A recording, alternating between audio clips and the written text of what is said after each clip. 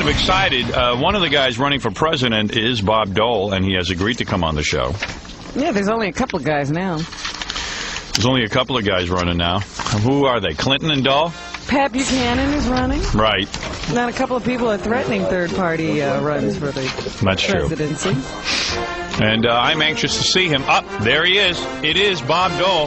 Wow, look at that. Holy mackerel. Oh, man. What an honor to see you, sir. Thank you. Good. Got my casual look on here. How do you like it? Wearing a good suit? You look fantastic, Mr. Dole. Let me just say, although I'm not thinking of voting for you because of the abortion issue, I would love to interview you, and maybe you could convince all of us. Yeah. You're smart to come in here, is I think what I'm saying. Well, that's what I'm here for. I'm traveling around America and trying to get to know the people of America. Right. It was funny because I saw a picture of Dole in the paper the other day. Mr. Dole. Mr. Dole. Right. Standing on the beach in his suit talking to people. So he was casual. Sure. Yeah, Nixon used to do that. He used to walk around on the beach in his suit, too. He's a good man. Right. Good man. And you don't look a day over 85 in person, I got to tell you. You look great, I got to tell you, Mr. Dole. And let me tell you something. I've traveled all around this country and I've met the people of America, and I learned one thing about them. What is that? I don't like them. Yeah, they're not great people. They're damn fools, most of them. But let me conduct a serious interview with here, even though this show is not known for being serious. Is he kidding now? Is this the joking Bob Dole? Well, you're trying to improve your image. I don't think there's any. Sure, sense of humor is important. Right. So, Mr. Dole. Hard to tell. It is a comedy show, you know that. Sure.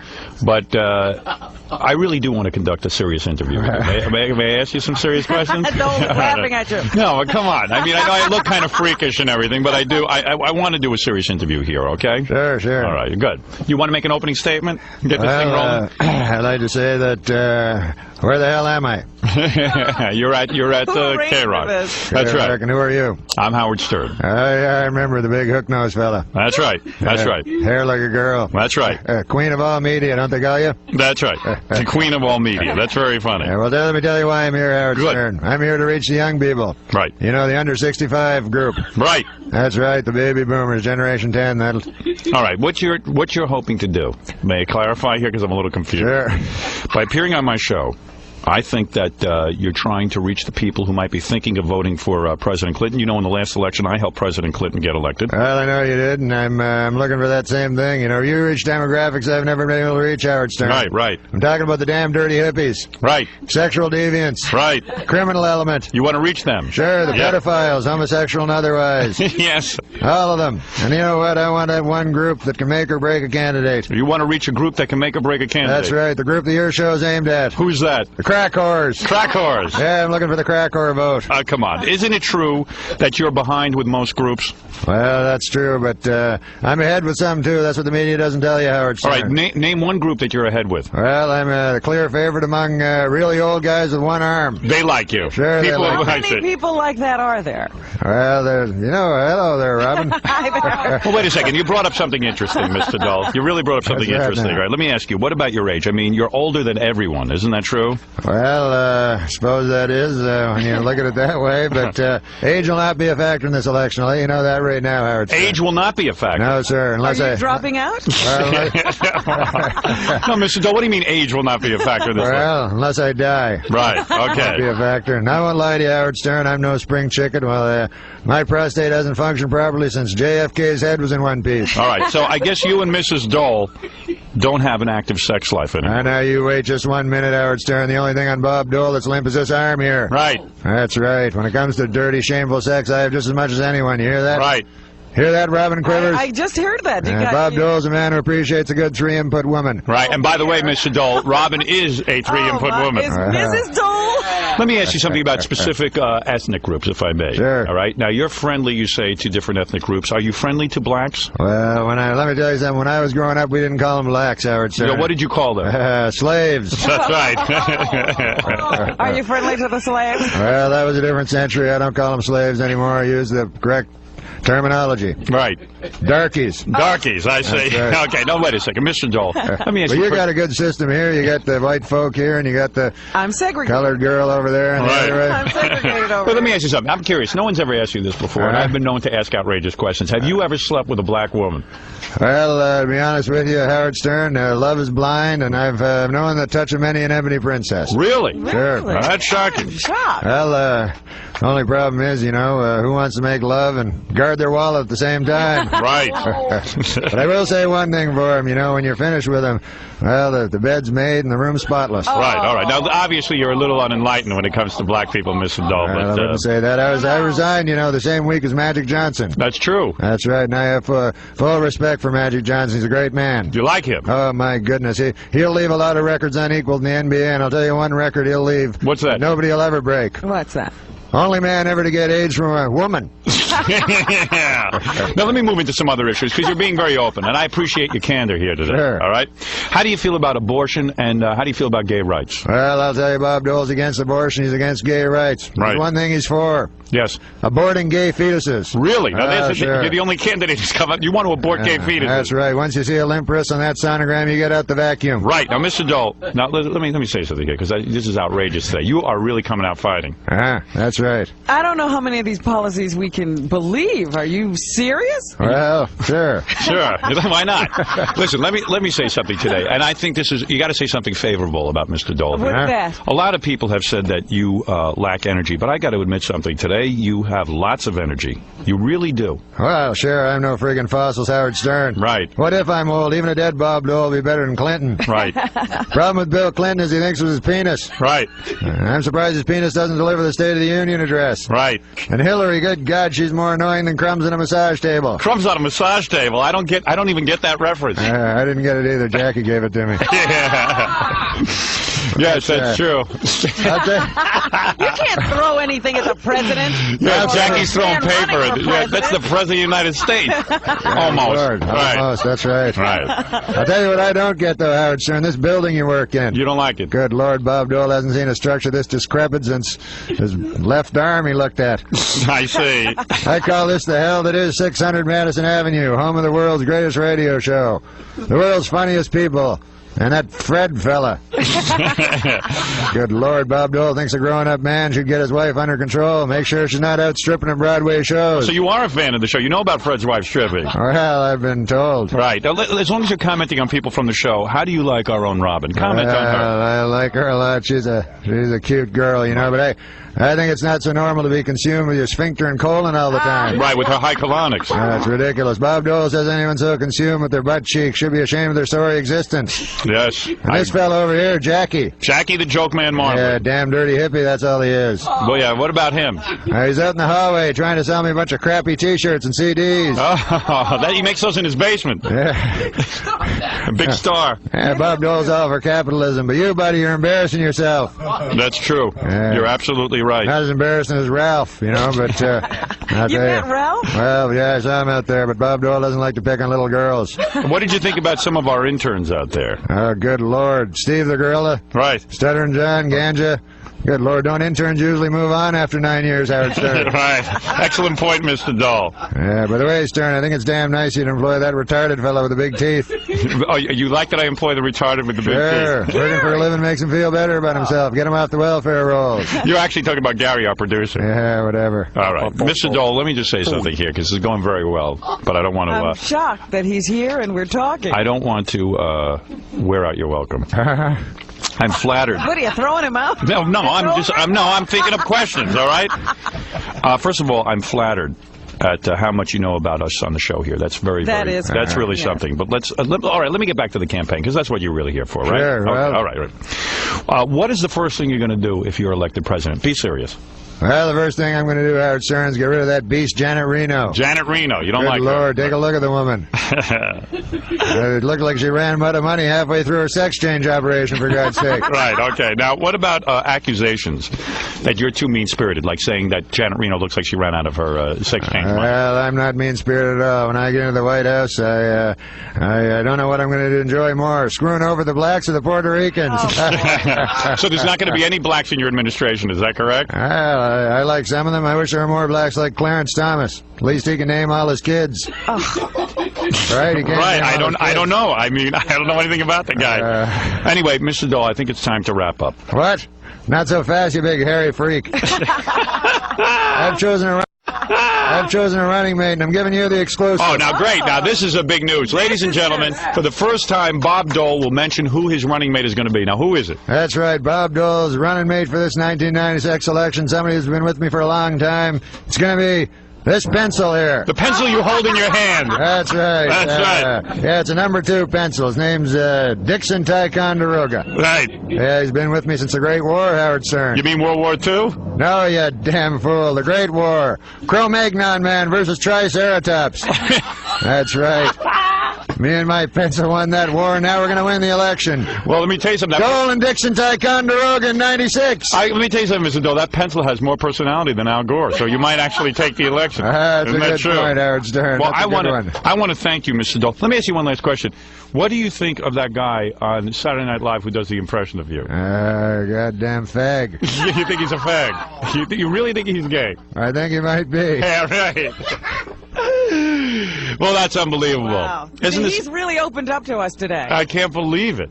I can't believe how much you've opened up. Right. And look how good you I'm look. beginning to like him a lot better. You know, I think I'm going to vote for Bob Dole now. I like all the things you said. Yeah, vote for Bob Dole in 96 on account of I can't do anybody else. Let me ask you a favor. Can I smell your pencil? I know it's been in that hand for a really long time.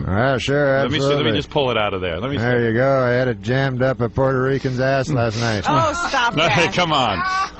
Wow, do you smoke? It smells like tobacco, actually. I think you're very nervous. Of course, this is the great Norm Macdonald from Yeah. Saturday Night Live who does Bob Dole so well. And he's fully made up as Bob Dole. Well, the E channel, right? Right, yeah, oh no, you gotta do that. Thinking of everything. I can't believe it. Hey, you're good, man. You are so funny. Well, you guys are the greatest. You're the only reason to watch Saturday Night Live anymore. All right. I'm Weekend serious. Update is great. Weekend Update is It's really back good. to its Yeah. former glory. You write that? I mean, you and that one guy write the whole Weekend Update? Yeah, me and two guys, Jim Downey and my buddy Frank Sebastiano, and Ross Abrash and me. I wonder how much money they're paying you. Do they realize that you're valuable to the show, or do they just like... No, they don't pay me that much. They pay me there's like 5 guys that get paid more than me. But doesn't Lauren realize that You're the best thing? You're the best thing on there? No, Did he you go in to doesn't. make a heavy salary demand? No, he doesn't think Did so. you realize how bad the other guy used to screw up the news? What was that guy's name? He's a nice guy, too. Kevin but Kevin Nealon. Nealon. Kevin Nealon didn't Yeah. do too good a job. He seemed real nervous. But he's a real funny guy. Yeah. Are you still sort of half in your Bob Dole impression and half like Norm? No, this is me. That's Yeah, you? yeah. I can't tell. I'm not sure who I'm talking to. Because he still has that makeup on. Yeah.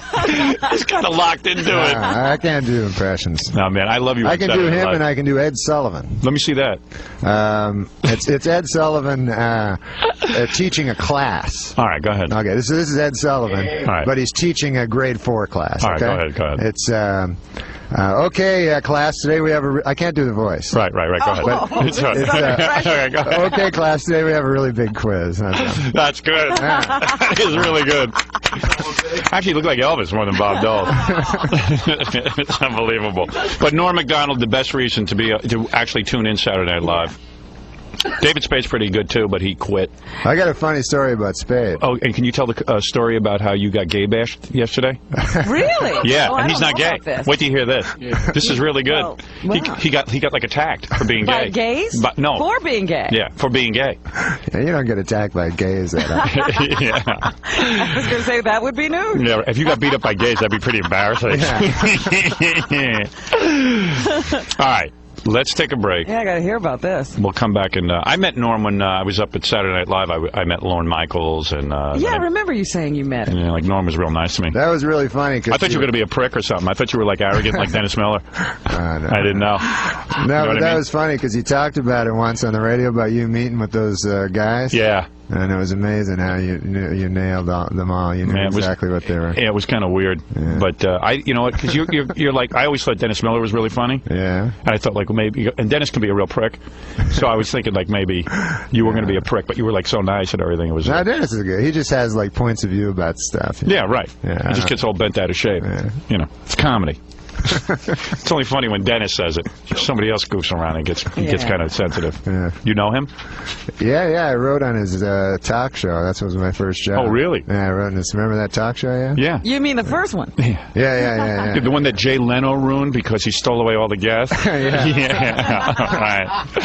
Yeah, that's a good one. Hey, you know, my show would have been successful if Jay didn't steal away all the guests. That's right. It was sabotage. Well, before Jay was sabotaging, what happened? That's what we want to know. So then it dawned on you that, hey, go perform yourself. What do you have to give Dennis Miller all your good material, right? Yeah, I wrote on him, and then I wrote on Roseanne for a little while, and then I said, man, this writing part, that stinks. That sucks. You want to be a star. Yeah. Yeah. You want to be famous to get chicks. No, I don't want to get chicks. I'm married. I have a child. Oh, you are married? Yeah. Oh, I didn't. How old's your kid? 3 years old. Is he a boy? Yeah, he's a good boy. Is he really cute? What? Sure. You married to a woman? Oh, Yeah. He had a child. I would imagine so.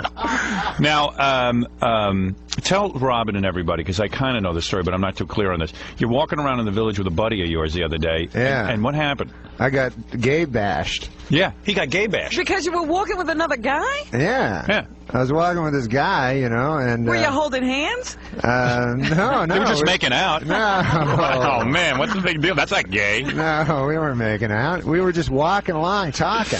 And I guess it was like a gay part, it's a part where the gay people hang out. So this truck full of guys come, and they shot like, it was we thought it was a gun, but it was paint, they shoot paint at you. They shot paint pellets. And, like, was it weird?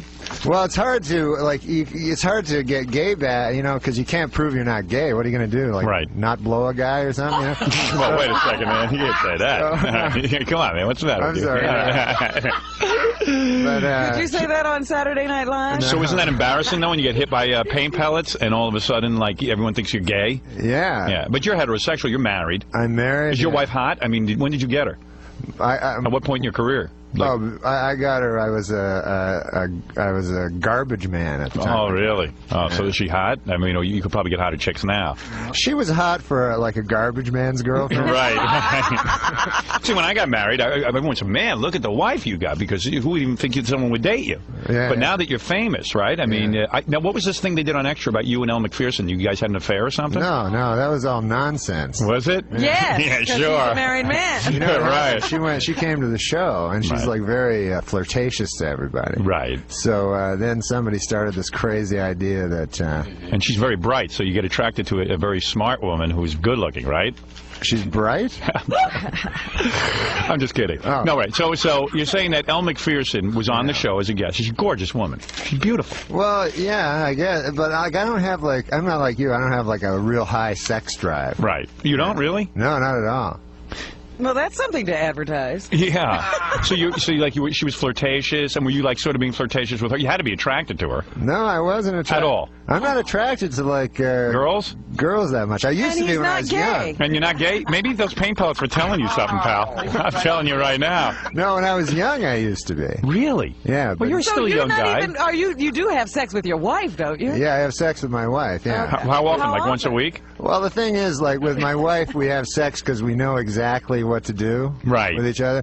But if I was with somebody else, I'd have to, you know... I don't believe this for a minute. No, I'm serious. I've never met a guy who said this. But how often do you have sex with your wife? I've never met a guy who says... Your sex life doesn't. Your sex drive doesn't. You don't have a low sex drive. Yeah. There's just no way. Does he masturbate? Do you masturbate? Oh yeah. You do. So then you have a high sex drive. For myself. No. So when Elle Macpherson is running around in a little short skirt and she's looking gorgeous, don't tell me you're not thinking about doing her. And don't. I mean, no, you are. I swear to God, I'm not. I think. Really? No, I've been to the doctor about this. Really? Really? Yeah, You've gone to a psychiatrist? No, a physical doctor. Because you're saying, hey, I don't get aroused that much. A urologist. Yeah. Really? Yeah. But wait a second. Mentally, you get aroused, right? Is he having trouble? Are you having trouble getting her? I'm telling you, you're gay. No. Wait a second. You're telling me. No, I can masturbate as much as anybody. Okay. No, not as much as me. No, believe me, don't take that challenge. He has more free time, I bet. Wait, Norm, I don't understand something. What? You went to a doctor, you said, hey, what's did you with me? say? I'm around Elle McPherson and I'm not getting aroused. I didn't mention her. Yeah, but and you start to get concerned that, hey, why am I not getting aroused around these beautiful women? Yeah, because I used to always get aroused all the time, no matter what. Like, I could see a giant fat woman, like, part of her ass. Right, and you get excited by that. Yeah. Are you on medication of any kind? No. I just, now I'm just... Do you need that testosterone patch or something? Yeah. What's that? Yeah, it makes you more masculine. Yeah. You know what I mean? But then your hair falls out. Yeah, you got to be careful about that. Yeah. Wait, explain something to me. What's are that? you putting me on or are you being serious? No, I'm serious. You're being serious. It's hard to tell him. You're saying, no, I think he's a straight ahead kind of guy. Oh, I'm serious. You know, I mean, I've only met Norm once, but... I would love to talk to the doctor. Right. Well, actually, I met you twice. I met you backstage at Letterman, too. Yeah, we right, talked a little bit. right. So wait a second. And Norm gave me a bunch of funny jokes. He says, hey, listen, I'll never get to do these on Saturday Night Live, so here, you take them. Oh, great. Yeah, it was really nice. So anyway, that was really nice. So anyway, that was like the most gracious thing anybody's ever done. Ever. Yeah. Nobody's ever. Yeah, I mean, there was no hidden agenda. So you're telling me, let me get this straight. Yeah. You got concerned because you're around a lot of beautiful women and suddenly you weren't getting as many erections as you used to. Right. You go to the doctor, he checks out your weenie. Oh, he checked out my prostate. Right. And was anything wrong? Was anything wrong? The Yeah, only the wrong check. thing, yeah. Yeah. Well, no, really, there was No, nothing wrong. nothing. He said, like, can you masturbate? Same thing we asked. Yeah, so I go, yeah, sure, I like doing that. Right. So, and your wife and you have sex, what, once a week? What I is- have sex. wait a minute, How long wait you a been married? I've been married 8 years. All right, I've been married 20 years. Yeah. I have sex once a week. In Yeah. fact, last night I said to my wife, do you think we should have sex? Wait a minute. She said she wanted it last night. No. Who wanted it last night? Allison said on the phone she would like to do it. I went home. We were laying in bed together. I'm in my underpants. Yeah. She's like dressed, and she looked really good. She had a tight pair of pants, and she's lost a lot of weight, my wife. She looks really good. Yeah. We're laying there, and I go, do you think we should have some sex now? And she says, you know what, maybe tomorrow. Oh. So I just said, hey, screw this. I kissed her, and then I just went to bed. And what I did was I waited until she left the room, and I finished myself off. It took 2 seconds, and I thought about... I actually thought about the woman playing my wife in the movie, because I had spent all day with her Oh, yesterday. no. You're doing that? Yeah, I had a little sex to her last night. dear. She's a very good-looking woman. Really, she really is. So, Norm, what do you think about What? when you're masturbating? What do you think about it? Well, you know, like... Fat woman's ass? No. Like, who do you think? Did you ever think about Elle McPherson? No. Oh, I don't believe that. Who do you think about? I don't think Girls about... you just I'll met. tell you something. I can't think about, like, girls that I don't think I could have sex with, because I don't have that good an imagination. Right, it's got to be someone you think you can get. Right. That's how I am. exactly, Right. So. And so I sometimes I think of, like, kind of unattractive girls where I'm Right. When way you're better doing looking stuff. than them. Right. Yeah. Yeah, I do that too, though. Yeah. Like sometimes like one of the interns here or something I'll think about, because I think that like I could definitely get her. You ever think about Rosie O'Donnell when you're Good doing it? Lord. No way, right? Name some names. Yeah, name some names of who Give you us think an about. example. You know what Rosie O'Donnell would be good at giving? What? Really wide head. Oh, that's funny. Does Rosie O'Donnell have the biggest head on the planet? Yeah, She really does. How much does her head weigh? Do you take a guess? About her head weight? Yeah. Oh, well, that age-old argument, I'm not going to get into You're not that. even going to get into it. Yeah. I see. And she's on the new $100 bill. Did you see her picture? It's pretty wild. Wait a second. Now, this is fascinating because I don't know that much about you. Who does he think about? That's what See, I'm old. You know, I'm like 33 years old. Oh, that's real old. I'm Well, 42, dude. Yeah, well, I mean, gee, I didn't know you were. That's young. but it's still fun, you know. I like having sex with 33, my wife. and I like- how many times a week do you have sex with your wife? Be honest. My wife's very beautiful. Is she? Yeah. How did you get her before you were famous? Was it a difficult thing? You know, I don't know. I was just a nice guy. Are you really charming? She was, no. Because you're a good-looking guy. I'm You know. not charming, but Right. I'm just, you know, I don't know what I'm doing. Right. And then she didn't know what she was doing, so, you know, we just... You got married, like Yeah, most people. yeah. And you got married, and she's good-looking. She have Yeah. a nice body and everything? Yeah, she's very pretty. And so what do you get her, like 2 times a week? What's that? What do you get her, 2 times a week? Get her. Yeah, get her. Come on, man. You're not that old that you don't know what that means. 2 times a week's a little much. You know, That's a lot. I See, would- you're like me. Yeah. And it happens once Once a week? So I'm laying in bed with my wife yesterday, and I said to her, you know, let's have some sex.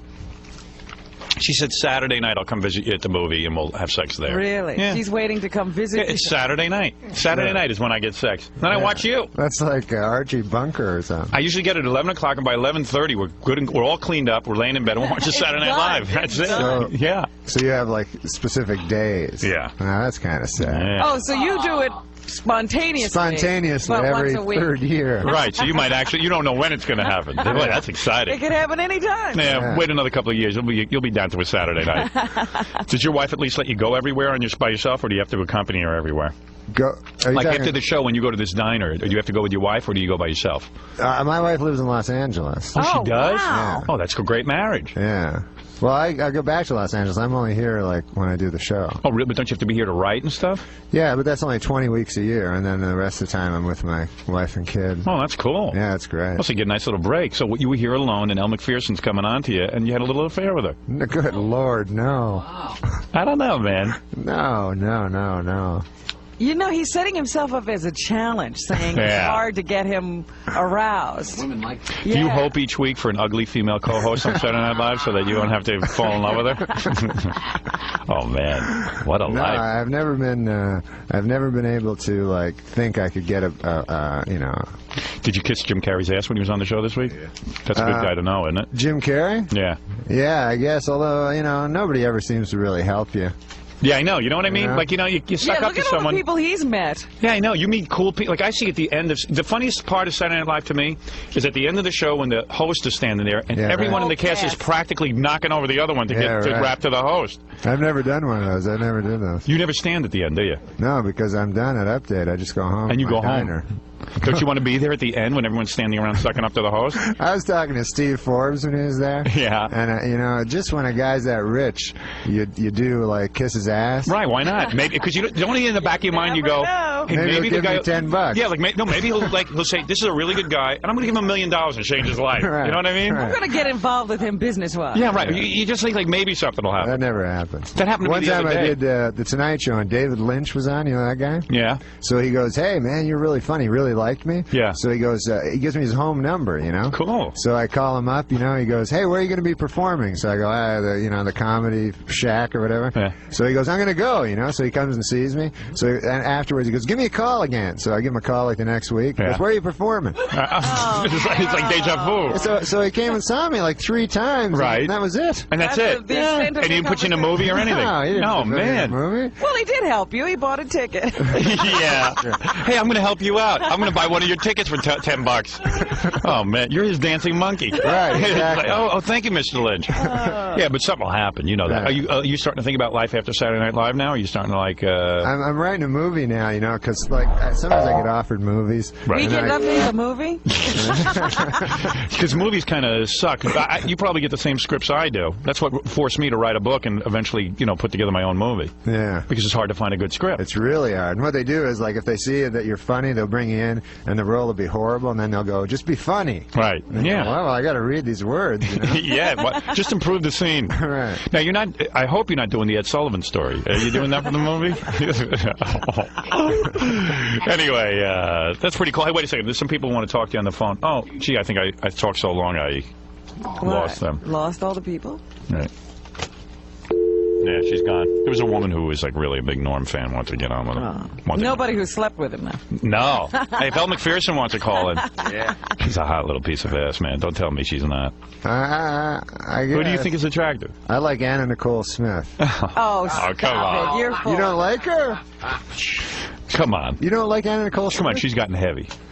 He's putting me on. No, I'm not. I I saw a picture of her recently where she was really, really fat, where she didn't look good. Right, but you're talking about years ago when she was thin. Oh, okay. Not that long ago. Yeah, a couple of years ago. So you like big breasts? Yeah, I like big breasts. Does your wife have big breasts? She has normal size breasts. What, C cups? I don't know. I hear you talk about those. I don't follow those. You're in bad shape. Do you like Sally Struthers too?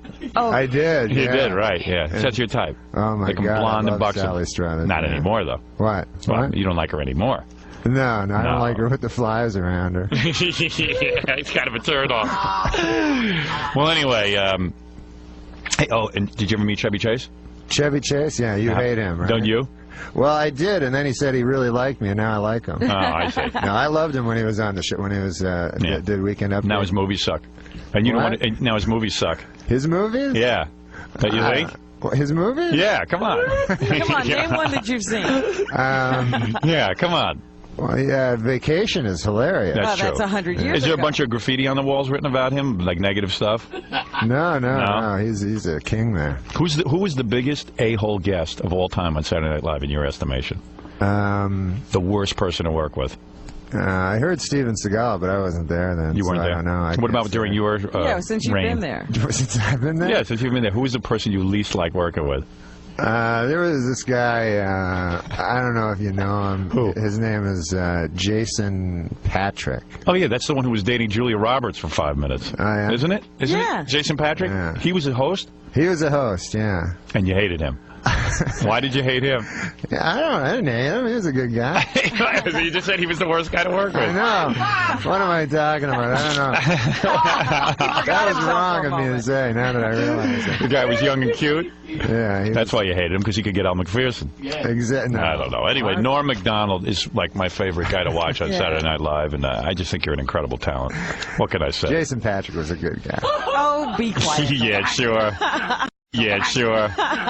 He's not listening. Yeah, right.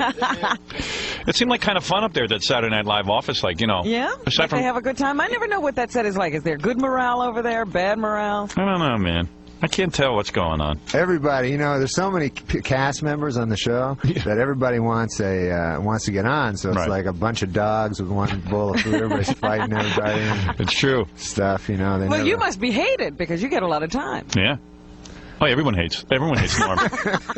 What's the David Spade story? How come This is funny, all right? So David Spade is hosting this, one of them, it's a Planet Hollywood opening. Yeah. You know what I mean? Right. So he's Is that interviewing. to promote his movie? Yeah, Something like that, yeah. So, it's got all these rock stars, guys you know and stuff. Yeah. And so he's interviewing. He's supposed to go around the audience. He's supposed to be the host, going around the audience talking. So he's talking to Tommy Lee, you know that guy? Yeah, Tommy Lee, sure. And his wife, Pamela Anderson. Pamela Anderson. And so he says to them, he's talking about him, and he does some interview with him. And then he goes, hey, I hear you're going to go up and jam to Tommy Lee, because they're all going to jam. Jam. And he goes, I hear you're going to go up and jam on the stage. And then Tommy Lee goes, yeah. And then David Spade goes, yeah, I'm going to go up there too, I've been known to play a little skin flute, Yeah. Thinking that it means to masturbate. Right. But it actually means to... No, right, to have oral sex. fillet Yeah, it, right, fillet, yeah. So they just look at him, You mean David didn't understand that He didn't playing the skin flute? Yeah, he thought it meant Masturbation. masturbate. Yeah, right. So they go, what? And then he goes, everybody does it, play a little skin flute. I just did it before the show or something, Oh, man. And everybody was horrified. And then he was an outcast. And it's funny because everybody everybody thinks David's Gay anyway. Yeah, but he's not. He's real No. horny, and he can't get chicks, evidently. Oh, stop. He's over at Scores, I think, all the time trying to get laid. Yeah, he likes Really? he likes the ladies. He sure does. Yeah. Is he able to get girls? He gets girls, but They're not that good? then they don't. He's just real nice to them, and they don't end up having sex with them. Yeah. He weighs like 70 pounds, Yeah. But he's a funny guy, man. He's hilarious. He is. He's Yeah, great. Really funny. Norm Macdonald, you are the best. Thanks for coming in and doing Hey, it Bob was Dole. great. You're great, man. Respect. It was Come back the again. coolest. Yeah, I'd love to. Was it hard to pull off? Unless you want a quicker. No, it was cool. It's cool. That was great. It's different though, different environment being in there. You feel out of the element. You kind of say anything, when you're talking about it. What about all your other stories? All the stories you tell? They are true now? My addresses. Yeah, everything I say is true. And I'll just, You sure? Some of those were lies or made up stories. No, just I smirk a lot, so everybody thinks I'm... Like the gay bashing story was true? Yeah, absolutely. Everything is true. And you didn't get all of it, Kirsten? I've never been with Ellen McPherson. Steve? I've met her once. So you glad you came down here? Yeah, it was the coolest. Yeah. Yeah, it's the coolest show. Best show on TV.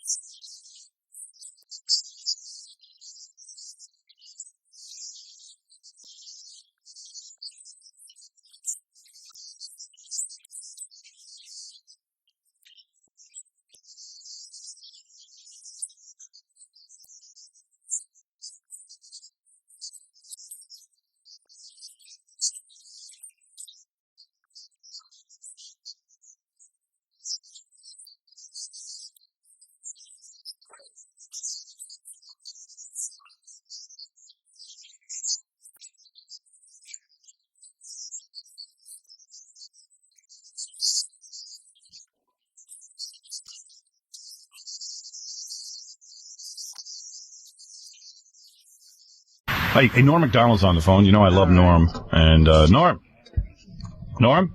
Yeah? So, Norm, is it true? How are you, Norm? Is it true you've been up drinking all night? Why who told you that? Gary. Oh, yeah, no, because I had to stay up. Right.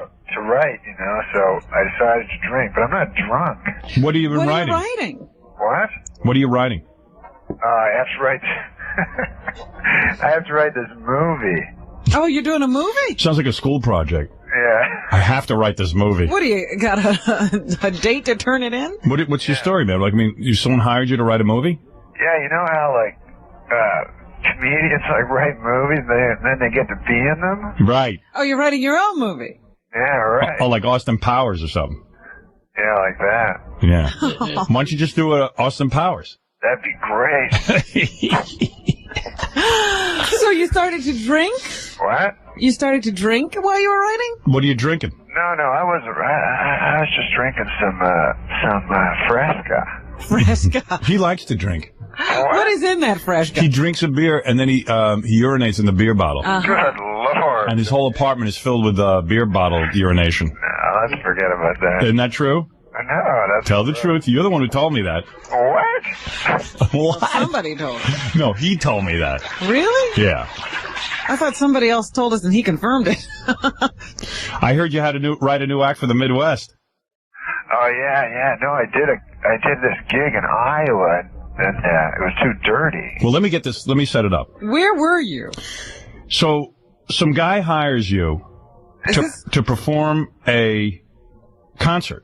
Yeah, right. Is this like one of those convention things, or is it like a theater? It's like a college campus. It was a college. Okay. So, the college campus, I guess, hires you through your agent or whatever. Yeah, I have this agent, you know, but he doesn't tell me, like, the right stuff sometimes. I blame the agent. He doesn't tell you what kind of crowd it's going to be. Yeah, like he just said it's a college. Like, I always tell my agent, I just go, hey, can you just tell them that sometimes I'm really dirty and sometimes I'm not? Well, the problem is, you know what it is? You're on Saturday Night Live, and those people watch you on Saturday Night Live, and they think you're like a nice, clean comic. Because you do clean stuff on Saturday Night Live. Yeah, they think you'll be doing the news. Yeah. And so Norm started yelling at the crowd. He started yelling at him, hey, what do you think I'm going to do? Hold up pictures and do the news? I read this in the newspaper. Yell at them. Yes, you did. They yelled at me. They said, do the news. Oh, no. Well, okay, wait. We're jumping ahead because this is pretty funny. So I'm just quoting from the newspaper here. So Norm goes out and he flies out to Iowa to do this college thing. I guess it pays pretty good money. What does it pay you, about $15,000? Yeah, it paid exactly $15,000. Yeah, I'm good at picking out what people get paid. Yeah. So it was $15,000, right? Yeah. Okay. So $15,000, you'll fly out to Iowa and talk to people for an hour. Think about it. I mean, you know, how many guys, some guys make $15,000 all year. Exactly. Right. And all you got to do is get out there. There's no band to pay or anything. You get all the money. You get all the money. Yeah, you get $15,000, except your agent gets 10% or whatever. That's okay. All right. So Norm has a stand-up act. But the stand-up act is filthy. Right? Always? Well, no, just sometimes. It depends on how you feel?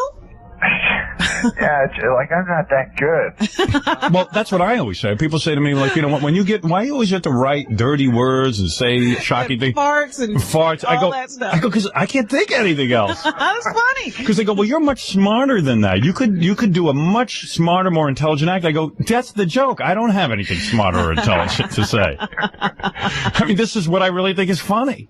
Exactly. Right. That's what I try to tell them. So, like, you have this stand-up act that I guess you've done all along, even before you got on Saturday Night Live, you know, and you probably change it around and update it and stuff. Yeah. And But it's meanwhile, got a lot of dirty stuff in it. yeah, and you figure you're going out to a college. College kids like to hear dirty words. This must be the place. Right. And let's face it, dirty words are funny. Like, you know, you add the F word in, sometimes people laugh more. But wasn't it also the subject matter? Wasn't he talking about animals and sex and... What kind of topics were you handling? Just different dirty stuff, you know? Right. Like animals and sex? Yeah, sometimes. like, what are you talking about? Having sex with farm animals? No, not me having sex, but this guy showed me a video of a pig not having sex, but making love to a woman. Right. They were attached. You know, I saw this from Germany, right? Yeah. I've got that video. You do? Well, a listener sent it to me. I think those are illegal, too, and I had to throw it out. I didn't want to get caught. Norm kept his. Right. No, it was really gross. I came down against it. In his act, he screams about it. So, okay, so you saw a video of a woman having sex with a pig, And, like, it was odd, and you had some commentary on it. Exactly. And was the commentary completely out of line? No. It was just that I was talking about it all, I guess. Right, just the topic. And you came out against women making love to pigs. I was kind of on the fence about it. Well, I don't think the audience waited to see where he stood. So in the middle. So how far in? That's the thing. Actually, I have no opinions about anything. So how long is your entire act? About an hour? I did about an hour and a half. Okay. Now, how far into the act did you get before people started walking out? Like, I can't really see very well on the stage. Right, because it's dark. Because, there's lights. They put these lights on your face so people can see you. And it's got to make you nervous. It feels like a police lineup. Yeah, exactly. Well, when did you get the vibe that things weren't going well? I mean, how far in did you know that people started to get offended? I guess about 15 minutes. No wonder you're drinking. But they weren't, like, yelling. They weren't mean. They just, like, quietly left. Wow. How embarrassing. Yeah. Did you couldn't see the audience at all? I couldn't. All I heard was at one point I heard a guy say, I guess he was talking to his wife, he said, get your coat. And did you try to adjust your act, or you said, hey, look, I can't do that? Well, it was hard because once you're dirty, then it's hard for you to go back. To go, hey, anyone have an answering machine? Like did you yell at the audience? This is what I read in the paper. You said, hey, what do you want me to do? Airline jokes? No, I didn't yell at them. You should have berated them. I actually was. I said I would if they wanted to do some stuff about losing my luggage or something. Yeah, what do you want me to do? Airline things about losing my luggage? So everyone got up and left. Now, did they pull the plug on you? I mean, or was some people left sitting in the chairs? No, I think there was 2,000 people, and then 1,800 of them left. And then the other 200 liked me. Right. So they were really happy at the end. They thought it was cool. Yeah, they were really happy. I mean, it was funny material. It's just that it was offensive. Well, it wasn't really offensive. Right, but their sensibilities are completely ridiculous. They really am. But isn't that funny? The next day, I didn't even know anything was wrong. And then the next day, these guys phoned me up. Right. From some radio station or something, like I was sleeping, and then they start asking me these questions, and so I didn't know what to do, so I just tried to be funny. So then this guy goes, do you think your act is obscene, so then I said, no, I think what's obscene is there's kids dying in Vietnam, That's what I always say. And then he goes, there's no war in Vietnam. He's got all mad at me. There's no war in Vietnam. Hey, there's nobody dying in Vietnam, man. But then the worst part of it is, they wanted me to do this golf tournament. Right. They had a golf tournament the next day, but I didn't want to do it, And then they said, no, please do our golf tournament. So I said, fine. I said, all right, I'll do it, So then I had to stay an extra day. So then I go to the golf tournament. Do you play? No, I got there, and this old guy goes, what are you doing here? And I go, remember you invited me to the golf tournament. And then the guy goes, you can't be in our golf tournament, Yeah, you saw a pig and a woman make love. So then I was like, oh my God, I can't even be in the golf tournament. I came all the way. Wow, that's absurd. Go to the stupid golf tournament. So then I said, oh, well, I may as well just play golf, Yeah. So I went to the starters thing, and then the guy said, okay, I'll shotgun you out to the 10th hole, Right. And then the old guy heard it, and he goes, I will not have him on the golf course. Like that. It's like Caddyshack. Yeah, he can't even be on the golf course. Yeah, OJ can be on a golf course, but Norm Macdonald can't. Hey, you know what? I was on this golf course in L.A., and OJ was on it. What'd you do? I didn't see him, but Really, when we were man? golfing, all of a sudden there were all these helicopters. And then the guy I was golfing with said, yeah. OJ. That's OJ, because he can't go on private courses anymore. The only guys who get helicopters flying above them when they play golf are OJ and Tiger Woods. So let me understand something. So you did some stuff about this videotape that you saw, the movie of the girl making love to the pig, and then what other offensive topics did you hit? What else did you talk about at the college? Well, I don't know. I talked about, guys being gay. Like, how some guys are gay?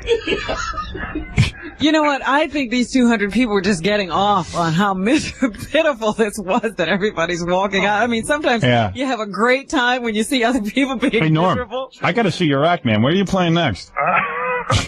No, I'm not always dirty. Now people are going to think I'm dirty, and they're going to show up, and I'll be clean. No, I want to see the dirty act. Yeah, tell us when you're going to be dirty. Yeah, when are you going to be doing that? But you know what joke they really didn't like? What was that? That I think a lot of people laughed, because I was just talking about, you know how sometimes when you're with your wife, you wait till she goes to sleep, and then you... Right. Then you make love to yourself. Then they really didn't like. They like that less than they like the pig thing. Really? Well, what it was there was moms and dads and little kids in the audience, right? That's what they didn't tell me. I would never do anything dirty in front of children. No. Not you. No. But they didn't tell me that they didn't, they said it was a college. Yeah, I know. You would think it was a college crowd. That's weird. That's just a weird thing. I mean, I blame Ray Rio a lot. Who? Ray Rio? Who's that? He's my manager. What did he tell you? He just told you could expect a college crowd. Yeah, he said it's going to be all college kids who love dirty stuff. So this movie you're writing, will it be all about this? About a comic who goes to play at college and then gets booed off the stage? Hey, there's worse comics than me. What about that guy that rapes women? Oh, yeah. Who, Carrot Top? That's not Carrot Top. Oh, who? There was a guy who won Star Search, I think, who's now been convicted of rape or is charged with it. But it's not Carrot Top. No. Right. And he had the cleanest act. Did he really? Yeah. He had like a Sinbad type act. Yeah.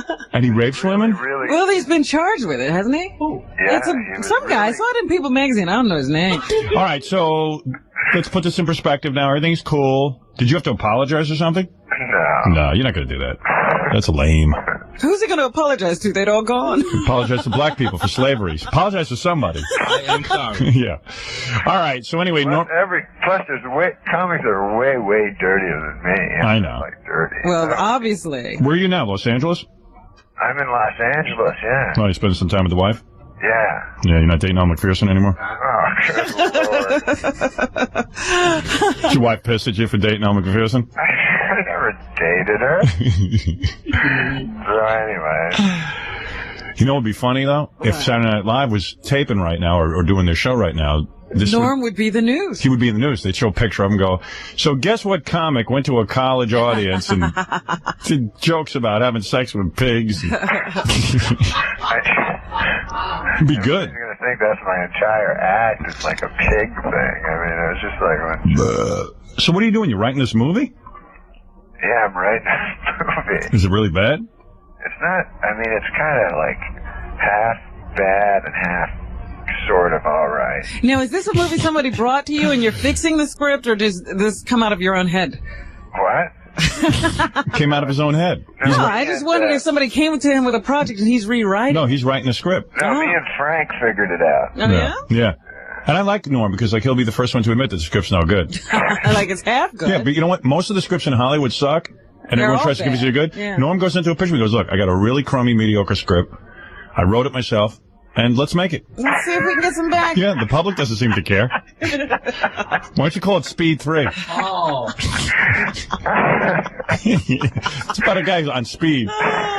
This time the guy's just on speed. Hey, this girl, I met with this girl. Yeah.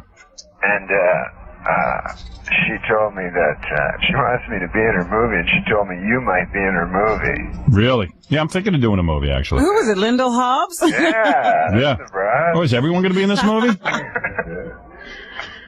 Anybody really into the acting craft going to be in this movie or what? I don't want to work with Norm. He tells terrible stories to children. I know. He's I can't go a bad influence. He's a bad influence. You know what's funny to me? When Norm comes in and we used to write those Bob Dole scripts, he'd quickly be editing. Right. You know, because he had this idea of who Bob Dole was and what he would say. Yeah. He became Bob Dole. All right, listen, Norm. What? Good talking to you. Hey, you too, man. Yeah, come in sometime. Where? To the radio station? Yeah. That would be good. Yeah. Well, I heard you guys moved, to another place. Yeah, we weren't going to tell you. We just want you to come in and wouldn't be there. Be funny. All right, man. Okay, man. All right, thanks for... Hey, have a good day. You too, Norm. Okay. All right, man. Bye. Bye.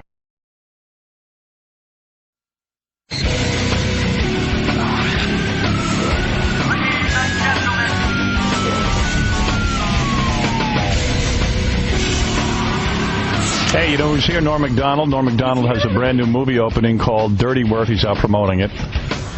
He's been in the center of controversy because they fired him from Saturday Night Live. And then the guy who runs Saturday Night Live, you know, Don Omar, the guy who runs NBC, wouldn't let him run his commercials over there. But today, they say now they'll let him run his commercials on everything but Saturday Night Live on the NBC network. Why not Saturday Night Live?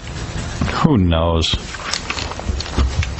The ban is lifted. What they're saying is they're going to put it on those shows nobody watches. Well, yeah. It looked a little suspicious. I mean, when a guy who's running a network is having such a vendetta against the guy. But anyway, here's Norm. Norm's a real funny guy. I think he's funny. We haven't seen him since he had all that controversy where he bombed at some college. Yeah, we've been talking about it, but we haven't talked to Norm. I got a million things to talk to him about. Well, how long is it going to take him to get in here? I don't know. I'm waiting. Getting a big build-up. There's Norm. Norm's like Madonna. He makes you wait. It's like... Hey, Norm. How you doing, man? What's happening? Hey, Howard. Hey, man. Did you... Oh, my God. Look at Rosie. Giant head. That's the Rosie O'Donnell spinning head. How many? That's her actual size head. How many jelly beans do you think are in her head? There's no... Take a guess. If you guess, what do we give him? We're going to give money to his favorite charity. All right. Not a lot. You don't have a charity. Yeah, I do. I have AIDS, but only pediatric AIDS. Right. You don't care if adults get AIDS. You make sure it only goes to children. Yeah. Only the innocent victims of AIDS. Right. I would say there'd be about 6,108. Is that even close? You are incorrect, Norm. You are incorrect. Oh, well, those kids lose out. See, I didn't know you got into... Did a public relations person tell you to get into charity work so people would like you? No, I'm not into charity. You're not. You don't even have pediatric AIDS. No. Charity. But that is a good thought. Do you give money to charity at all? No, I give money to homeless guys in the street. I see. Yeah, but if we were to look on your tax form from last year, and there's a certain amount you can deduct for charity. Right. Right? They say, like a guy in your income bracket, I mean, you make pretty good change. I made... How much you make last year? Last year? Yeah. I think it was $1 million. All right, so you made $1 million. All right, I would guess $1 million. Yeah. And after taxes, you probably bring home about, what, $500,000? I have to give a lot of money to my agent and manager. And you have a manager, too? Yeah. Why do you have a manager and an agent? Why can't you just have one? I think you can just have one. Right, but why do you have two? Is your career so scary big that you need two? No. When I sign, they tell you need all these guys. Right. Who'd you sign with? Yeah. This guy, Ray Rio. Yeah. Brillstein Agency. He's your manager. Yeah. He's going to get you work. I don't think they do that. They just take money. I think so. Right. And what does he do? What is his job? To go around Hollywood and talk you up? No, I think the agent phones the manager and goes, "Hey, somebody wants Norm to do something." Right. And then they discuss it. Me. Right. So the guy told you needed a guy he could call. Yeah. You know, I know a lot of people, especially actors. They all have agents. Right. Because you need an agent because you don't want to ask for money yourself. It's really tacky. That's right. Like I mean, like you don't want to call them and go, "No, I want $20,000." You just got the job. Now you're going to ask for money. Right. For it? So the agent's job is to actually negotiate the deal. Yeah. But the manager thing is the one I don't get. What is that? What does a manager do? Well, he goes around telling you, if you had me, you'd be working a lot more, and your agent doesn't know what you're doing, what she's doing, or he's doing. Oh. Right? Yeah. And then they scare you into thinking, well, I better have him. You need him too. Because I'll lose out on all this work. That's the thing. You get scared that if you don't have the guy, you'll be in trouble. Right. Yeah. And now you're afraid to fire him because he'll badmouth you. Exactly. Yeah, right. Anybody ever call you and say, well, let me speak to your manager about this? Who? No one. Nobody's ever done that, have they? No. Right. Yeah. It's unbelievable. Hey, you know Sometimes my manager will call me up and go, "Hey, we got this offer, man. What do you think?" Hey, did you hear this girl who farts on command? Yeah, that's gross. Wow. Oh, come on. She's a huge fan of yours. She wants to meet you. Oh, then I like Is she it. really? Yeah, she really is. Do you mind if she meets you? She wants to give you a performance. Oh, my Lord. Oh, that's so cute. You have to see it. It's amazing. You want to see it? All right. All right. Bring her in, Gary. Didn't take much arm twisting. No. Do you really think that's gross? I'm so fascinated by her talent. Oh, my God. Here she is. This is Maria. Hi. Maria, do you know, are you a fan of Norm's? Norm who? Norm Macdonald. She's not a fan? Why'd you make that I up? think someone wrote to me. She's a huge fan. She was thinking of Norm I don't know. Crud. Oh, you don't know her? You don't know him? Hey. No. Hey, talk into that microphone. Don't get too close to him. He's a star. So, You don't. I thought you knew Norm. I'm sorry. I was given a note that you knew him. you just made that up. No, I swear. What about? Yeah. All right, give him a little blast and get out of here. Go ahead, Maria. I don't want to hold you over. Go ahead. Right at Well, not at him. No, turn to Watch this, Norm. Watch it. Okay. Wasn't that great? Impressed. What do you think of that? Great. I want to go on the Magic Johnson show with her. Did you see that? Oh, my God. Did you hear us ripping it apart? No. Oh, we just did a 45-minute analysis. The guy, it's a show of a guy who can't talk with other guests who can't talk. I've never seen anything like it. Did you ever see when he used to do basketball? Like commentary? Yeah. He even got fired from that. Yeah, it was awful. Imagine on a talk show. Him a talk Yeah. show. On basketball, all he'd ever say is he'd go, like, Marv Albert would talk the whole time, and then Magic once in a while would go, "It's the ultimate." Right. Yeah. Hey, but you know who thinks Magic Johnson's show is funny? Yeah. Don Ohlmeyer. Oh. Yeah. All right, ask Maria to go. I thought you were a fan. I'm sorry. That's why I brought you back in. What was going on there? What, with Maria? Yeah. I wanted Norm to see her talent. Yeah. That didn't work out very well. Maria, thank you again. Oh, no. Hey, thanks, man. You and I will be performing together. Nice meeting you, Norm. Nice meeting You thought you'd man. give Norm that present. You don't really know Norm? You never heard of him? I'm really drawing a blank right now. Yeah, I was on the TV. Saturday Night Live? Yeah. Saturday Night You Live. watch that Yeah, show? he did the news segment. Which guy were you? What? Ooh, man. that's I'm cold. sorry. That's cold. Is she like Don Ohlmeyer's daughter? Were you starting to think you were famous or something? Yeah. Norm's going to think you set this up. You better get another manager. No, Howard always says I didn't say anything. No, he I'm goes, always "This is working outrageous." On the weekend. What'd you say? I'm always working Saturday night, so I don't get to see this Saturday Night Live. See, this is what I tell my guys all the time, because sometimes That's where you get all your work, farting on Saturday nights. But a lot of people, seriously, this is good for you to see. I tell my guys all the time, they write bits and stuff, and I go, "This is so inside." I said, "You act like everybody knows who we are." I said, "Most people, like half the people think Robin is Robin Givens, right?" Oh, please, I get called that constantly. Right. And half the people don't know who I am. I Yeah, said, nobody knows who anybody is. And no one, especially no one knows you, right? Yes, that's exactly. true. And that's why you're out promoting a movie. You gotta be really famous for somebody to know you. Like, Is it difficult? Well, thank you, Maria. Thank you. It's okay that you don't know Norm. No one does. It's all right. He used to be like he did the Chevy Chase thing. No. The Chevy Chase? Yeah, the news on Saturday Night Live. He looks familiar, but like you could have been a guy I dated or no, I don't Norm know. Macdonald. I'm sorry. Trust me, if he dated you, he would have divorced you by now. Right, that's true. Okay, thank you. Thanks, Maria. Dating doesn't require a divorce out. Oh. So, Norm, I read you're divorced now. What? What? That's what I just read in an article. You're divorced. Where's your He points to a piece of... Right here. Look at that. Divorced. Norm Macdonald. Really? Yeah, he's divorced now. Are you really No, divorced? that's Saget you're thinking of. No, you. You're divorced. The size of that rose he had, man. Hey, what are you clamming up on us? Are you Come on. divorced or not? No, I'm not divorced. Are you married? Yeah. You're Let married. us talk to your wife right now. All right, let's call your wife. It says here in this article, I swear to God, that you're divorced. I do research. Look, No. you want me to read it? Sure. What are you getting uptight for? I'm not. I don't know what you're talking about. You want a drink? Great. Is he got a problem? I don't know. That's what they were saying. Oh, at the college. Yeah, we haven't seen you in so long. I know. Right. I wanted to come in, but Speaking of which, Busy. you should talk to him about that Letterman thing. before I now have this guy that's a publicist. Right. So I always tell him, "Hey, man, why can't I go on Stern?" He's like, "No, you got to go on at the right time." Right, I Oh, know. is that this show needs timing? Yeah, what's up? It's, weird things are happening to Norm, and then every time something weird happens to you, the next go time on you're on Letterman. Letterman. And I'm like, we have 15 times the size of the audience of Letterman, No, I want to come. and you're rushing to go on Letterman. So you're listening to this publicist? Yeah. Yeah? Who's the publicist? Some guy from the movie studio? Yeah, no, he's yeah. Or is he your personal publicist? No, it's a girl that's in the green room there. Well, let me talk to her. What the hell's her problem? Yeah. Her name's Amy. Yeah, well, tell Amy she's full of it.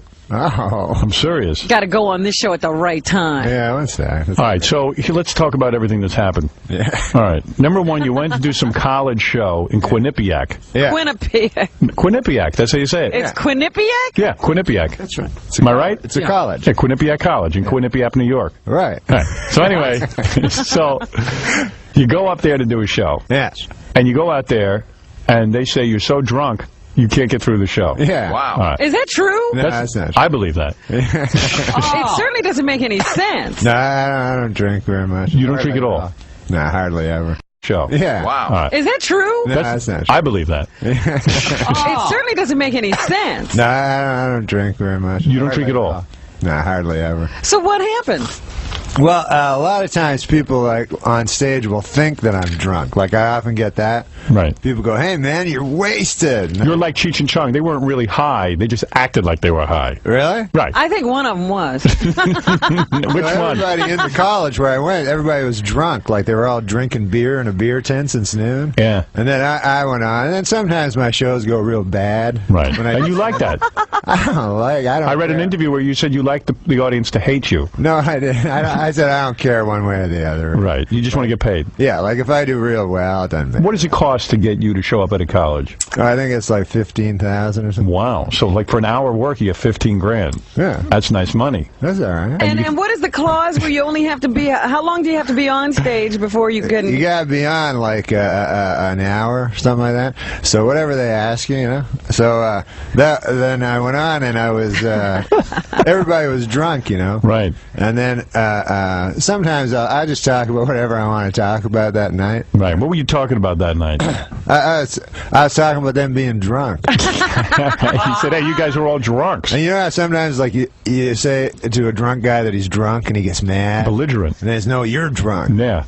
So it's like that. They hated me, and then they started throwing stuff at you. Yeah, and then I didn't want to leave because I didn't want to not get paid. Right. So you stayed on for exactly 10 minutes because they would have to pay you if you stayed 10 minutes. Right. No. It's like you got to go 3 rounds. You stayed on an hour? You stayed on the full hour. Well, I stayed on until they finally came up and said, "No, you can go." But really? It was that funny painful. Everyone's just screaming at you the entire time. And then, like, the girl from the college would call me over, and I go, "What? What do you want?" And she'd go, "Do those jokes like you do on Letterman." You know? Yeah. What are you you have a talking college girl telling you what to do. Yeah. People are just screaming like obscenities. You can't go. Were they throwing things at you? They were throwing things, so you can't do an act. You can't go like, "Does anyone have an answering machine?" So did you get paid for that night? I didn't get paid. You didn't. Oh. Now you suing them? I don't know if I will. You can't decide. Yeah, it's embarrassing. Yeah, maybe I will. Well, we had a guy who called in who said he opened for you. Oh, He yeah, said yeah. the audience was fine and that he did Oh, fine. he did great. Yeah. The opening guy they love. Yeah, he said he's like some DJ up in Hartford, and he's doing great. He said, and then they paid him to go back out and Paid him extra money. paid him extra money to go take over after they threw you out. Yeah, he did great. The guy before me was doing really. And you're a professional comedian. I mean, you're at the top. I mean, I can't imagine what went wrong. happened? No, sometimes I'm really nobody likes me. Sometimes they like me, and sometimes they don't. Because you're kind of odd and quirky. What? You're kind of odd and quirky. I wouldn't say that. What were you saying to them, Norm? I was just talking about. They were all drunk, so I decided. You should have farted. That's funny. I decided I'd just talk about drinking, and I don't know. I don't have like. Sometimes people get like, because when I do my live act, sometimes people see me from the news. Yeah. And I don't know anything about the news. You know? They want you to do the news. They want you to be topical. They expect me to be like Dennis Miller or something where I know stuff. Or maybe rant about the news. Yeah. Right, yeah. Instead, I'm just talking, and then they go, "What?" It's just fun to hear you talk. They got to get into it. Well, if they're drunk, maybe they can't. That's right. Here's a guy who said he saw you on stage that night. Oh, he did? He saw you get booed off. Do you ever do a show where it's successful, or is it always it always ends up in? It goes really good. Really? It's kind of funny when like they hate you because all you're trying to do is make them laugh. It's right? funny, yeah. And this one guy, when he's walking out, he said, "I am going to kill you." Why would a guy be so mad at Hey, that? Keith, you're on the air. Hey, Howard, what's going on? Hey, man. Norm, what's wrong with you? Oh, that's a. You got problems, man? Yeah, I got problems. Number one, he was so toasted. Yeah. I mean, he went from saying, "Oh, you know, you're all drunk." Right. Yeah. He went into pot. He went into saying, "Oh, who does pot?" Then he went into who does LSD. Yeah. And finally, he went into who's on the crack, right? Right. And the whole crowd goes silent. Yeah. You know, so it's like. So you guys thought he was high, and he thought you were high. But the crowd was awesome. I mean, the guy that went on before him did great. Right. It was a great evening. So, Norm, you came out and you said, Yeah, who's we're on... in complete agreement there, buddy. Right. You know? You were like, who's on pot? Yeah. Who's drinking? Yeah, I wanted to know what everybody was on. Like, sounds pretty funny to me. Because everybody seemed to be on different stuff. Right, and you want to know what you were dealing with. Yeah. You adjust your act depending on what they're on. Exactly. That's decent of you. And why were you curious? Is that why you were curious what they were on? Yeah. It's an important thing to you. When people scream at me, I answer them. You know? Right. And so I talked to them about how the crack was there in Quinnipiac. The crack. So forth, Crack, you always talk about crack. You love that. Yeah. Right, okay, so that must have been a great night. I wish I had been there to see that. Yeah. I really do. But there are nights you go out on stage and you have an act, right? I mean, you have things that you say. I have a kind of a loose act. I don't have a good memory for stuff. So maybe you just riff. I riff. You go out there. I'm like Mork. Right. No, but are you a stand-up comedian? Is that what you do? Yeah, that's what I do. That's how they bill him. Right. And you have an act, right? Yeah, I got some jokes, and then I think like what's a joke that you tell? Like when you come out, like hello, ladies and gentlemen, and then what do you say? What do you say after that? I don't have specific jokes. I just talk about things I'm thinking about. Yeah. Every show is different. Most of the shows are pretty different. All ad-libbed.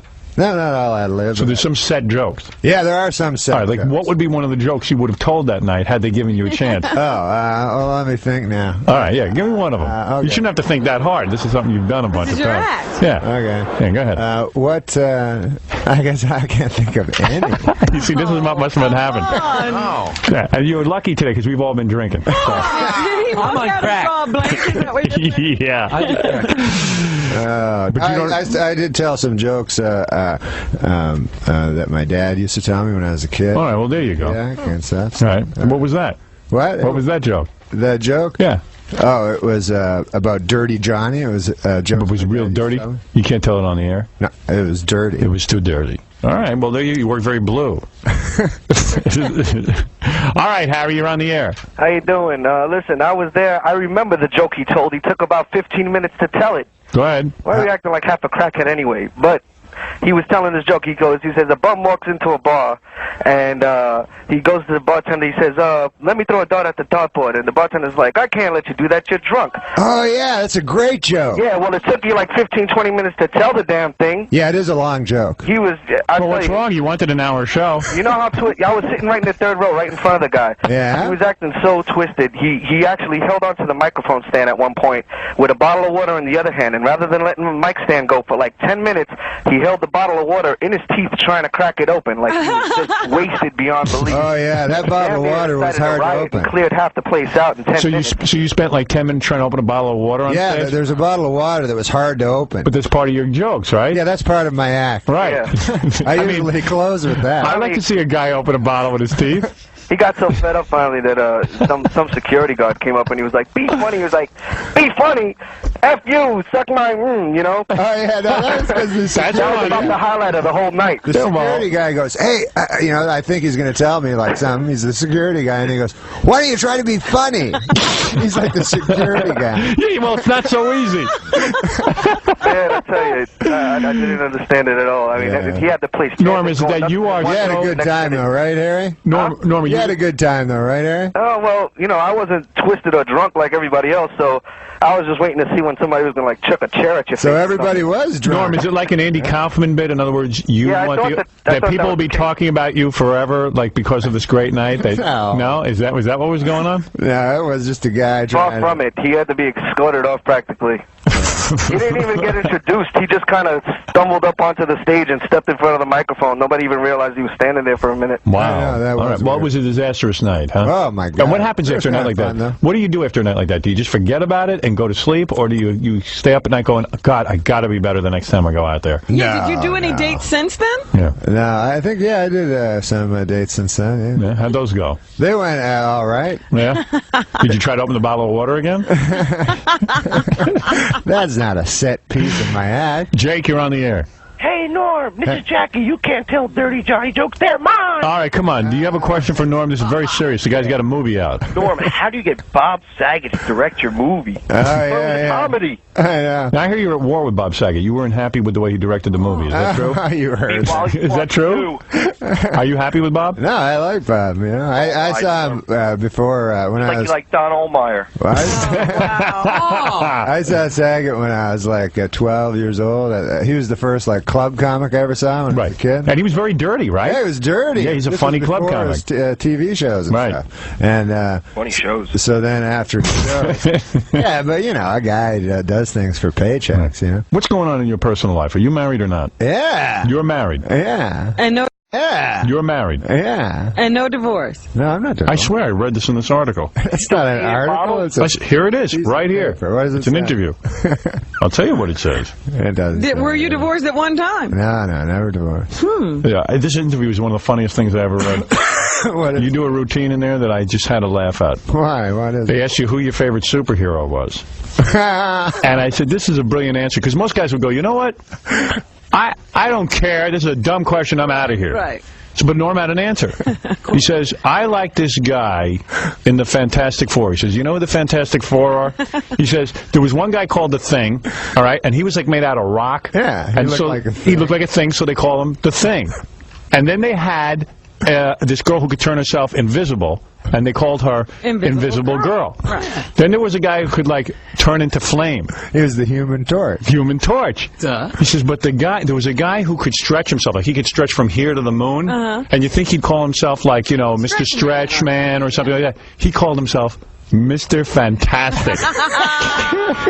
Just so he could be the leader of the Fantastic Four. I mean, what a huge ego. Mr. Fantastic. You don't call yourself Mr. Fantastic. I mean, that's balls. So you like him. You identify most with him. With Mr. Fantastic? Yeah. No, it's just this guy. Sometimes interviewers ask you crazy questions out of the blue. And then it says something else interesting in here, aside from your marriage. It said that on Weekend Update you had edgy material, but they wouldn't let you use it on Saturday Night Live. Like the picture of that Vietnamese girl running down the street. Remember that one where she's like all naked? Yeah. He wanted to put that up and say, hey, look, Woody Allen's dating again. Yeah, right. Sometimes they would. You know. Like, why wouldn't they let you do that? That's funny. See, that was the kind of stuff that made Saturday Night Live great, and they stopped doing it. Yeah. What do you think of... My doorman always says to me when I was on Saturday Night Live, he always goes, you guys gotta screw up more on that show, you know? Yeah, dude, it's true. Do you you watch Saturday Night Live? No. You haven't seen the guy do the Weekend Update? I have seen him, yeah. Oh, you have seen him? Yeah. Bad? I saw him, like, because when I was still Right, he was still on the show. Yeah. He was doing it. And how did it make you feel when you'd sit backstage and watch him doing your segment that you love doing so much? That's all right. Oh, come on, man. Dude, let me in, man. No, I would have rather been doing it myself. Right, so you would watch it and you get all angry? Not at him. Yeah. I would get angry at Colin. Didn't it make you drink? Did you ever shoot at the TV like Elvis? Oh. No, it made you upset, right? It's hard to see. That's torturous to make you sit there and watch a guy do your thing. Yeah, it was hard to be at the show while it was happening. Yeah, I've said it a million times, man. You're 10 times better at it than him. I mean, it's no contest. All right. All right? I spit on my TV when I watch that. All right, let me see if I can find this part about your marriage. Hold on. Here it is. Hey, Artie's here, man. Why can't we bring him in? Who's Artie? He's in the movie. Buddy. Oh, he's in the movie with you? Yeah, bring him in. I don't care. I'll ignore him. I know who he is. Yeah, you like Artie. You'll remember. Artie what? What's his last name? He's Artie Lang. He used to be on the Mad TV show. Well, here's what it says. I'm going to find this. Hey, every interview I do, they go, hey, when are you going to be on Howard's show? So I'm not going to be on Howard's show. You are divorced from... that TV show. You're divorced... We get that question, too. You're divorced from Connie Macdonald. And you have a 5-year-old son. Let me see that. It doesn't say it. Right here. Connie Macdonald. Is that your wife's name? That's my wife. Are you not divorced? No. Oh, really? Are you sure? It doesn't say the word divorced on that. It says it right here. It says it in the article. That's not an article. I never can figure you out, man. I never figure out what's going on. Hey, Artie, how you doing? How you doing, Howard? All right, you're in this new movie? I'm in the movie with Norm, yeah. Dirty Work. Dirty Work. He also has been on tour with me doing stand-up. He knows I don't drink. Yeah, I just wanted a couple of gigs with Norm, opening up for him. And what happened? No drinking. Yeah, and did he bomb or was he? No, he always kills, man. He's he does. Great. He kills. People love him. And Artie would know if Norm was because Artie's had his rehab problems, right? Yeah. Yeah, actually, I have. You've been in rehab a lot, right, If Artie? anyone knows, well, not a lot. I mean, enough, but how do they anyone knows someone who's screwed up, it would be me. What was your drug of choice? Oh, Coke. cocaine. Cocaine. You like that? Booze is good. good. I love booze hanging. and coke. He told me booze and coke went good together. Yeah, I love hanging around with addicts. It's called brinning. Brinning. Brinning. That's what Brad just said. I know. Phil Hartman, his wife was on coke and booze, and she shot him in the head. Yeah, so Artie knows what that feels like. Yeah, you were friends with Phil, right? Yeah, he is a great guy. He was a great guy? Ever come in here? I thought you told me you were glad that he got shot, that you didn't like him. Stop that. That was that article. Wasn't that article? That's why your wife's leaving you? So, Artie, how do you make that jump? Like, you go into rehab, you're really into coke, and you're really into drinking. Yeah. And all of a sudden they have you clean a few toilets and you're cured? Yeah, I mean, I think it's just an incredible desire to keep living. Right. I never cleaned toilets or nothing. Nothing. You didn't go to that kind of What rehab? Were you in Christian Slater's rehab?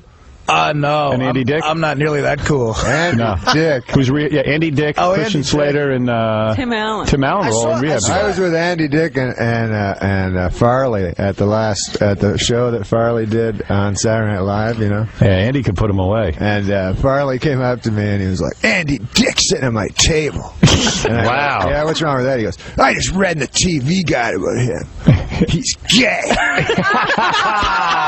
goes, "That's not right for a man." I can't do anything about it, Chris. Hey, Chris, you don't need to read TV Guide to know he's gay.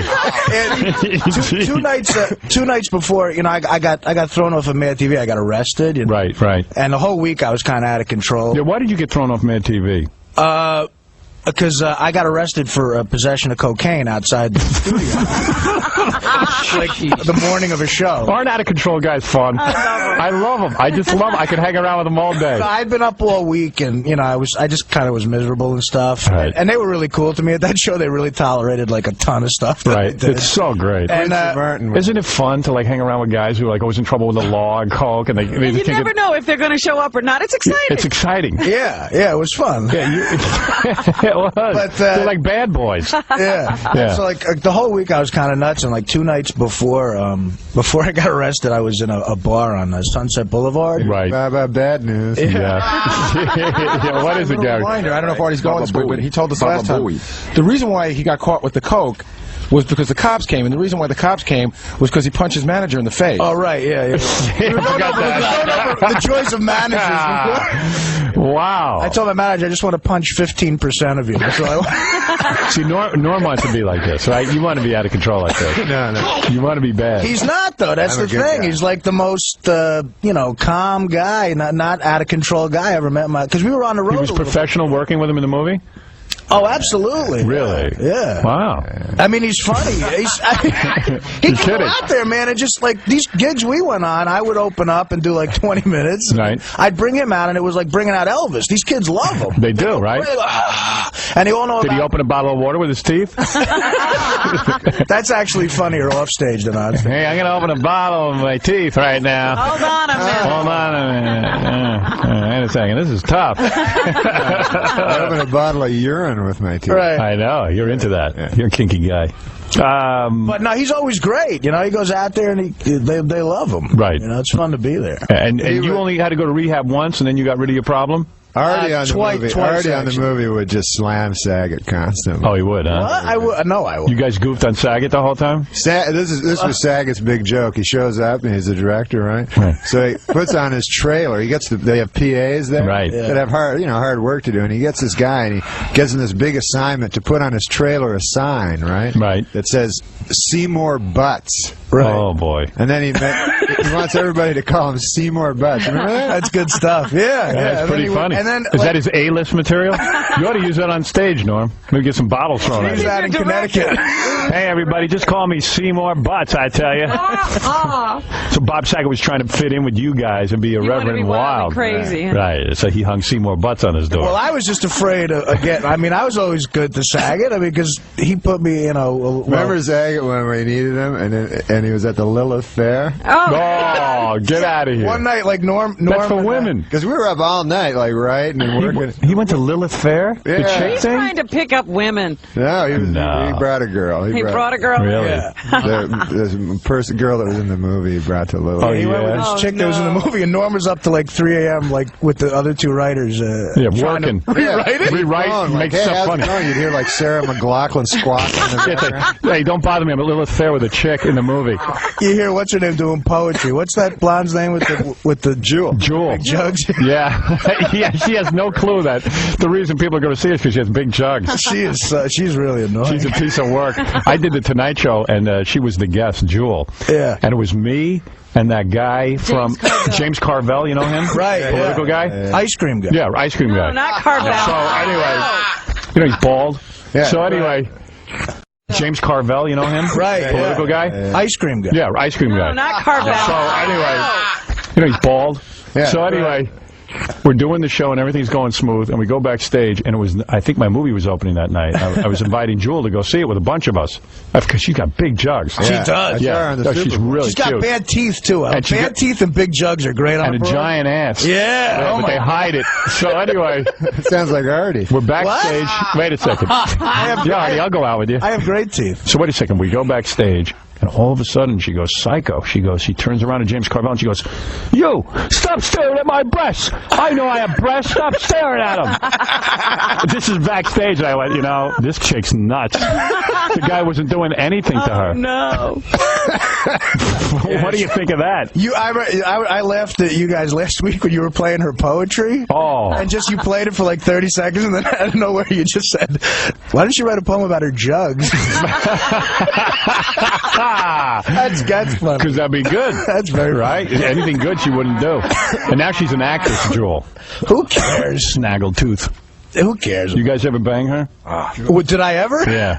Yeah, She was in at the rehab show once, and she goes, she saw me in the hall, and she goes, "Oh, I have the biggest crush on you." She said that to you? Yeah. So then she goes, "I'll see you at the party." So I go, "All right." So I show up at the party. Right. She's necking with a French dude. I guess she had a crush on him, too. Yeah. Crap. Yeah. I don't want you. Yeah, I know, because I thought I could get her. Yeah. She gives you that impression. Really? So that's why I said, hey, maybe come to the movie that's right. opening. You were inviting her around. And she said, okay, I'll go. And then 2 seconds later, she goes into her room to change, and I guess her manager and stuff was there, and they straightened her out not to go with me. And she came back in, and she goes, "I'm sorry, I can't go. I just remembered I have to go to bed early." She's a great excuse writer, too. Yeah. Oh, man. Ridiculous. Terrible. That was really a drag. So she's blown all of you off. Yeah. I never met her. Trust me, she ain't going with you. I think I could close that deal. You do, huh? I do, yeah. Yeah. I just appreciate her poetry. So don't you think that's kind of unprofessional during the making of Dirty Work that Bob Saget's dating one of the chicks in the movie? You're not supposed to do that. I don't know if they were dating. Were they dating? He took her to Little Affair. I think, He was trying. Saget was trying to date her. You know what's so funny? Because he comes here and he's like, "Oh no, this divorce stuff is really hard. It's and I'm very really painful." Not dating, This is the funny part. Like he's like a real gentleman with women and everything. Yeah. So he'll go after them and after them and after them and wine and dine them, and then the girl will just have sex with the producer. Yeah. There's like a big food chain on a movie. Yeah. It's hard for an actress, like from what I've seen, to pick. The goal is to pick who to have sex with. Right. Yeah, like who on the movie do you have sex with? Exactly. You have sex with your co-star? Can he get you something? Right. Do you have sex with the director? And nobody gets them anything. Right. But they're just afraid that they might keep them out of other stuff. Right. It's like a manager. It's tough being. It's got to be tough being an actress because you got to pick you got the producer, the director, then you got Norm, the star. Right. I mean, I'm below the gaffer. Yeah. But that's true because they always have sex with somebody. Yeah. Well, of course. Right. Yeah, it's tough to deal with. Did you guys get sex with anybody on the movie? Nah, you got some massages from girls. I had a bad experience with a hooker up there. What do you mean? Where were you shooting? In Canada? Toronto. What? You did? Did well, you? It was Oh, that girl. What happened? No, it wasn't. I mean, no, because I heard that. Do you know what? Toronto supposedly has the best looking strippers and everything. There's this go-go place up there. Do you know what a blumpkin is? No. You know what a blumpkin is? No, but it doesn't sound good. What's a blumpkin? I could guess. It's like it's kind of a sex act that a hooker does. That I heard. Oh man! Does it involve your butt? Yeah, well, my friend who's a cop told me. Because him and his buddies always. So you asked for a Blumpkin? Yeah, and it costs like in Canada. Can you explain it so that I don't get bleed? He's on the toilet, and you're on the toilet, and somebody pleasures him orally. Oh, I see. Okay, that's cool to say. All right, it is. Yeah. So you're saying Why does somebody want that? Jackie had that. He's into that too. Well, I thought I heard Jackie dreamt a Blumpkin is when a girl pleasures you orally while you're on the toilet. Right. Okay, good. But I never got one. I wanted to get one. Right. And, you wanted a Blumpkin. So I kind of asked. How much do they charge for that? Well, it's $250 Canadian. And you don't have that kind of money. No, I was getting per diem. Right. Holy $6. Well, why don't you go to Saget and ask him for more per diem? Yeah, it's true. I should have done that, actually. Are you guys predicting a big hit with this movie? Is it very funny? I mean, let's be honest. Do people really go see this? Have you seen it, Norm? Yeah, it's fun. It's funny. You think it's good? No, it's funny. It is funny? Yeah, it's got a lot of really good jokes. I get the sense that you guys don't even know if it's funny or not. No, it's really You're like dizzy from it. No, I know that it's really funny, but I don't know. Who knows what's a hit? I don't know. Right. You don't know if other people will find it funny. Yeah, it depends on if people go and see it. Have you shown it to other people? Have you tested it in front of an audience? Yeah, they do test. They love it. And they went wild for it. They do testings because they just do it because it's they bring in these kids for the testing. Right. They bring in like a bunch of 13-year-olds. Right. And then you must have done this with your. We did testing, yes. And then so you watch the movie, and then you have to listen to these kids. Focus group. Tell you what's wrong with right. it. Yeah. No. And there's one guy goes, I was sitting in the back, and this black kid goes, man, I hated the part with Oprah. Man, I did not like that Oprah. And Oprah's not in the movie. And then afterwards, like, it turns out he was talking because there's an opera scene in the movie. Oh, opera. I do not like Oprah. So he didn't like the Oprah scene. I mean, all these guys are like making notes, and the next day a guy will phone you and go, hey, what about this Oprah thing? We have to really decide. There's one dude, They say, hey, Oprah's a big star. We should keep her in. Why do you offer Blumpkins to everyone who goes to see the movie? Nancy, you're on the air. Hi. Norm Macdonald and Artie. Hi. Hi. There you go. Mr. Stern. Yeah. Hello, how are you? Oh, come on. Norm. Yeah? I used to be an intern at SNL. My name's Nancy, and yeah. I want to come to Norm's defense. I think he's hysterically funny. Ah, that's Leaving nice. SNL was the best thing that ever happened to him. Well, let him be the judge of that. That's nice. Yeah. Remember that, Norm? What? I thought you said you got fired from being an intern because you talked to Norm. Yeah, I did. I got fired because I was talking to Norm. Can you believe this? Do you remember an incident like this? No. Norm, you don't remember that, Norm? Honey, you're taking an hour to get to the story, and I'm getting bored. I was talking to Norm. All right, Casey, you're on the air. All right. Hi. Hi, Norm, you kick ass, first of all. Where'd you get the idea for the movie? Oh, yeah, that was me and my buddy Frank Sebastiano. I just thought it'd be a good idea for a revenge for hire business. I got no funny story for this. Jim, you're on the air. It's true. Who cares? Who cares where you got the idea? He stole it. Hey, you're on the air. Hello? Jason, yeah. Hey, Jason, how you doing? Howard. Yeah. Listen, I wanted to goof on him for a little bit, call him a fag. Who? But, Who do you want to call a fag? Norm. Why is that? Why? You think Norm's a fag? Yeah, but now I'm kind of thinking I want to know what kind of sedative he's on, because he seems a little bit too mellow for me. Are you on any kind of drugs, Norm? I'm wondering if you're on Prozac or anything. I'm on the AZT. AZT. You're on AZT? Yeah. I see. It relaxes me. And hey, I think that intern probably got fired because the conversation between her and Norm probably lasted about 4.5 hours, and she wasn't able to get the stuff to the people. That's funny. I don't even know what he's talking about. He's saying I'm a slow-talking fag. No, slow-talking fag. He's saying a fag. A fag. All right, so let's see what other controversies you're in. What did I miss? So, okay. Don Ohlmeyer. Don Ohlmeyer, who's a jack-off. I got to tell you what I think of this guy, and I am outraged. I said this the first day I read about it. You know, being a performer is a weird thing. I mean, to keep a career going is next to impossible. Yeah. You know what I mean? And it's scary when you lose your job. Don Ohlmeyer fires Norm in the middle of a season. If they had let you go during the summer, it would have been almost like it looked like you left and everybody left on good terms. Right. But they publicly embarrass you and say you're not funny. Right. As a performer, you got it. Like this guy, Don Ohlmeyer, when you say that he's hiding behind the corporate guys, he's got a job with NBC. His job's not going to go anywhere.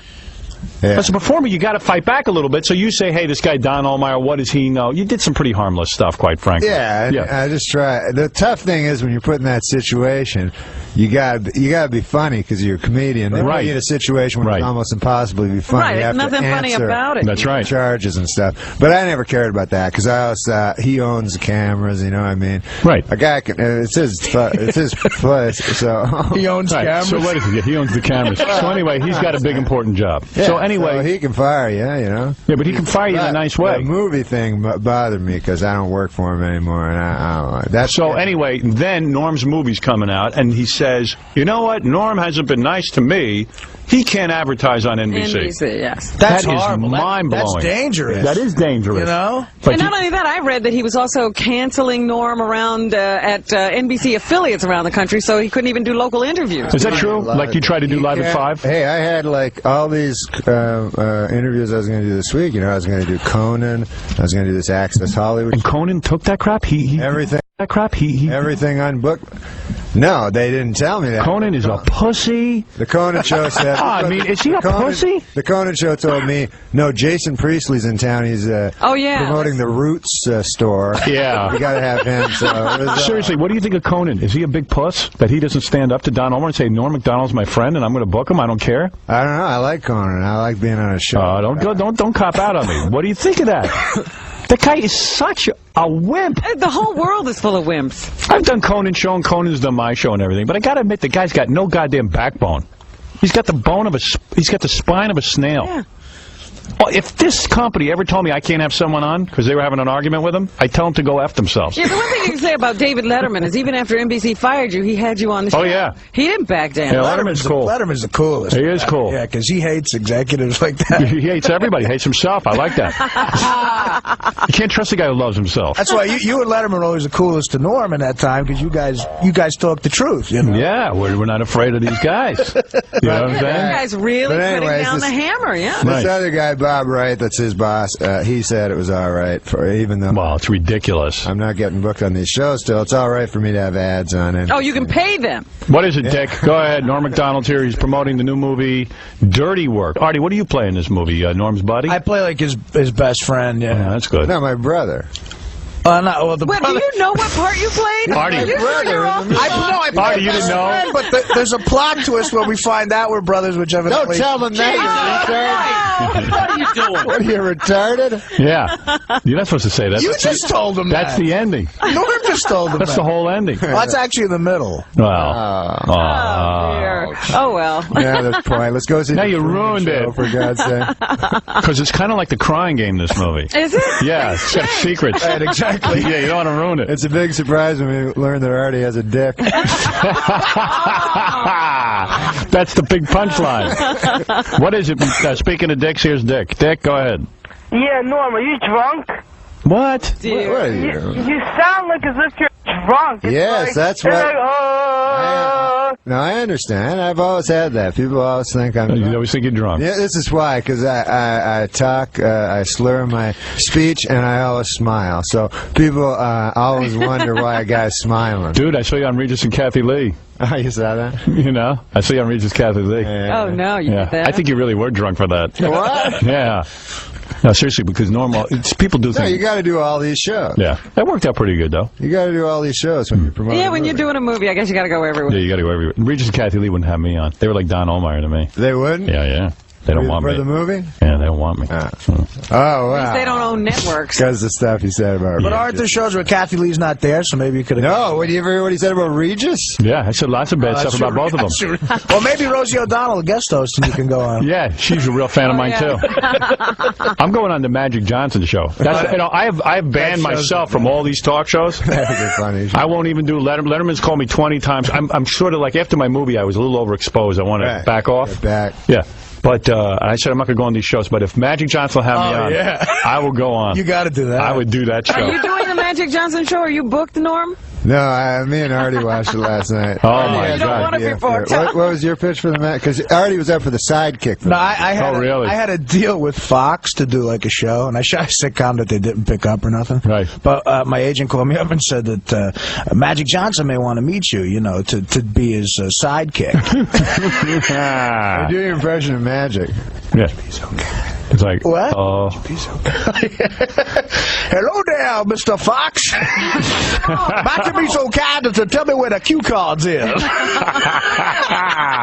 That'd be cool, because he practically talks like It'd be funny, like, you get hired for the job and you wear a spacesuit, so when you have to sit next to him because you're afraid of getting infected. Did you notice, though, that when he kissed, when he kissed Whitney Houston and stuff, there's a certain distance.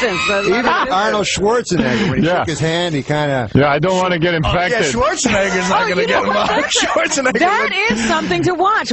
Does he kiss on the lips or does he kiss on the cheek? I was going to kiss on the lips, but I don't want to get infected. I want to be big. Because he has a hole in his heart. Who? Arnold Schwarzenegger. You know that? Yeah, that's right. That's right. So he doesn't want to get like what is it? An AIDS-soaked heart. Right. God, that's the name of a country song. Yeah. Arnold was wearing flesh-colored gloves. Tom, you're on the air. Go ahead. Oh, yeah. I used to work at a restaurant uptown. We used to do the Saturday Night Live parties. Yes. And I remember one year, it was like 2 years ago, right at the end of the party, I didn't know who Norm Macdonald was then, but he was kissing Elle Macpherson, who I recognized, right at the end of the party. And we were like, and I didn't know if it was true or not. We looked for it in the gossip papers. We never saw nothing. And it was like... So you were making out with Elle Macpherson. Was he making out or was he just kissing? You didn't know if it was making true. Out with her. He was making out. What do you mean you didn't know if it was true? You saw it. I didn't know who you were. They saw it, but they didn't read it, so they can't tell if it's true. Was he feeling her up? Oh, yeah. No, he was just like kissing her and hugging her on the floor, and they ended up like leaving together. Cool. Yeah, I know you banged her. Oh, man. That was me, actually. No, why don't you come clean on that one? I already banged Angus McPherson. A grip on the movie. Oh, man. Hey, here's a guy who says he worked on the movie Dirty Work. Oh, he did? Yeah, this guy's name is Chris. What did you do on the film? Yeah, what's up? How you guys doing? What did you do? I was doing actually some location work, and also I did some extra work at this time, trying to make some extra cash doing here and there. And I was working on the film, and I got the whole impression that the whole film was like, there was like no script. Like, everything was that Bob Saget asked people to do. Everybody's like, yeah, sure. And then they did their own thing. Like, Norm was the coolest guy, man. So nobody paid attention to the director? That's pretty cool. No one took him seriously, man. Everybody like laughed. Norm, can't that... This is an extra talking. Yeah, Norm, can't that ruin a film when no one pays attention to the director? The extras didn't take him seriously. The extras were goofing on Like him. the extras go, yeah. Yeah, sure. It was funny, man. It was funny. It was funny being on set and stuff and seeing how things were done. And I think it'll be a great movie just because... Norm, you carry your own and you do what you do. And, all right, so this guy was a big fan of yours. Maybe, Norm, you should have directed. Yeah, maybe Norm was directing if nobody was listening to Bob. I'm picturing Saget with a beret and a megaphone being totally ignored except by some of the girls in the movie. A beret? Yeah. Seymour Butts with a beret. Hey, you're on the air. Go ahead. Hello. Yeah. Yeah, Norm, I gotta say, don't put up with all this crap you're getting. You're the funniest guy on the face of the earth. Every time you're on Conan, it is the funniest show I've ever seen. It is, yeah. Go on, Conan. So when you were doing the crack whore, every second you were saying crack whore, that was hysterical. I saw you. Check out Jason Priestley tomorrow night. Yeah, instead of Norm. And what did he do, man? Did you screw Don O'Brien's wife or something? Why does he hate you so much? Wow. Yeah, you would have think you banged his wife. Yeah, really? Yeah, I don't know why. That's a crazy... I don't know if you recognize this guy. It's Kevin Nealon on the phone. Ex-Saturday Night Live guy. Anyway. Outrageous. Yes, that really is. Anyway, and here's a guy who says Artie is wanted in Tijuana on some charges. Chris, what is this about? Hey, man, I don't know if he knows it or not, man, but I was down there like a couple of years, was it last year? And then his picture's up. Post Stop. That's ridiculous. You deny that. Artie Lang it is? Oh, that's the name? It's some Artie guys wanted in Tijuana. Well, listen, you guys. The movie opens this weekend, on Friday. Yeah, Friday. Now, will you guys be sitting by the phone waiting to hear the box office grosses? Premiere or anything? No, we don't have a premiere. No, I'll be in rehab. Yeah, probably. I'm in weekend rehab. Right. And what will you do now, Norm? Now the movie will come out, and then you wait to see how you do at the box office. That'll determine if you get to make another movie or not. No, I'm doing another movie in a week. You're already starting another movie. Yeah. What movie is that? It's called Ball Busted. Ball Busted? Yeah. Now, what's up with that? Is that about a revenge business for hire? Yeah. Every movie you're in is the same. No, so that's called Ball Busted. Yeah. So I started that in the summer. And then, Did you write that one? No, another dude wrote it. Right. And then me and Frank are writing another script for after that. Oh. But mostly I like to go back and do some TV. TV? Really? Yeah. You do want to go back on TV? Yeah. You want to do like a sitcom like David Spade? What? You want to do a sitcom like David Spade or something? He's got an easy job. Yeah. That's good, just reading what guys write for you. Yeah, but it's hard to get a good thing like that, a good one. Yeah. You're looking now. Yeah. You want a job where it'd be easy, right? No, I want a job where it'd be a real good thing that I could write myself and be real funny. Who are you hanging out with these days? You got any famous buddies? Who are you hanging out with? Me. Yeah, Artie, that's it? That's as famous as it gets. That's pretty sad. It's me and Artie. Because in L.A. I don't know anybody. You don't hang out with any ex-SNLers? No. Spade. Spade. Is he still banging that chick from Buffy the Vampire Slayer? He told us he broke up with her. He broke up with her. He got rid of her? Can you imagine? Only in America a guy who looks like that would be getting her. Only in show. Sitting next to George Siegel, who does that. Is it George Siegel? Yeah. Who does that show with That's him? right. Yeah. And he looks like a munchkin. He's so little. I know. And he gets laid like crazy. I got Artie a co-star in Roland Spade's new movie. Is that right? I got it myself, I think. Oh, I'm sorry. I was auditioning for a movie, for a David Spade movie, and I called Norm. I said, could you call Spade up and see what you could do? And Norm calls me back and says, I can't get you in the movie, I can only get you out of it. I can only make sure you don't do it. Right. That's true. Once you get in, you can get you out of it. But yeah, but Spade's a good guy, man. He put me in this movie. So. Oh, okay. Yeah, I like David Spade. He's funny. This interview goes good? What, this one? It was all right. It was pretty good. Very good. It was good. It's always good to have you here. Yeah. You know, you could put out a little more.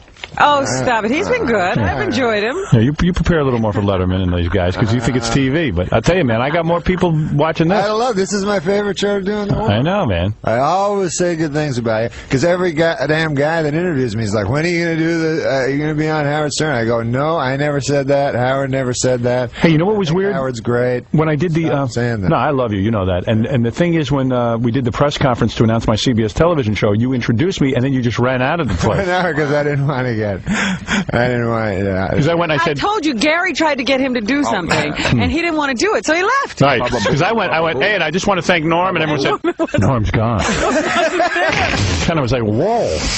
Norm, first of all, I want to thank you for introducing me. By having Norm introduce me, it implies what, Robin? I don't know. Norm is a failed comic, isn't he? Yeah, Norm, what happened? Norm, didn't you get kicked off Saturday Night Live? Howard? Somebody told me Norm left. He left already? Yes. Wow. Norm obviously has appointments. Norm is unemployed and has to find some work real quick. Gary was trying to get him to do some announcement.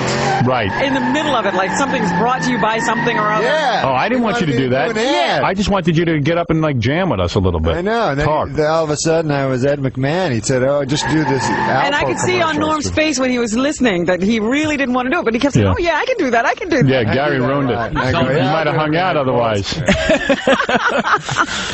Well, anyway, listen, you guys. I wish you a lot of luck. It's a great endorsement. Yep, Norm Macdonald. He's in the new film Dirty Work. Nah, the movie's really funny, man. Yeah, he wrote the film. And Saget did a good job. He did do a good job. Yeah, he did. You'd listen to him sometime. I did. I mean, I'm nobody. I was afraid of getting fired and going back to rehab. But Norm, you didn't listen to Saget, right? Well, Saget would do things like he would remember he'd do those things where it's he'd go and whisper a thing in our ear. Yeah, he'd whisper. He would like give direction by whispering something. Like right before you, because you have to memorize these lines in your head. So annoying. And then right before he'd come up and like it'd be fun if you didn't have to memorize stuff. Yeah. And he'd whisper in your ear. He'd go like he'd want you to be mad in the scene or something. So he'd go like, "I hate you," and then I go, "I don't care." He'd go, "No, I'm getting you mad." And I go sit on your chair. But then he would say stuff that really, but he would come up to you and go, "Okay, in this scene, start the car." You go, "Bob, there's no car in the scene." I know. I'm going to go back over there. Go back behind the camera. See, I know what you mean, because when I was acting, the director, Betty Thomas, would come up to me and she'd say, you know, I didn't want to tell you something, but I have cancer. And I went, oh, my God, what? And she goes, yeah, you see your reaction there? Just do that at the table. That's what she would do. Yeah, and it worked. Yeah, I worked with her on Dr. Dolittle. Yeah, how was that? Dr. Dolittle? She kept carping about how you wouldn't be a hamster or something. I didn't want to be in the movie. I said, I wouldn't bring that up. Betty wanted me to be in that Dr. Dolittle movie. But I said, so she's carpeted Norm about it? Yeah, so I was like, Betty, I don't want to be a hamster. I mean, you know, what the hell is that? So Gary Shandling took it. Oh. Yeah. Oh, I thought Chris Rock was the hamster. No, he wants to be a hamster. I don't know, whatever was a ferret or whatever. You know what I mean? A ferret. Yeah. I said, Betty, man, you know, call me up when you got like a people kind of thing. You want to be a person. Yeah. All right, listen, I wish you guys luck. Yeah, man. Norm, good luck, man. Thanks, man. Seriously, with the movie, I'm pulling for you. I'm going to go see it this weekend. You are really? Yeah, really am. Yeah, of course. How could I not go see it? I'm a fan. That's cool. Yeah. That's cool. And we'll go check it out. All right. And Artie, good luck to you, man. Hey, thanks. Yeah, it's good seeing you again. Yeah, thanks for letting me in. Sorry you didn't get that Magic Johnson job being the sidekick. That would have been really cool. Yeah. But he got the Blumpkin or whatever it's called. Yeah, at least you got a Blumpkin. Was the Blumpkin from Magic. Was the whore good looking? She was all right. She was all right? She was 250 Canadian. White girl? Yeah, oh, sure. Oh, yeah. Sure. Oh, sure. Oh, sure. Yeah. That's all he gets. For 250? 250 Canadian. What's that American? About $6. It's about a six-pack of Miller. You guys going to go promote some more? I'm not. This is the only show that lets me. The biggest show ever is the only one that lets me come on. Yeah, that's why they're all afraid of you. All right, Norm. Thanks, man. Thanks, man. Thanks, Artie. See you, Howard. Right. Thanks a lot. Always a pleasure. You're a camera guy. As soon as the camera hits. I like you when the camera's off, I swear. Funniest guy. God, sir. Hey, Norm, we're going to do an ID, right? Yeah, can we come down and go do a quick ID? Yeah, you already asked me. Yeah, all right. Oh, so I didn't have to ask you again? No, we're going to do an ID right now. Yeah, so Norm, when you come here, man, you're always involved in a lot of controversy. I don't know what happened there. I just used to be a regular guy. You used to be a nice guy. Yeah, I never started any of it. What happened? What do you think? What do you think it went wrong? I don't know. When it started coming on the show? Maybe this is where it started. What do I say? Didn't somebody write something? Yeah, we're trying to see if there's something written. We're looking it up. If not, you're gonna have to make something on your own. I'm horrible at that. I used to go in commercials when I started out in show business. So it'd be like a car commercial. Right. So like the line would be, "Hey Bill, I see you have a Buick." That'd be the line. Right. So then you practice like a million times. "Hey Bill, I see you got a Buick." And "Hi Scott." I know. And so then the guy goes, "Okay, go." So I go, "Hey Bill, I see you got a Buick." So the guy goes, "That was great." They all say it was great. And then he goes, "Okay, this time," he goes, "forget the script." Like there's any script. Right. He goes, "Just go crazy. Like anything you want." Because they think every comedian, because you're a comedian, they think you're like Mork from Mork or something. So, and then you just go, "Yeah, okay," And he goes, "Okay, go." And then you just go, "Bill, I see you got a Buick." You just say the same thing. You're like, retarded. That's a good story. All right. Hey, man, we're going to somebody's got to hand me something. All right. He's gonna think off my head. "Bill, I see you have a Buick." All right, Norm, do one thing first. Just be like, "Hey, Norm Macdonald," and then I hate to do it to you, but just say whatever you want to say. "Howard, I love you." Okay. Well, what's it for though? It's like it's like a fur bumper, like Oh yeah, during. Yeah, breaks in and out spots. Yeah, right. I've seen the show. Yeah. So I go, okay. Hey, so do I say you're listening to the Howard Stern Show? That's how you'll end it. Yeah. Oh, that's how I end it. Hey, it's Norm Macdonald. Oh, you didn't tell me that. I was going to. Okay, so I say, "Hey, everybody, Norm Macdonald here. I think Howard's the funniest guy in the world, and you're lucky to be listening to him. So keep listening on the Howard Stern Show." Right? Something like that. What? That was not good. You're telling me. No, that was okay. I'm going to tell you that was okay. Okay. So what do you want me to say? And the other one is, do me a favor, just, "Hey, it's Norm Macdonald, and wish Howard a happy 45th birthday." Oh, that's nice. Which will play on the day of his birthday. So anything you want to say. That'll play on his birthday? It'll play on his birthday. That's a good. time to play something like that. Okay, ready? Yeah, I'm ready. Hey, Howard, happy 45th birthday, man. You're 45 years old. That's great. When I was a kid, if somebody was like 45, you know, you heard he died, you'd go, yeah, that's it. Like you wouldn't think anything of it. But happy 45th, buddy. You're a good man. This would be like a 10-year-old girl and her father or mother coming up to me asking for an autograph, and I'm at a table. Well, you're sitting at a table. And he's famous? Right, so it would be like... yeah, We're creating a scene. Exactly. It's all fiction. So it'd be like, well, you be the girl. Excuse me, can I have your autograph, please? Oh, sure.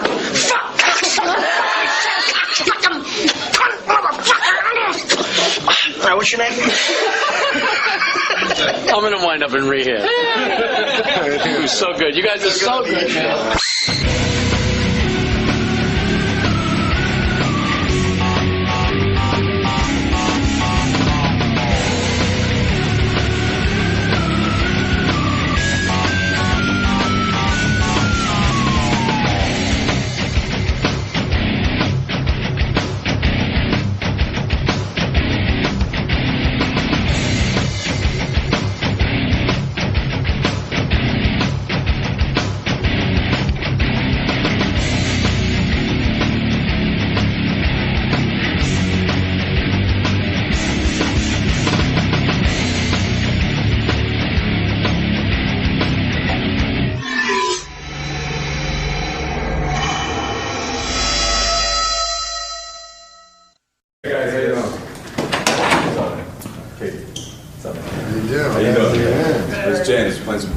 I jam my finger all the time. You really? Basketball? Yeah, it hurts, man, right? You really wreck it.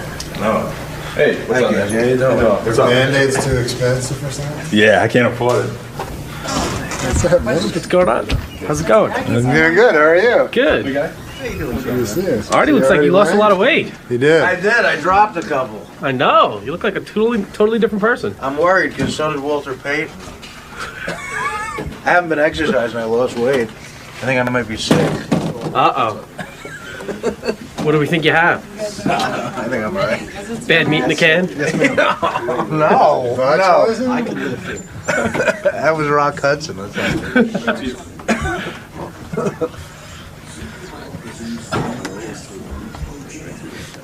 That's good.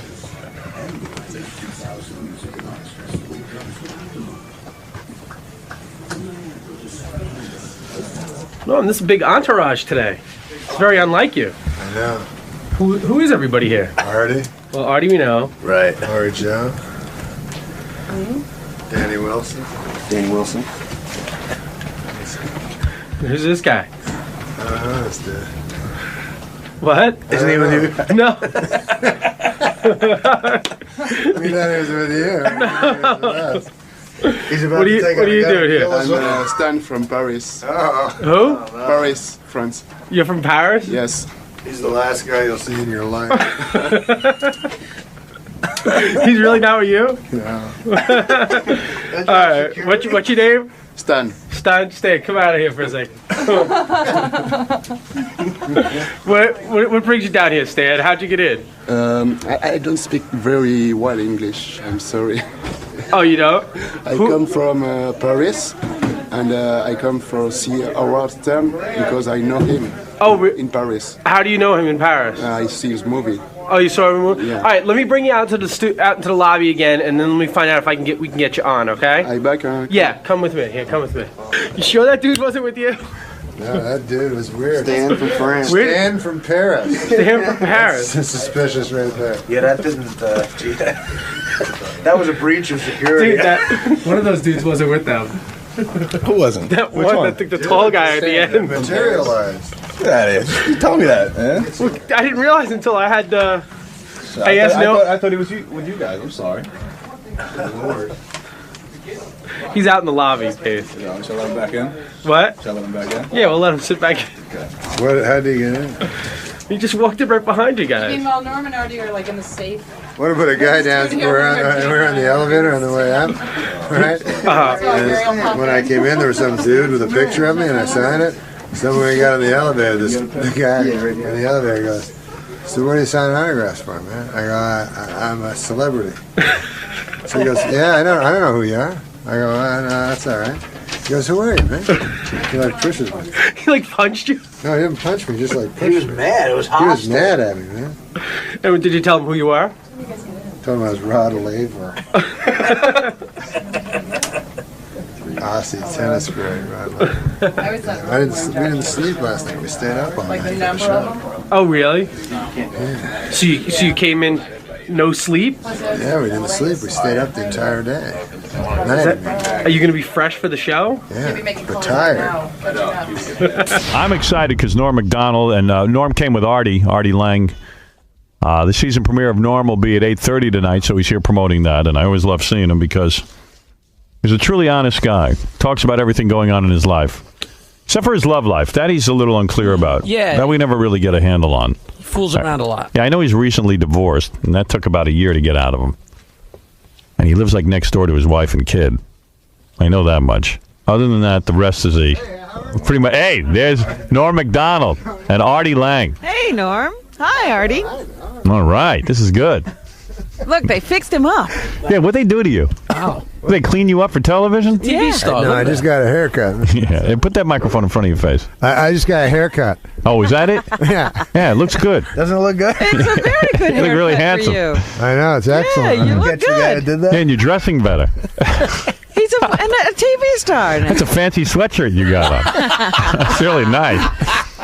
Norm, is television... First of all, let me say hello to you and Artie. Artie, you're going to be appearing on Norm's show? Yeah, I start the third episode. Yeah. So you see it's going to work now. You decided to be a part of it? Right. Yeah. Is it working, Norm? Because now I'm reading... First of all, when your show came out, some people gave you bad reviews. I think the show's very funny. All right, excellent. And actually, I thought it was doing well in the ratings. Yeah, no, is it or is not? That's I guess this is doing all right. Yeah. I think. Oh, dear. Now he's going to be vague again. No, because I don't know. No, is the show we in win trouble? Our time slot. You do. So then why would they be disappointed in that? Who's disappointed? Well, because, I don't know. You know, we research everything. And then some people were saying, let me see. The Norm show is reported to be among the lowest rated shows in the South. In the South, they don't like it. Is that true? It's like they treat him like a black man. Right. Yeah. Is the show okay? Is it going to make it? It's okay in the North. It is. Is it too? Will they keep a show on? Is it too hip? Is that the problem? I don't know. Are you too hip? You're like that urban kind of a draw. What is going on with the show? What are the executives saying to you? Are they treating you like the cast of Friends, or are they treating you like like Magic Johnson? I was listening to something that Will and Grace, the two stars of that, and whoever watches that show, I don't know. Right. But they gave them Porsches as a bonus this year. They're doing so well. Have you gotten a Porsche? No.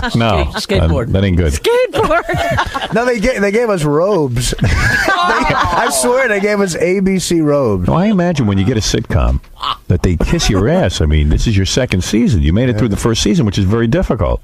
Yeah. I would think, yeah. So I don't know. I just show up and you write the show? Yeah, mostly I'm in the writing and your voice sounds different. Are you hoarse? I stayed up all night. You did. That's good. Why did you Thank do you. that? Because I wanted to make sure I get here early, and stuff. What did you guys do last night? Didn't do anything. You didn't go to Scores or anything? No, I don't do that. You don't do How that. do you stay up? I just stayed up all night. Where? Norm, will you be answering one question? I mean, come on, man. Come on. Where were you up all night? Norm's on the Belushi track, I think. No. You know, hey, man. Hey. No, I was just playing cards and stuff. Oh, you're gambling again. Yeah. Did you lose? Did you lose? Artie, were you at the game?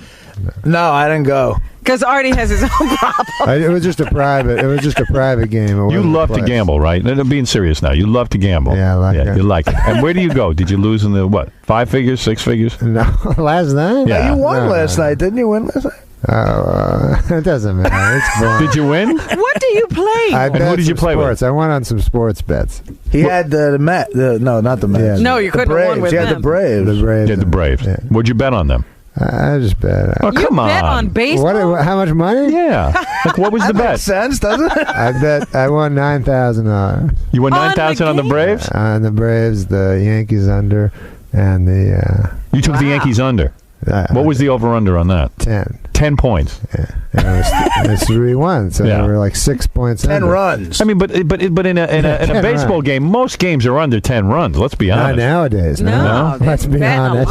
Lousy pitching. Let's be honest. Isn't that the same? But isn't that the same as flipping a coin? There's no skill to that. I mean, you took the over/under on the Yankees game. It's completely flipping a coin. Yeah, they figure out the exact amount that it should be. Right. So you don't have to really be smart. You just pick one or the other. You could do it. 50-50. 50-50. Right.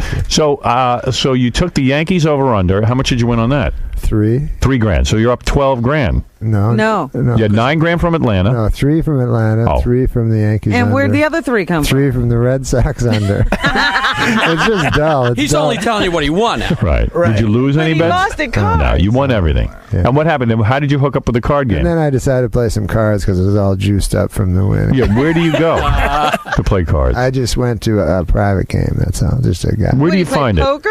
A guy's house. I went to a guy's house. A friend of yours. Was he famous? No. No, these are losers like you know. These are guys who know you can bet over-unders in baseball. Were you the guy in high school who used to, like play cards on Friday night with your buddies? Yeah, I played backgammon. Backgammon? No, really, you have a gambling problem, right? No. He's winning. No, he has a problem, doesn't he? I think I have a problem too, so I'm not a good guy. You back on drugs? No. What is your problem? He booze. He drink. He drinks a little. Again? He drinks a bit. Oh, you're drinking again? I thought I'm not drinking. What? Come on, man. You want to work? Yeah, Jesus. What's that all about? Hey, he's in a movie he wanted to tell you about. What movie? It doesn't come out. I saw you in some movie the other day I was watching. I can't remember what it was. What you did? Dirty work? No, they don't show that anymore. That now, They stopped showing that. I did a movie with David Spade, Lost and Found. Yeah, that's where I saw you. Yeah. You haven't been in anything since then? Well, you're doing bad. What are you doing, Artie? No, what I'm movie? doing Norm's show, and then I did a movie called The Bachelor that comes out November 5th. Who's in that? Chris O'Donnell, Renee Zellweger. She's hot, Renee Zellweger. Oh, man, she's real hot. She doesn't have big boobs or anything, but she's got nice legs. No, she's got... Did you see her on those Video Music Awards? Yeah. She came over and said hello to me, but she wouldn't do the show. Like, she goes, I'm a big fan, and I know enough not to sit down. I go, well, what am I going to ask you? I know she was doing, what's his name, Jim Carrey. I think, I mean, but she looked really, like dirty. Yeah, she looked like a whore, right? That was hot. That was really good. Did you guys nail her? Did I nail her? Yeah. Yeah. Hey, Norm, that really hot chick on your TV show, the real good-looking one who's engaged to Bob Goldthwait? Yeah, Nikki Cox. Yeah, Nikki Cox. What's that all about? She's engaged to Bob Goldthwait? Yeah, Nikki Cox. Isn't that her name? We had a guy. I think it's Remember Maude? Do you remember that show? Yeah, Maude, yeah. You remember that show? Yeah, I saw that. And you remember that dude that played her husband? Macy. Bill Macy. So we had him on the show last week, right? He's an old man. He's 77. Right. So he's like, hey, what's your name? And she goes, Nikki Cox. He goes, I'm Bill Pussy. That's funny. Everybody got mad at him, and they told him, you got to go apologize. He had to buy her flowers. Oh, please. Oh, no, that's funny. Yeah, he did. He bought her flowers. I wouldn't buy her any flowers. Does Goldthwait show up and stare at you? Like, watch everything, so make sure no one thinks his girlfriend? The craggy Goldthwait? Yeah. Yeah, he's pretty funny, because Bob looks real bad and that girlfriend's real hot. It's like, well, there's a reason to go into comedy. Right. How long's that going to last? I don't. They seem happy, right? Yeah. At least one of them. Yeah. Well, you know what it is.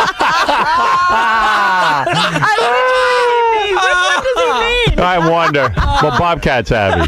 She's getting some young poon. Yeah. No, they're very happy. She's a sweet girl, really. She's like 21 or something. How come you didn't get her? Nice girl. Well, Bob already had her. What? Yeah, you didn't want to go where Bob went. No, she's a very nice girl. I think she was going out with a guy that was on the show there. Right. Because Bobcat's also on her other show. Right. Oh, was that it? He plays the dog, the puppet. Plays a puppet on a TV show? That's good. His career's going well. That's Jessica Hahn's boyfriend's show. That way to kill. Bobcat is on. Yeah, right. Yeah. He created it, right? Yeah, great. Right. Yeah, it's making a lot of money on this. It's making a lot of waves in Hollywood. Yeah, Bobcat's on a roll. He's really doing great. So we got what? I didn't even know he got divorced. Yeah, I mean, Mr. Family Man. Well, yeah, that's where it changed.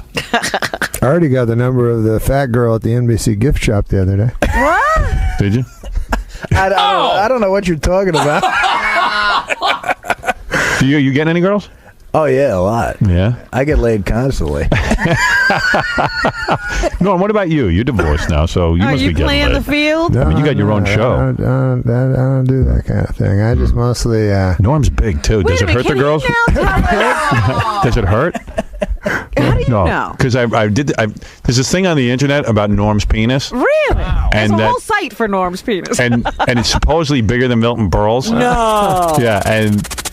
Oh, there it is. There it is. Rearing its ugly. Is that your penis? Yeah. Come on, show it to He's us. 6 inches flaccid, and show it to us. but when he gets aroused, it doesn't get any bigger. It's exactly the same. Right? Yeah. I have a large flaccid penis. Right. So it's big. Average. Do And girls? you're willing to admit that. Yeah. An average rigid one. Though. Can you imagine what he looks like naked? Wow. Must be wild. What about this one time? Ever done this one time? I got this girl. I was Wait, take the pen out of your mouth. I was real drunk, right? Yeah. This bar. There's this girl there, right? And so she's like, "Hey, yeah." She's like, "We're fooling around, and everything like that, right?" Right. But we have our clothes on, and everything, but we're just drunk. And then she's like, "Hey, I'll give you my number." She gave me her number, and then I phoned her, and she goes. I was talking to her. She goes, "Oh my God! Like you were so huge, right?" But meanwhile, I'm not, right? It was just like an optical, like a thing. Sometimes, you know what I mean? Yeah. Optical illusion. Yeah, with the pants, and she's drunk. Right. She goes, "What are you, like 10 inches, 11 inches?" Right? Yeah. So then I don't want to say I am, because then when I meet her, I won't. She'll be disappointed. Yeah. Yeah, but instead I just said I was. Right. And whacked off. And then I said I won't even see her. I never even saw her. You never saw her. But in my No, but mind, you're dating. for that Are you thing, dating now? No, Seriously. I don't. That's such a lie. Well, can he tell us that's not now a lie. about Elle McPherson? Did you go out with her or not? Now that you're divorced, did you tell the truth about that one? Come on. No, I mean, I knew her. You know. Right. You still living next door to your wife and kid? Yeah. Right next door. Like No, not right next door. Like a few blocks away. a few blocks away. I walk. How's that over working there. out? Oh, it's great because I get to see my boy all the time. You get to see his son. Sweet. Yeah. And you get to see him in small doses. Oh no! I see him all the time. You see him all the time? But then when you get tired, you just get back to your wife. Okay. So when is the last time you got laid? Man. Maybe I mean, you're a TV star. I mean, you got your own sitcom. I mean, certainly some women must be into It's that. time to strike while the iron's hot. You know what it is with a lot of girls? They think you have sex with everybody, so they don't want to have sex with you. Right? They think that you're dirty. Right? They think you're dirty because you're and a whore. Also, like in L.A., I think they think that they want to be your girlfriend, so they can get some money off you, maybe, or maybe get something. You know what I mean? Right. And they figure it would be counterproductive to actually have sex with you right away because they're like, I'm not a whore like all the rest of those girls. So it's complicated. It's not as easy as what people think. It's not. And what about like guys like David Spade? He always has hot girlfriends. Now, why does he? How come you don't get that kind of activity? Well, I don't think he has sex with them. You think he goes out with them?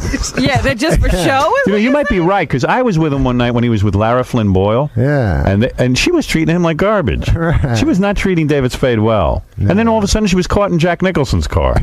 You know what I mean? Right. No, Spade. It's kind of cool. He gets very nice ladies, though. I think he was happy that Nicholson got one of his girls. Especially that one. Well, Spade is like Rebecca Romaine. People like that just stop over his house. Like he has his house, and I was there once, and they just come by. I know. What do you think of that? Well, I think the thing that makes him mad though is like John Stamos is completely unthreatened by it. Stamos knows about it. That's not true though, because I talked to Stamos about it. He's worried. He doesn't like it. He doesn't. It's true. He does not like it. Well, why do the girls go over to David's house? I think they're doing them. I don't know. Something's going on. Even Stamos is getting suspicious. So we don't know what's going on over there. We were looking into it. So are you all hanging out now that you're all in Hollywood together? Yeah, like are you hanging out with any Hollywood people? No, man. Last time I saw Spade, I told him because I was listening to the show, and you're talking to him. You're like, "Hey, man." He's like, "We should hang out when you come to LA." And then you went, "Yeah. What about Norm? You, me, and Norm." He's like, "No."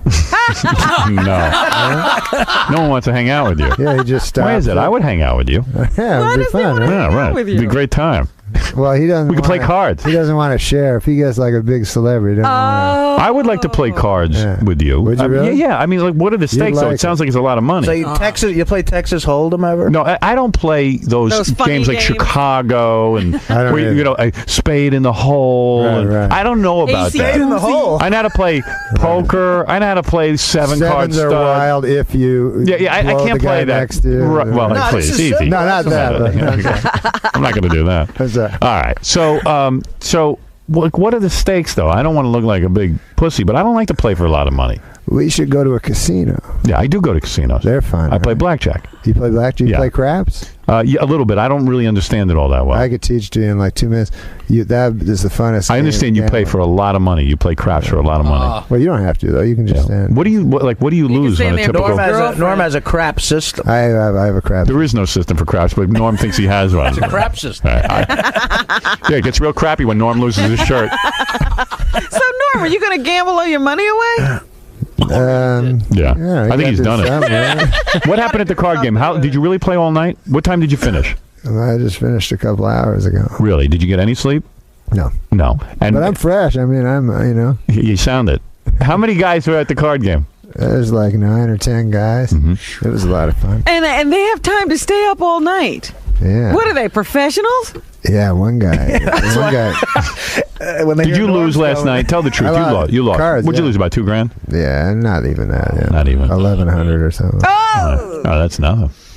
Yeah, like Norm's. I hate to lose any money. Norm's such a gambler. It's like, hey, I was up for the day. I really won. Meanwhile, he lost. Really?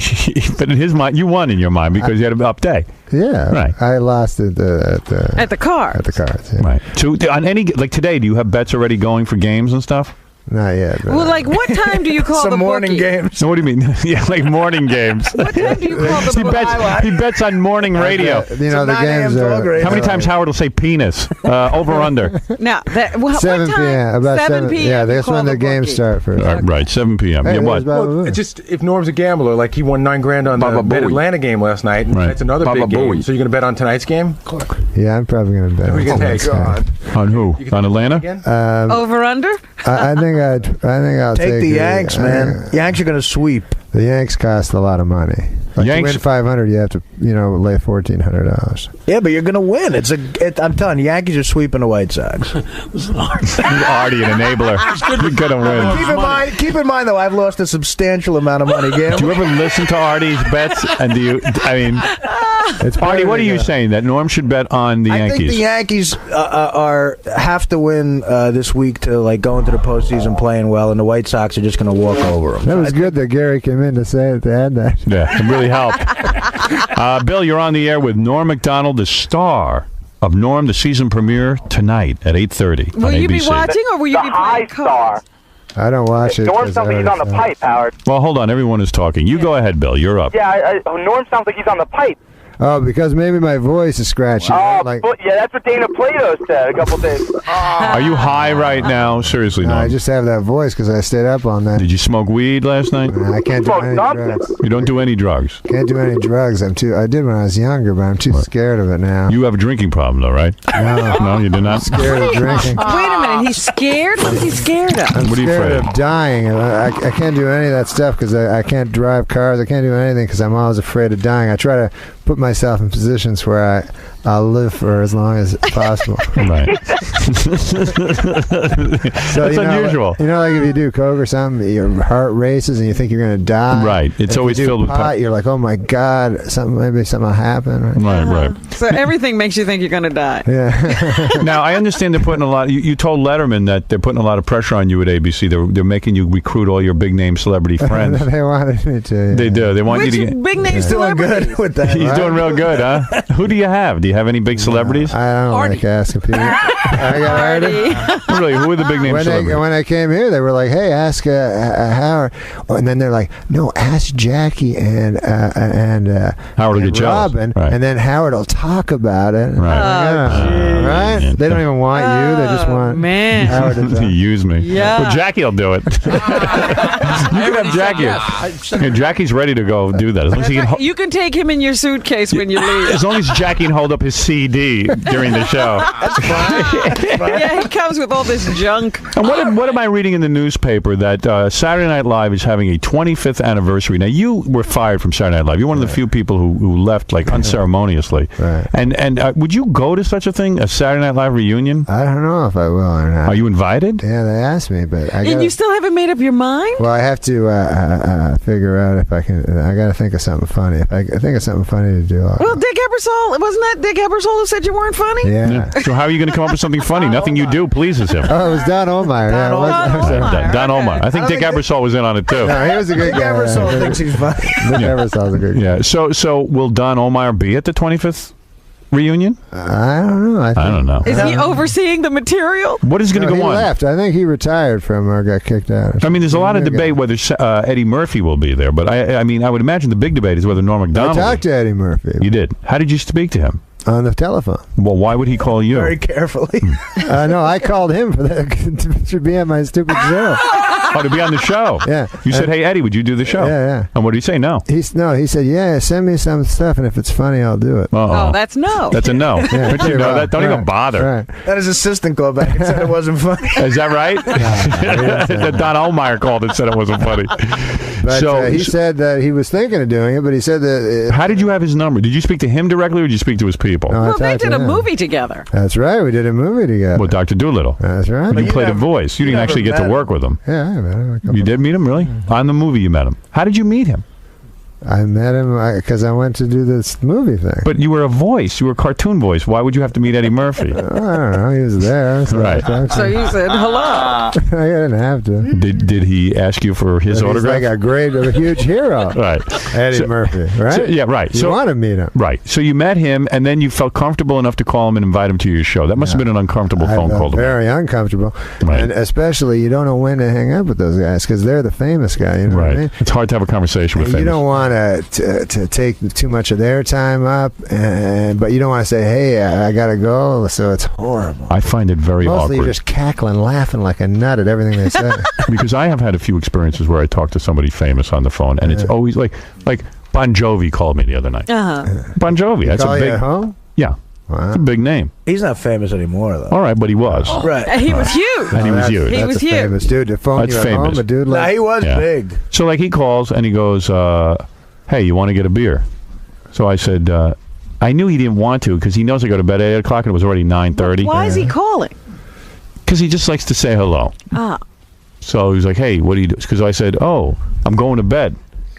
And I started to tell him some stuff about me, and then I realized he probably didn't want to hear this. Yeah. And I got self-conscious, so I stopped. And then he said, okay, goodbye. But and that was it. Two big famous guys like you would go for a beer? Where would I go even? I didn't even get that far. That doesn't make sense. You've made that phone call in 1986, though. That's the thing. I don't know. But the thing is that, and then like even Letterman used to call me at my house, but he stopped because he said that I talked about it on the air. And I broke the celebrity rule. You don't talk about your conversations on the air. But if I had to listen to him, one more conversation, him whining about how unhappy he is, I don't know what I would do. So he's a great man. He's a great man. That's right. And an hour of him talking about how he hates his job. I only do about 20 minutes on that. And that's my rap. I don't want him stealing that. Because I hate my job. He stole your thunder. Right. Right. And I'm going, dude, you work an hour. Hey, I heard you saying that you had a psychiatrist. Oh, yeah. I'm in there 3-4 days a week now. You got one too? No, that's what happened to me one time. This guy told me to go... Who told you to go see one? When I was younger, I was kind of crazy. So you went to a psychiatrist when you When you were in high school? This is a weird story. I went to a psychiatrist. I didn't want to go. And I went and talked to him twice, right?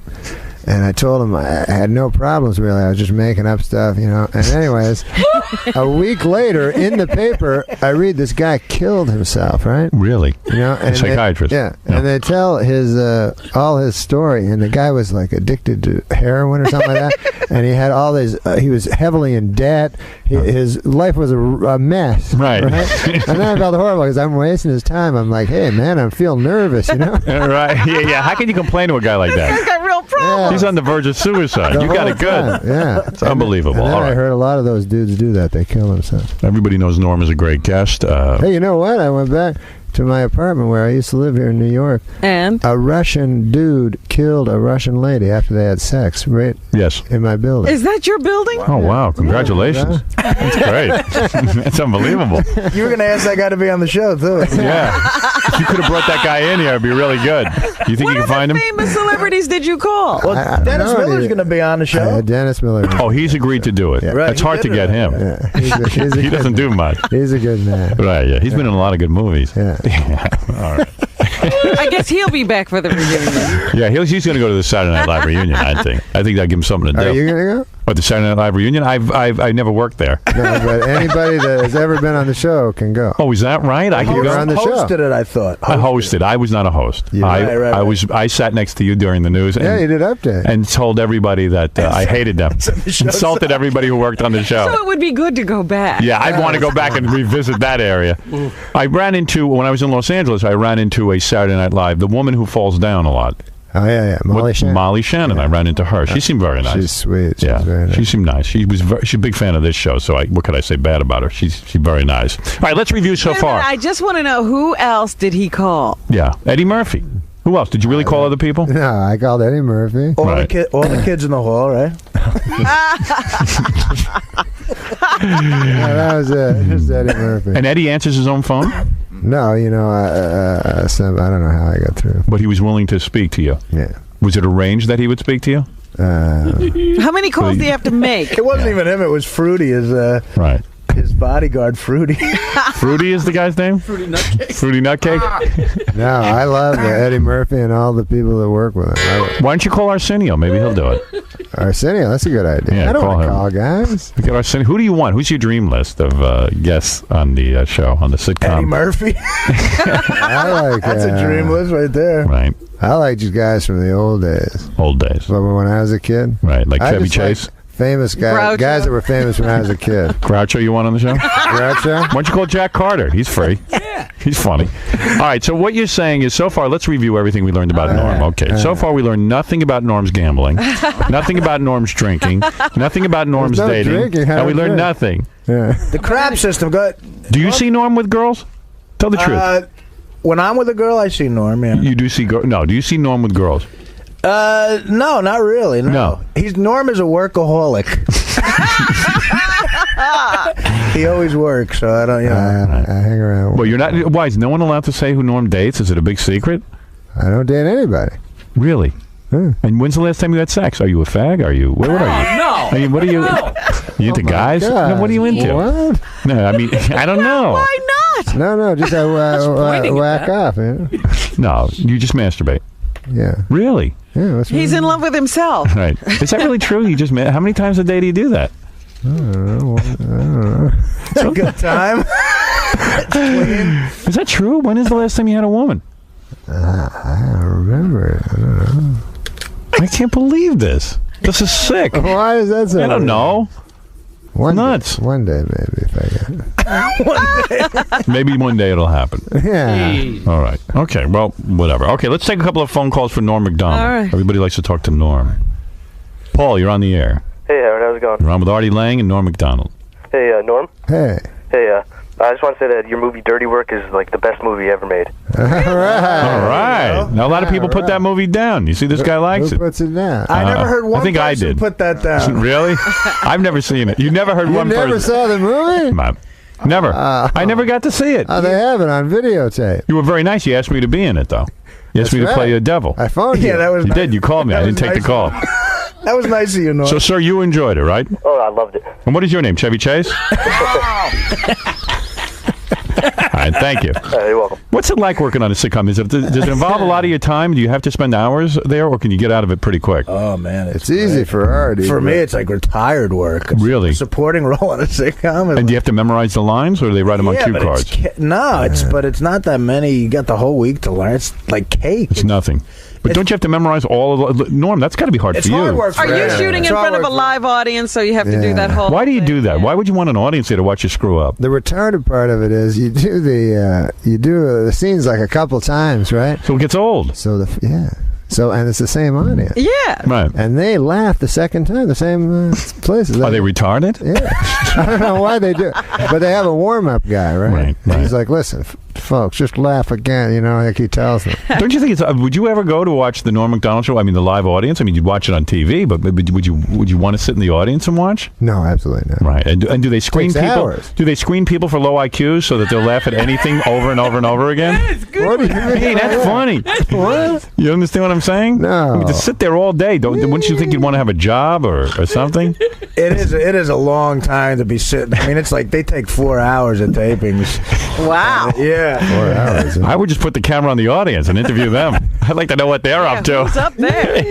Yeah. Yeah, but you've never been on a sitcom. No, I've never worked on one. The only show I ever did that was similar to that was the Gary Shandling show. Right. Did they have an audience? No, but at least it was something like a sitcom, and I stood there while they tried to figure out Gary's motivation for eating yogurt. But this 4-hour taping thing, that's ridiculous. Yeah, it takes a long time to tape it. It was weird with that Gary Shandling show, because I had never done anything like that before. You mean Larry Sanders, right? Larry Sanders, yeah. So I was on there, and I'm waiting to go on, and they're having endless discussion because Gary was taking acting lessons. And he was like, I'm sitting here with Howard, why am I eating yogurt? But I want to eat yogurt. But why do you think I'm eating yogurt?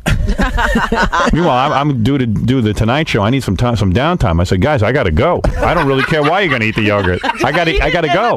Let's go. I think you're eating the yogurt because you're hungry.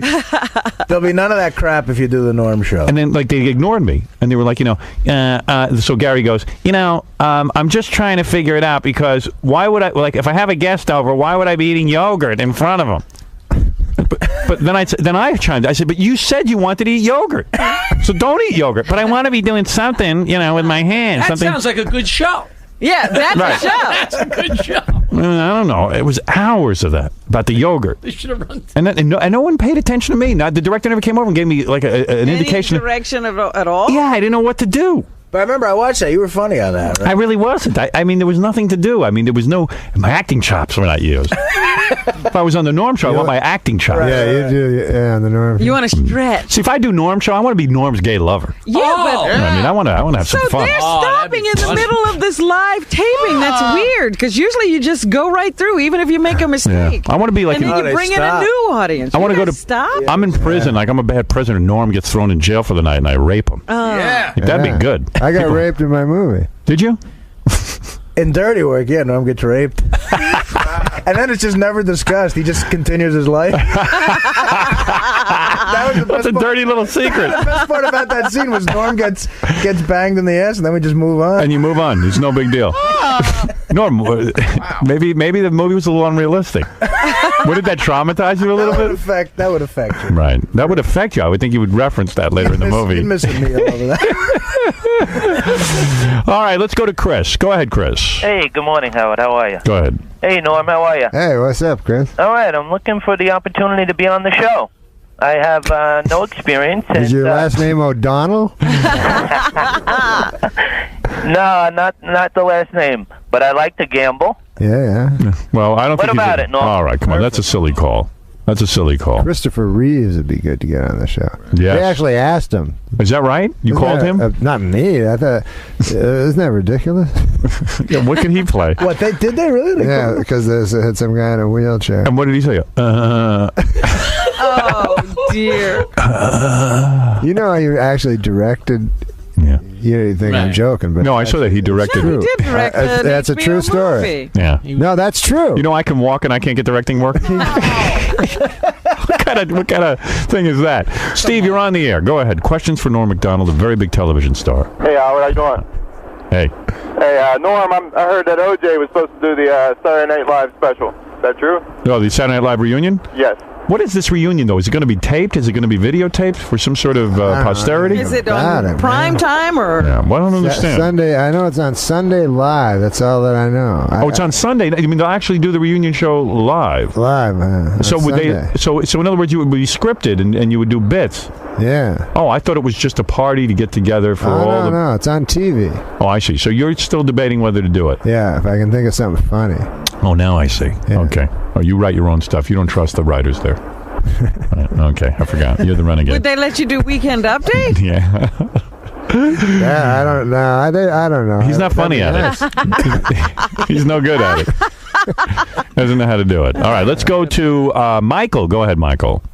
I'm Denise. All right, Denise, go ahead. Oh, Howard Stern? Yes, honey. Hi, good morning. Good morning, Jackie. All right, you've already taken too long. Thanks. Michael, go ahead. Hey, Howard. Yes. Norm's hilarious, but those new beer commercials he does, man, they suck. You should put that fat Artie in a dress for a cheap laugh. What is the beer commercial? You do a beer commercial? Norm, you do beer commercials? What's that? take umbrage You on do that. beer commercials? Oh, yeah. Oh, you do? For who? It's awful. Oh, no. What do you mean? It's great. Oh, it's terrible.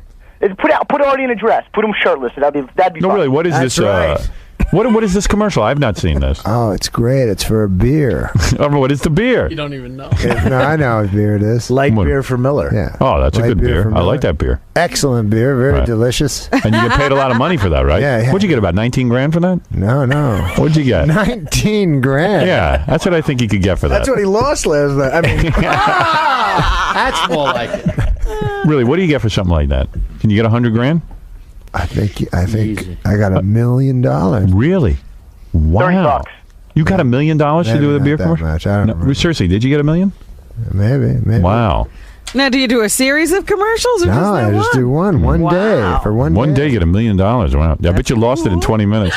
No. I'm going to bet this whole thing. Yeah. I might not have got that much. All right, let's go to Mike with Norm Macdonald, very big television star, for the season premiere of Norm. Hi, Howard. Hi, Norm. How you doing? Hey, what's up? Hey, I was in Vegas back on August 27th, and I saw Norm there with some really hot girl playing crap. Ah, now we get to What it. hotel?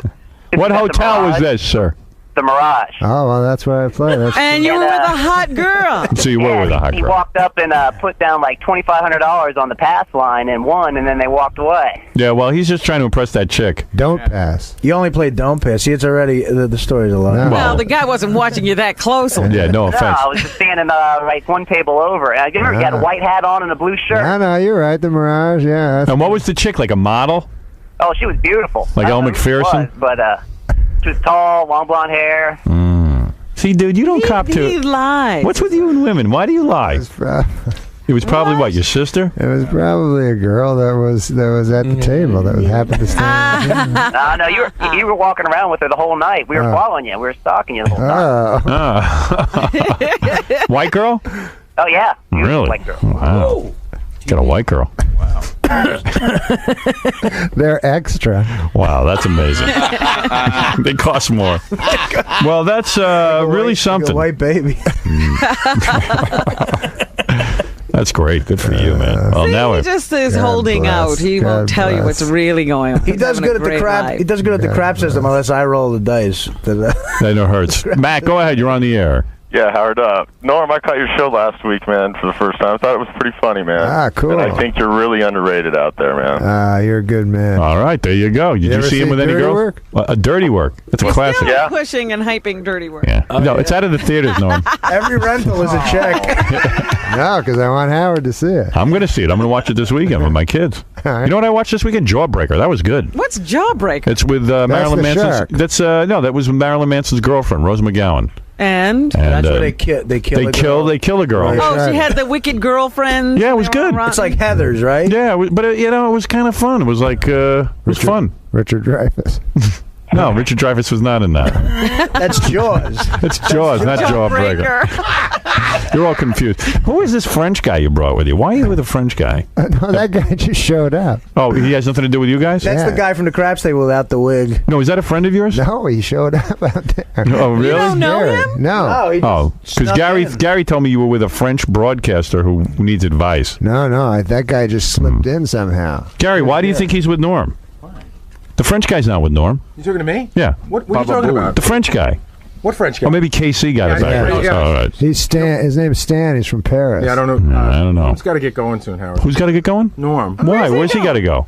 Norm will tell you. Where are you going? Regis? You doing Regis? See, I told him. I said, don't book it the same day as Well, I don't care. I mean, Howard, listen. That's the new thing on the show now. What? Is people don't want to book people on our show before Regis because they don't want me to come in and do this because they don't want you goofing on Regis and then they have to go over. Who's putting this much thought into it? A lot of people. No, I could don't care less. Not Norm's people, but a lot of people. I don't like going away. Don't you think you should have gotten some sleep before you have to do all these shows? What do you mean? You don't think I'm doing good? You're doing good, but I mean, I think you're a little sleepy today. I thought if I stayed up, I'd have super energy. Yeah, right. Maybe this is good. Listen, you do whatever you want to do. It's going good, though, right? I think I love it. Are you kidding? I'm having a great time. I hope he goes to that show and falls asleep. What do you think? Right. That would be great. That'd be funny. Ask Kathy Lee if she's wearing a bra. There's a controversy whether or not she's wearing a bra. I'll ask her. Yeah, if I ask her, will you watch? Yeah, I'd watch. Sure. Okay, I'll ask her. Will you ask her? You won't ask her. I'll You'll pussy ask her. out. If you watch live, I'll ask her. Ask her if she wants to go out with me on a date. Okay. Right. She looks good. Her breasts look good. Do you want me to ask you that seriously? Yeah. Okay. You have the balls to do that. I'll ask her, but you listen. I'll watch it. Okay. I'll put it on right here. Okay. Hey, who's on the phone? Harry Shearer. I should dismiss you guys because I can't wait to talk to Harry. Is he really? Well, yeah, because Harry. Do you know Harry? Would you like him to do your show? He hates Saturday Night Live. Yeah. Yeah. Hey, he's not going to the reunion, I bet. Yeah. I met Harry Shearer. Yeah. He's a good guy. But guess what? Good man. When he met Jerry Lewis, Jerry showed him that dumb movie that he made. Wow. About being a clown in a concentration camp. Oh, really? You guys ever hear about that? I heard about that movie, but I think that movie would be big now because they have all those movies that are like that. Harry says Harry's one of 7 people who have seen it. I got to find the whole story out. That's what Life is Beautiful is, isn't it? Yeah, but I don't know. This is Jerry Lewis as a clown who leads kids into the gas chamber. That might be a little bit. And Harry has said that it's one of the worst movies ever made. Wow. Did he see Dirty Work? No, I'm in Dirty Work. And that's your friend. That's your friend, Norm. No, I'm in it. It's a great movie. Norm didn't get a lot of sleep when he wrote that movie. And also, he was on Percocet. Howard, Norm's got to go. Oh, he does? Yeah. All right. Hey, say hi to Harry Shearer for me. I saw him at this thing, and everybody was getting angry at Sandler, except for me. I had to defend Sandler. I bet you Harry doesn't like Sandler. No, I don't think he did. What thing was this? Remember that how we talked about that on the air? Yeah. There was some roundtable discussion. Yeah. I don't get the whole Adam Sandler thing myself, but you don't? No. And neither do you, but you can't say because he puts you. I've watched him. in the movie. You've never seen his movie. I have. I watched Waterboy. Well, you saw Waterboy? Yeah. And you didn't like it? It was a classic. You never saw it. It was brilliant. You never saw it. Norm was the only funny thing about Billy Madison. I saw that. You saw Billy Madison? Yeah. Well, anyway, Norm, you were funny. I love you. Norm Macdonald and Artie Lang. I can stick around if you want. Fine with me, man. Norm, take it easy. At least you're awake. Norm, I'm just kidding with you. You're doing good. All right, good luck with everything else. Thanks, buddy. And I hope you work out your gambling problem. Come on the show, man. Man, no, that's all right.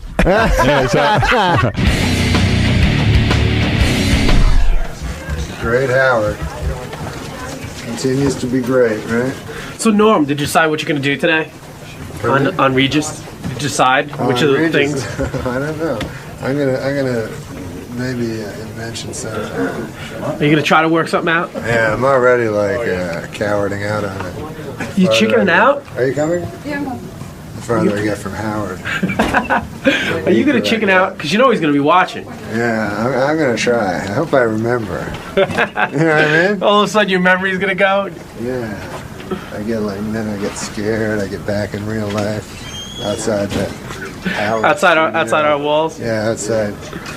Everything goes. Howard Studio. Who was that? Jackie. Hey, Jackie. See you later, buddy. See you later. Who is that, Jackie?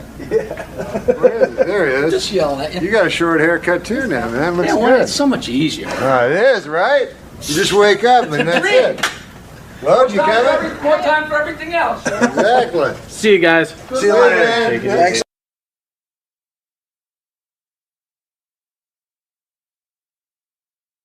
I'm exactly on time. No, you're not. You're late. I'm exactly on time. What's up, Norm? Man. How are you? Good, man. How's it going? Oh, sweet, man. You're a little late, man. Well, you're walking backwards with a camera. You're one to talk. What's going on, man? Nothing, man. Just relaxing with Brian here. My lover and best friend. What's up, man? Hey, man. Brian's my lover and best friend. That's what you're going to be talking about today? Yeah, don't you want to talk to him? Well, why were you late today, man? I'm not late. Howard says you're What late. time you got? 8:45. What? I think you're booked for 8:30.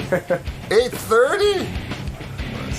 All time is relative, as as Einstein said. All right, well, tell it to Howard. Norm Macdonald is ready to go. He is here. He is formerly from Saturday Night Live. He has done sitcom television. He is a stand-up comic. He has also done films. Movies, yes. He's working on the latest Adam Sandler film, I think. That is correct. He is in production on the latest Adam Sandler film. Norm Macdonald. Look at him. He also banged Elle McPherson. We should mention that in his credits. I was giving out all your credits. Hey, man. What's up, Norm? Hey, Norm. How you doing, man? That's Swine right. flu. What the? What do you think about the swine flu? You mentioned swine flu. We just fist bumped, obviously, because What? I can't hear you, man. My cans. Something wrong with my cans. You can? Hemorrhoids? Oh, you mean the headphones? Yeah, I thought you said there's something wrong with your can. No, there's nothing wrong with my cans. What am I, Mamie Van Doren? Can I hold on a second. Can I quickly get someone in here to help out Mr. Macdonald? The volume might be right there. You see volume control? Well, wait. Let's get a professional like Scott the engineer in here. Hey, man. Hey, Robin, what's up? I couldn't see you in your glass booth. Baba Booey, please. Can you hear now?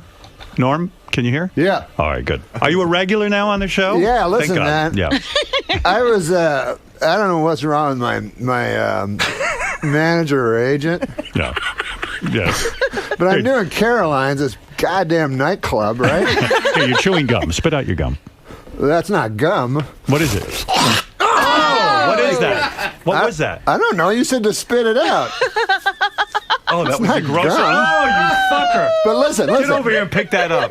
You told me to. I thought you were chewing gum. I'm not chewing gum. Norm just hocked yellow loogie. What's the yellow loogie? Who knows these days?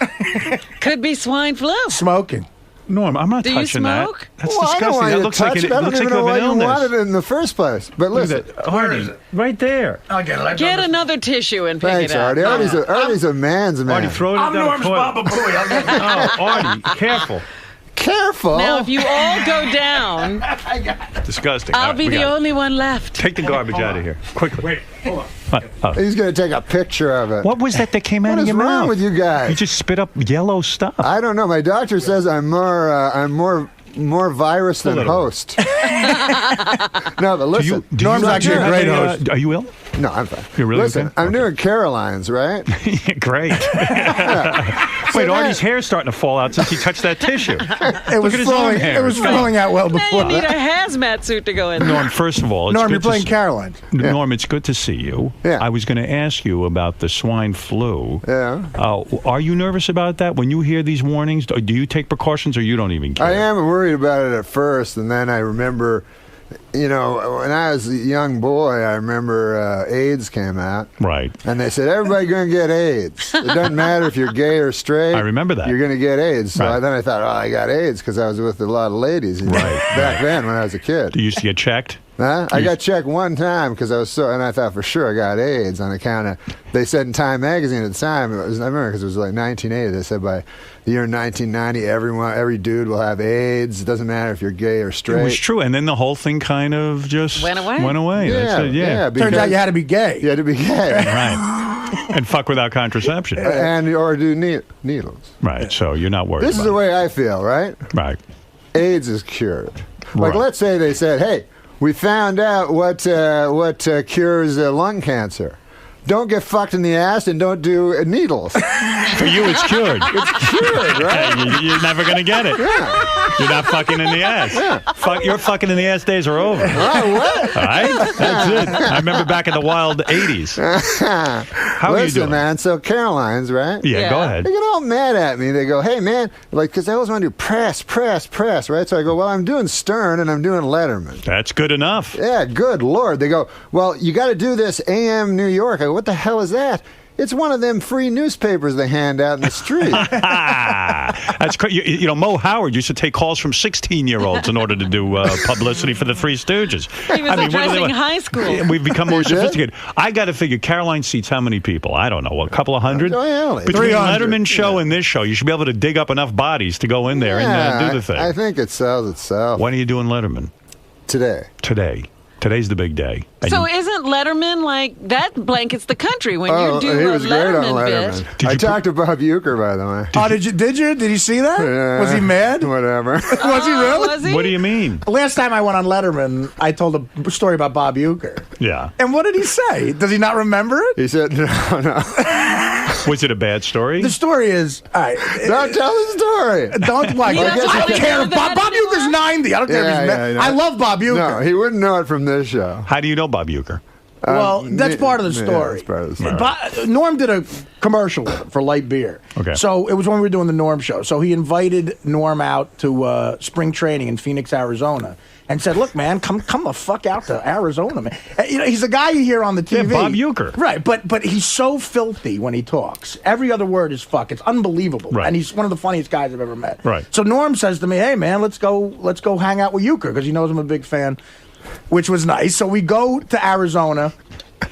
And it's the funniest 24-hour period I've ever spent. We played a round of golf with Bob Uecker, and he let us sit in the booth to listen to him announce a Brewer Cub game. Okay? Right. Now, he had a cough button. You know, if you're going to cough, you hit the cough button and you're not on the air. Sure. So, from what I remember, Norm might not remember this because he's friends with Bob Uecker. But anyway, Uecker would be announcing the baseball game. Right. And like a fucking jazz musician, it was unbelievable. If he saw a really hot chick in the crowd, he would hit the cough button and say something filthy about her, then go right back to announcing the game. It was like magic. So unbelievable. You think that's a high risk thing to be doing? That's like walking the high wire. He would say he would say shit like this. He'd go, here's the 2-2 pitch to Sosa, ground ball to shortstop. Look at the fucking tits on that whore. Over to first base, 2 down. And he'd hit the button that quickly. Yeah, and so you must have been out of your mind, entertained. And now when you listen to him, you're wondering, like, during the spaces, what he's saying. Howard, that's the story I told on Letterman. I cleaned it up. Right. And he started using like old guy words for the chicks. Like he'd go, fly ball to center field. God, I'd like to get with that trollop. That's the third out. So the other thing he did, let me tell the one other thing he did, because this is amazing. Yeah. He sees John Fogerty. No, that was what I was going to say. Creedence Clearwater Let Revival. me tell that. Yeah, all right, go ahead, Norm. So he sees John Fogerty, from Creedence Clearwater Revival.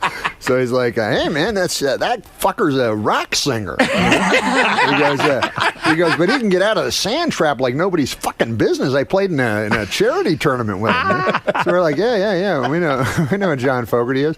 And he goes, at the 7th inning stretch, I'll have the fucker come up and sing for you. Fogerty's there with his kid, by the way. He's a big Cub fan. He's here with his 8-year-old son, John Fogerty. So we're like, no, you don't have to do that. Right, don't get John Fogerty to sing. Leave him alone. It's all right. We don't want him singing in front of us. So then he gets mad at us. He goes, "Do you even know who fucking John Fogerty is?" So we go, yeah, he did Creedence Clearwater Revival. He goes, "Yeah, he did all that fucking shit." But anyways. So what happened? Did Uecker actually call you after Artie was on Letterman? I was in Arizona, so I said, "I'll go to spring training." Forgetting that I saw Artie do it. It was really funny. Sometimes you do things on TV and you forget that it's a human being you're talking about. That's grand. I don't think it was.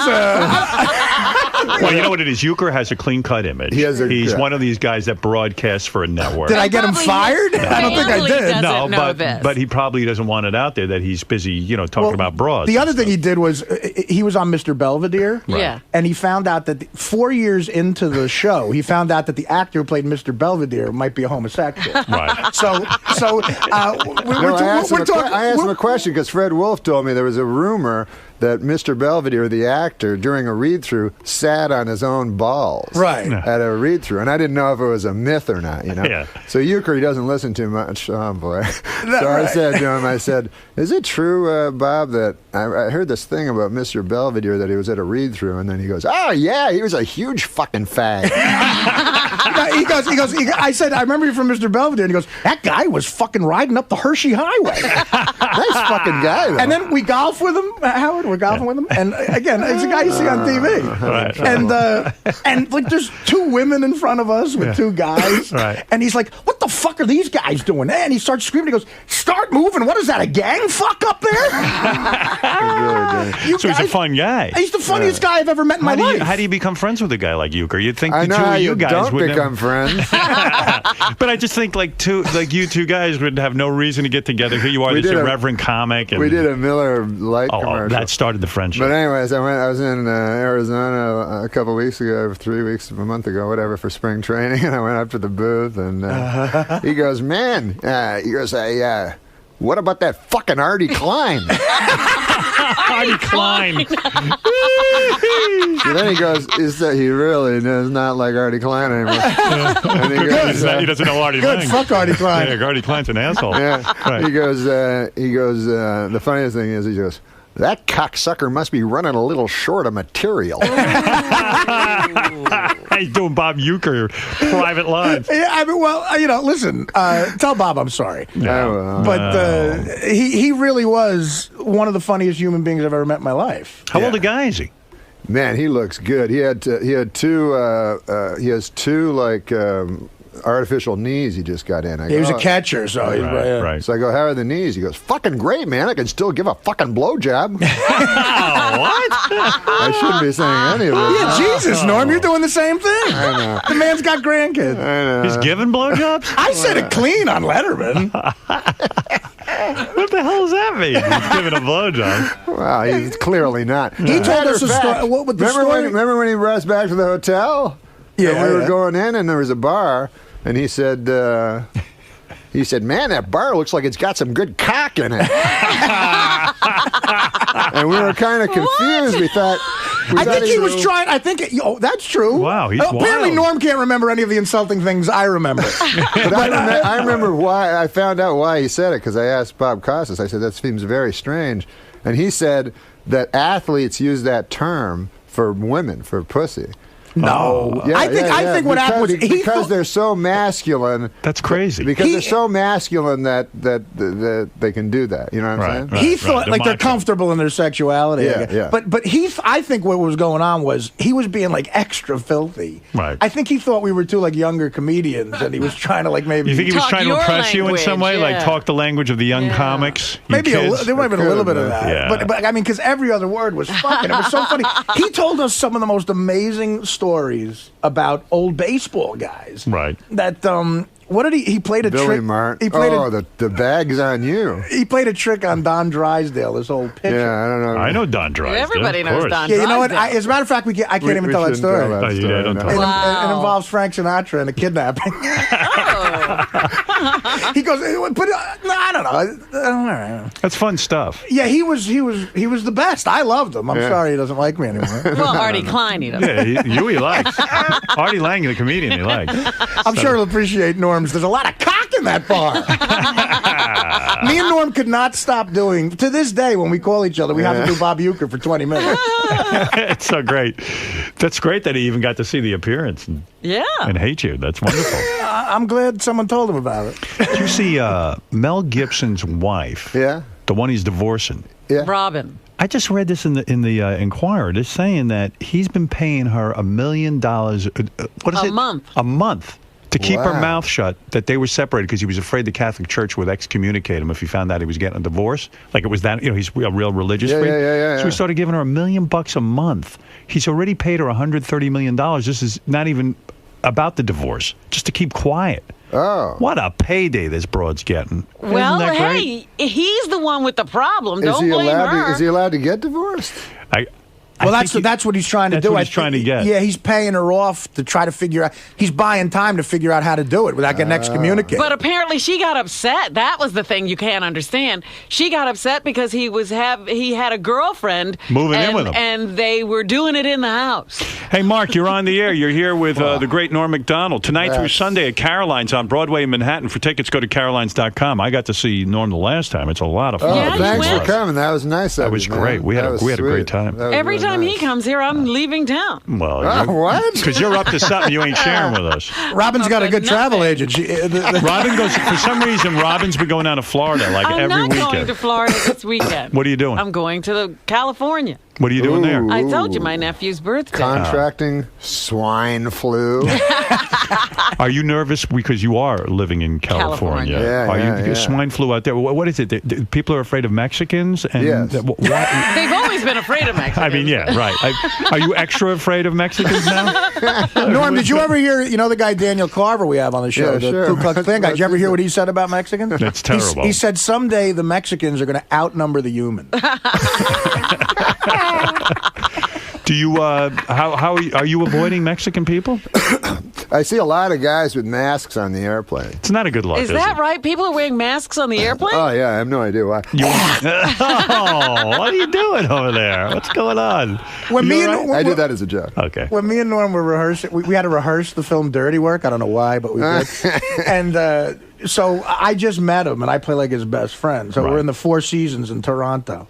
And the chick in the movie is doing her dialogue with Norm, and she's got to be charmed by him and everything. Right. And Saget is walking us all through the scenes. He's the director, right? And we're walking through, and Norm and the girl are trying to have charming conversation. And right in the middle of the girl saying "you're cute," Norm hocks a loogie and spits it on the wall of the Four Seasons Hotel, like banquet room, and the thing starts dripping down. The girl was mortified. It's cultural. Do you? I'm Canadian. You have anger in you, don't you? Anger? I mean, no. That's an angry thing to do. Oh, no. It's just an expectorant. Yeah. There was a girl who had some sort of... Do you know about this girl? She's mad at you. She was on the Greg Fitzsimmons show. Did you hear anything about this? I know Greg Fitzsimmons. Yeah, Greg does a show for us. And Greg was interviewing some girl, and she was going off. I know who it is. What's the girl's name? Me and Norm have worked with her before. That's why he's going to laugh when I say the name. Laura Keitlinger. Hates your guts. Did you know she hates you? No. Oh, my God. Do you want to hear the clip? Sure. All right, hold on. Wait, I was going to take a phone call for you, but... I got to play this for you. I think I know her. She's a writer? She's a stand-up. Yeah, stand-up and a writer. Where is that clip? I don't even know. Jerry Page 2, first column in yellow. When Dirty Work came out, Comedy Central had a show called Canned Ham. It promoted movies, and me and Norm did it. Oh, she hosted. And she was the host. You and like her, right? But she seemed fine. You have no problem with her. She was on SNL, too. Listen to the comment on this, if you will. By the way, can I interrupt your old friend, Norm Macdonald? Did you guys write together on... He's not a friend of mine. Roseanne, right? Well, I was just using it loosely. Now, you had a reaction just now to Norm Macdonald. Not a friend, not a fan. You worked with him, though. At Saturday Night Live. Roseanne. No, I missed him at Roseanne. Well, I came in, and he was supposed to be the my guide through SNL, and it turned out that he is a shit stirrer. He's just busy pissing in a bucket in front of people. Well, no, he loves to, pit people against each other. He used to find articles where somebody said one thing, and then he'd stand in the doorway and laugh. He'd find an article where Janine said something about Adam, and just create all this havoc. So it's funny that you said that, because he's probably one of the few people I really don't like. Yeah. Norm is someone who really sticks out. Well, to you. because it was such a kind of a vulnerable time, being because it was the first time I'd ever done live TV and stuff, and he really, and for all of us, really kind of made it difficult. Wow. I've never heard that about. Everyone loves Norm Macdonald. I barely remember Laura from the show, except for her hit characters, obviously. I don't even know who she is. But she's very talented. She makes Morweena Banks look like Gilda Radner. But no. But I do remember that specific thing she's talking about, because Janine used to go to the press and badmouth the show. Janine Garofalo. Janine Garofalo used to badmouth the show. Shows on the press. So I go, hey, Adam, what the fuck is this? Janine's saying your shit and stuff like that. And what's wrong with creating conflict? I think you probably upset you. I mean, you are a cast member. I don't think that's me creating conflict. That's Janine creating conflict. Also, Adam was a friend of yours. And Adam was my friend. Right, listen, I didn't hang around with the ladies on the show, for God's sake, in the first place. You didn't? What were you going to get off them?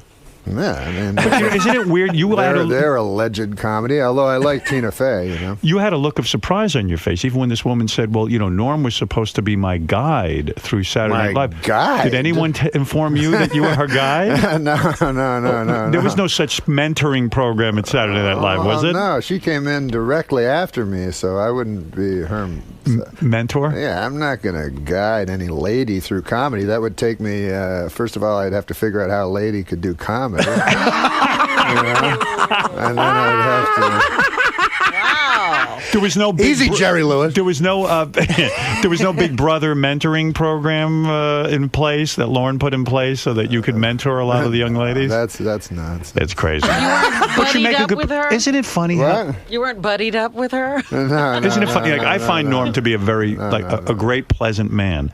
And really, isn't it funny? And usually, worried about, how people feel about him and whether he's offended anybody. Really, Robin? Yeah. No, I remember that one thing because because Sandler was my buddy. And that was sort of a famous thing, too, and there were other people who were way pissed off at that. Yeah. Well, you make a very good point. You're saying, wait a second, Janeane Garofalo goes around bad-mouthing the cast. Yeah. And I'm the one creating conflict. Yeah, by reading the newspaper. First of all, that's a Janeane Garofalo move. Like, she's someone who will say... studio movies are bullshit, and it's hacky and stupid. I'm above that, and then be in every shit studio movie, right? And like insult Uma Thurman for like being in them as well, So you're working on a new Adam Sandler movie, right?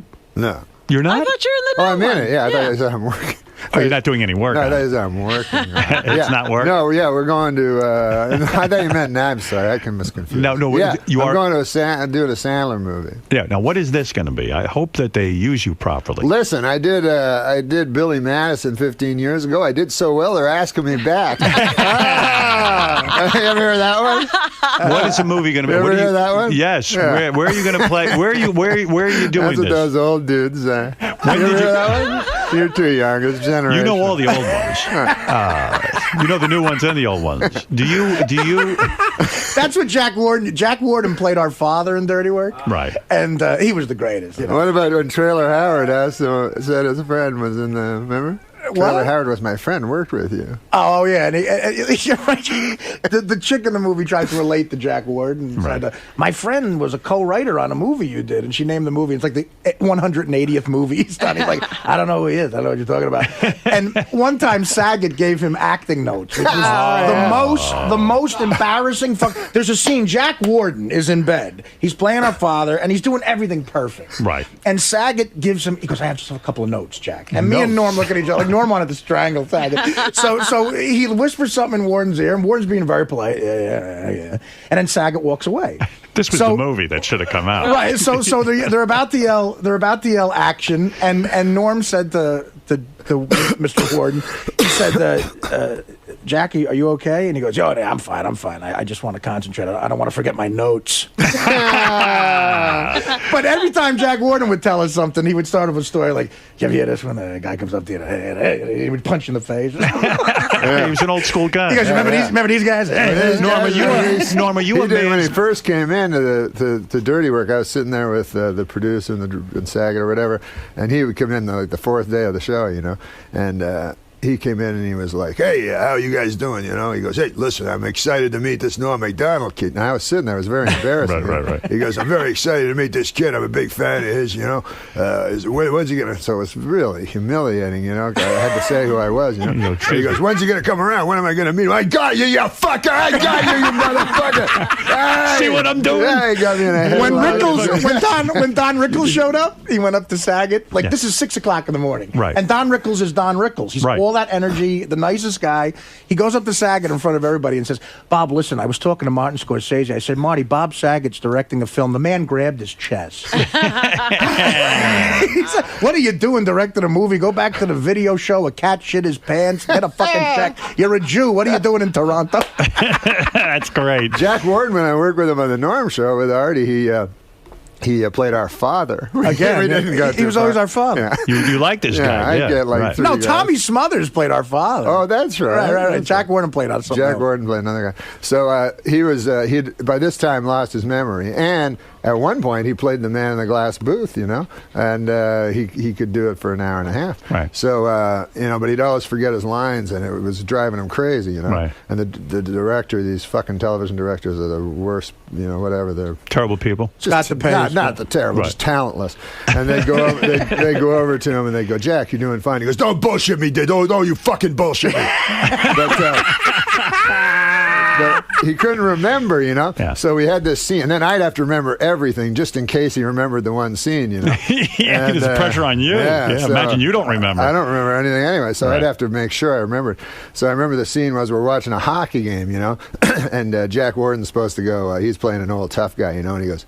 So his first line is, "No, hockey is not the same as it used to be. You know, it's the helmets, you know. When I was a kid, they were tough, you know."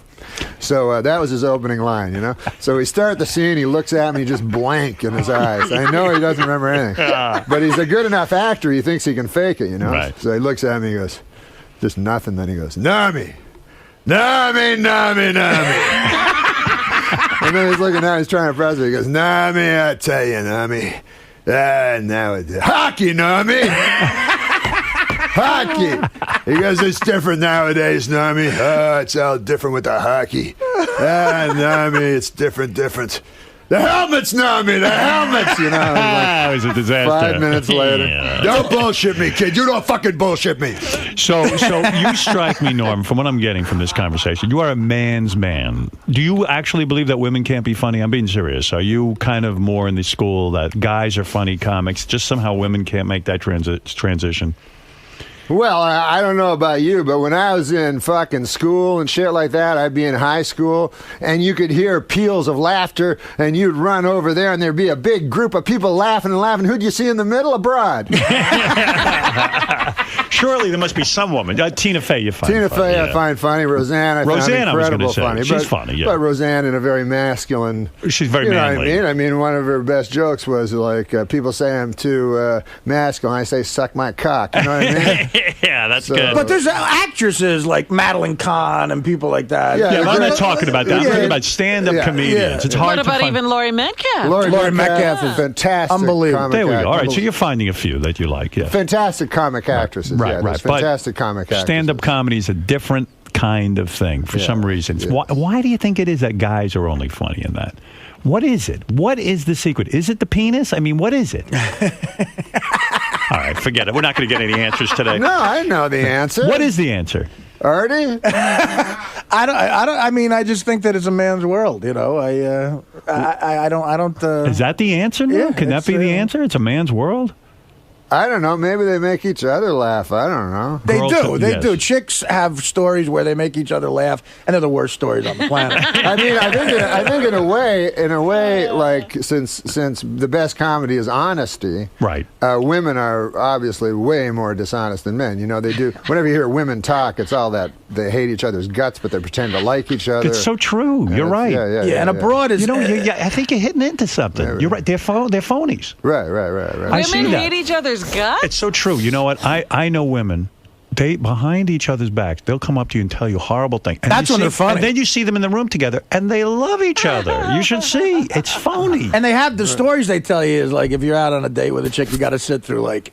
They always have a crazy friend. My friend Nancy is the crazy. When you meet her, you'll be laughing. You're gonna laugh. Right. She gets on a table after 5 Long Island iced teas. Right. And dances. And she's not funny. Right. And, you know, and they think you're boring if you don't want to go dancing with them. Right. And you're like, well, you're boring because you got to be in a place where the fucking sound is so loud you can't say anything. You know? Well, I have to say something. I think maybe it's the caliber of the women you're with. Can I say No, they're all hot chicks. Can I say something? I saw Sarah Silverman in concert. She was extremely funny. Sarah's very funny. Yeah, Sarah's very funny. She's funny like a guy, though, right? Yeah. Well, all of a sudden you're finding women funny. Well, no, I'm saying if you read any article about Sarah, it's like she's a guy kind of.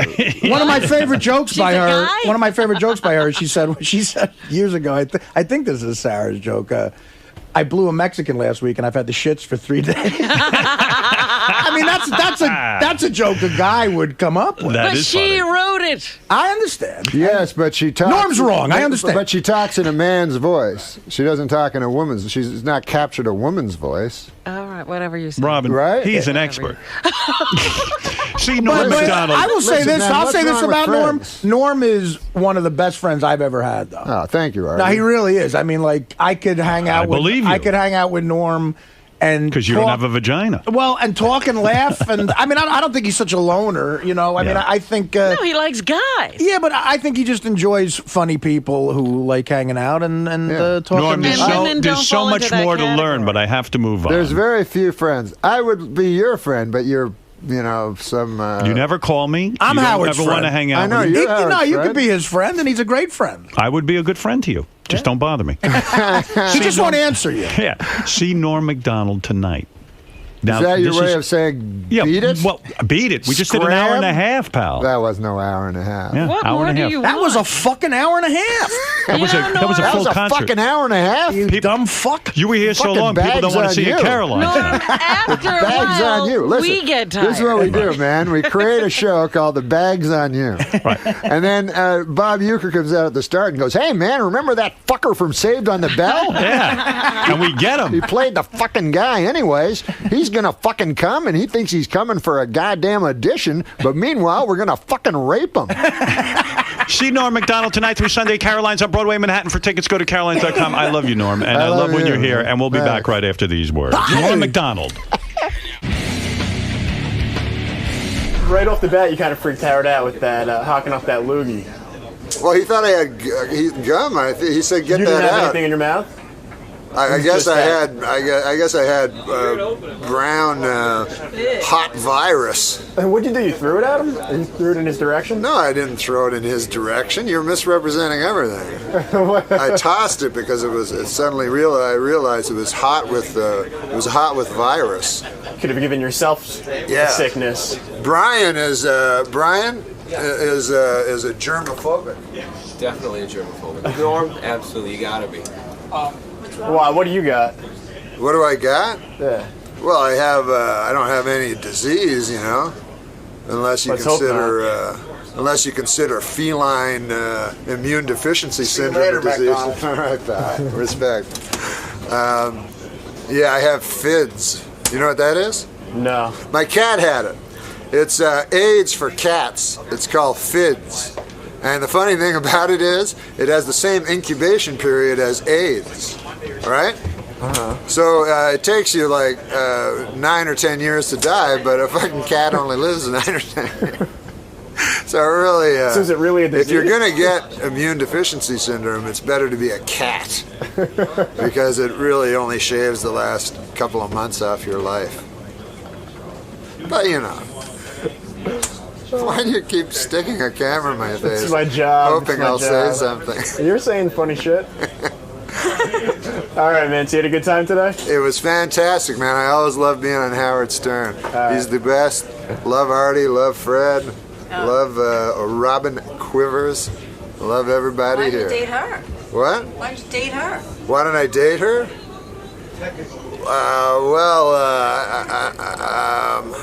That would require me saying something incredibly politically incorrect. Go ahead. I usually don't date shorter women. I thought you were going to say something else there. Well, that's your racism bubbling to the surface. My God.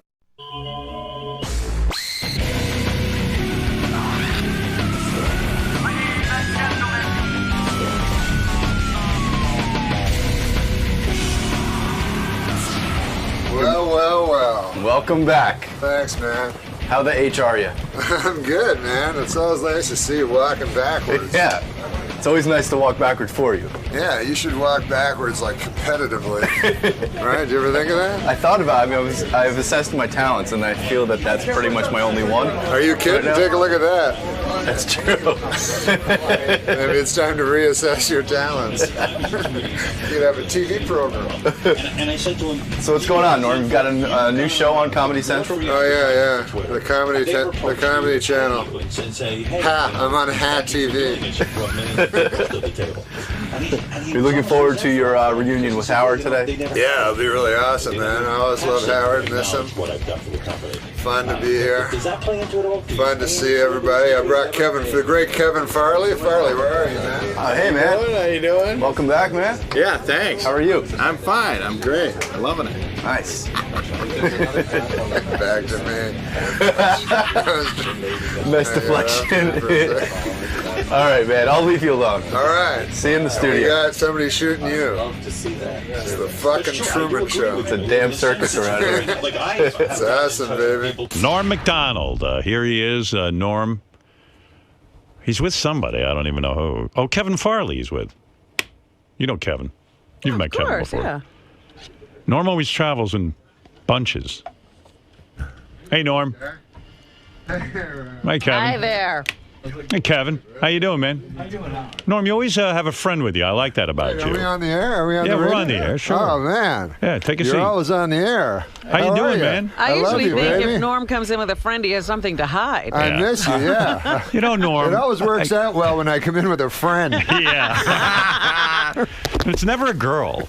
You don't know any girls. I know, man. Yeah. But I'm jazzed. I met that dude from Twitter. Yeah. Hey, by the way. Are you going to get verified? Are you verified? I'm verified. And you don't know how you got verified on Twitter, do you? I do not. Do you? No, I have no idea. Yeah, it's a process that when you have a certain amount of fame and they realize it's really you, they don't want you imitated or impersonated because, it means something. But that whole organization is run like a hippie organization. Listen, man, I was out there, right? So this is how I'm fucking old because I think there's a rich guy in there, so I expect an old white-haired man with bald and shit. And a guy who looks like he's 10 walks out. Fuck, man. Because nowadays with computers, young people are really taking over, man. They are the ones who are really making it, you know? But didn't they used to be they didn't want to be famous and shit, right? Right. Like that guy on the movie? Yeah, from Facebook. Social Network? He didn't want to be famous. Yeah. But this guy wants to be famous, obviously, right? Well, I think he's out there promoting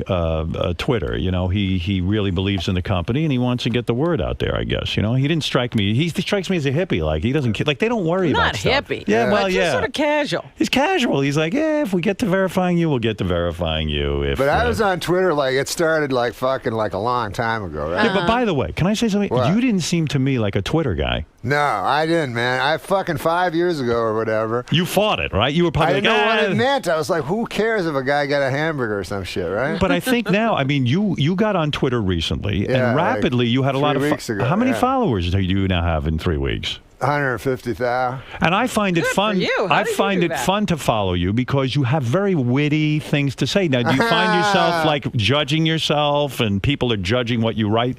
Do people write back to you and go, Norm, this isn't funny enough? I don't. Usually, at the start, I would listen to responses, but then they go, fuck off, and you know. You too, right? You're shit and everything. So I go, I don't know. These are my fans. That's what I say. I go, these are my fans, and they shit all over me. No matter what I do, it's wrong. Yeah, exactly. And then I don't know how to retweet and reply. I don't know anything. So you have learned nothing except how to tweet. Yeah, right. yeah. So you're doing it yourself. You haven't hired somebody to tweet for you. This is what happened. I hired a girl like fucking 5 years ago because everybody said you gotta have all this Facebook and shit, and so she just did everything, right? Right. And then somebody said, "Hey, you're tweeting, right?" Right. This was 5 years ago, and I said, "I am." And then I looked at it, and she was just saying shit like that she thought I would say. Oh. I see. Yeah, so it was fucking horrible. I'm like, no, don't do that no more. So who convinced you to start tweeting? Because it doesn't seem like you. You seem like such a... In fact, it's weird. You know, for so many years I felt like, gee, what happened to Norm? I never see Norm anywhere. Like you were this mysterious Norm. I just live in my apartment. I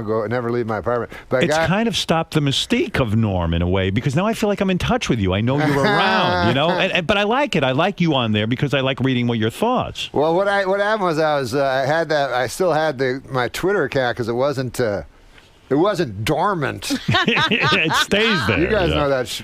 You guys know all that shit, right? That's right. Yeah. So it wasn't dormant; it was still alive. Right. And then I was just sitting around with my buddy, and he goes, "Hey, you can fucking just tweet. You can just tweet all the time if you want." So I was like, "Oh, that's weird." And then he left, and then. The Academy Awards were on, so I said, "Oh fuck! I'll just watch the Academy Awards and I'll tweet all the time, all the way through the Academy Awards." And it was so fucking fun.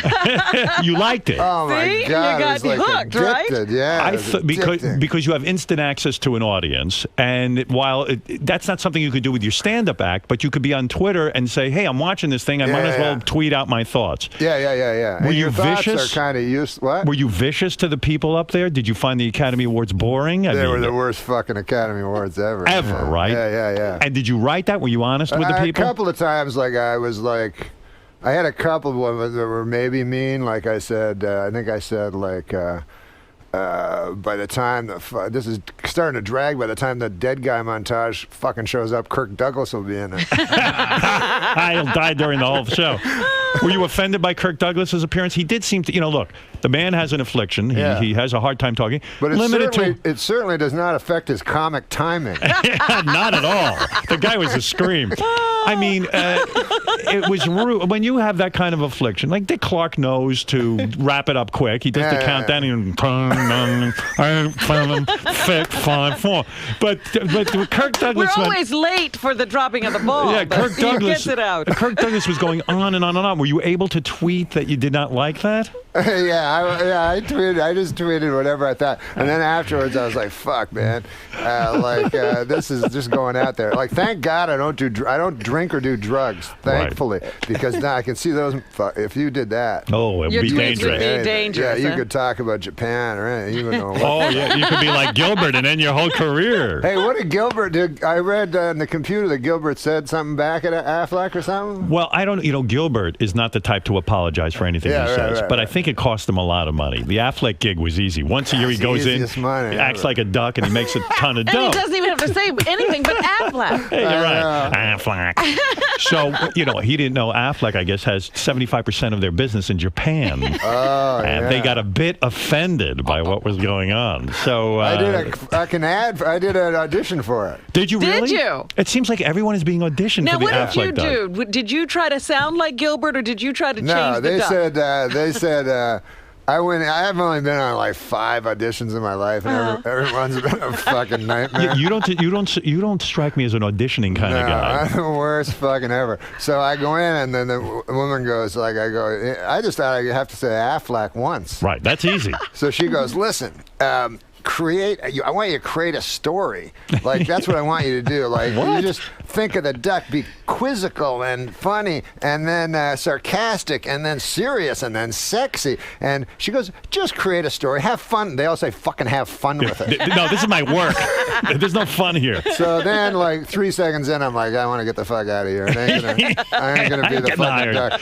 So she left, and then there's just me and a guy with a hat. So I said, listen, man, I'll just say Affleck and get the fuck out of here, because I only got so many fucking moments in my life. Right, you got a life to live. Yeah. So have you ever been in that situation? You've never have been, because you have complete freedom. But it's me, a guy with a hat. He's telling me how to say Affleck. I'm saying Affleck. I'm going, I don't have that many years left. It dawned on you that this is actual. This is time. Like if a doctor told you had 3 weeks to live, you'd say, God, I'm spending too much time here. Exactly. So what did you do? What was your delivery like when you did? I mean, you must have put some energy into it. Nah. You didn't? Did you just go, Affleck? I went, he's like sexy, which I can't do. You're sexy to me. And then he said, fuck, it's all fucking shit. Yeah, you're like Affleck. And he goes, that's not very passionate. So, when I think about auditioning and when you got the job at Saturday Night Live, did you audition for that? I mean, you must have auditioned on some level. No, I phoned them, and I said, they said, some guy liked my stand-up that worked there and shit, and then so they said, you got to come to New York, do 2 impressions, 2 characters, and 2 something or other Which is really not even your thing, right? Yeah. I mean, you're not an impression. I mean, you can do an impression. No, they said, write 2 sketches, do 2 characters, and do 2 impressions. So I said, I don't have any of those. We're not going to do well here. Yeah, so I said, I'm not going. I can't do it. So, sorry, I can't do that. So then they said, oh, well, maybe you can be a writer. So then I was a writer, and then I just wrote myself on the show. Oh, is that how it worked out? But I did a couple of auditions, man. I had this one when I first came to L.A. Because this is the problem, man. People see you do stand-up, and if you're good, right, then you're getting laughs in the club. So then the casting agent hears you getting laughs, thinks you're funny. Right. So then the guy goes, he's this casting agent. I don't know if he's gay or not, but... He's gay. Go ahead. So he said, listen, man, I was like his big find. He's like, oh, my God. And there was a show, some fucking show on Fox. He goes, we'll take you there. He goes, we'll meet the producers, and it'll be great, So he gives me the script, So I got a big part in this fucking thing, right? So I'm trying to memorize the words and shit. And is that hard? It's fucking hard. Right. When you did the Norm show, was it hard to memorize the actual script? Almost impossible. But I would just The other guys would memorize the shit, and I'd kind of say stuff, and they'd be real good. But so the guy gives me the script, right? And I'm trying to memorize. So my acting technique is I look in the mirror and I talk my script out, and then I emphasize one word. I don't know what I randomly. Yeah, just one. You're going to start a school because you have a technique. I know, because real. You know actors, what? I would do that. Real actors are different. Right.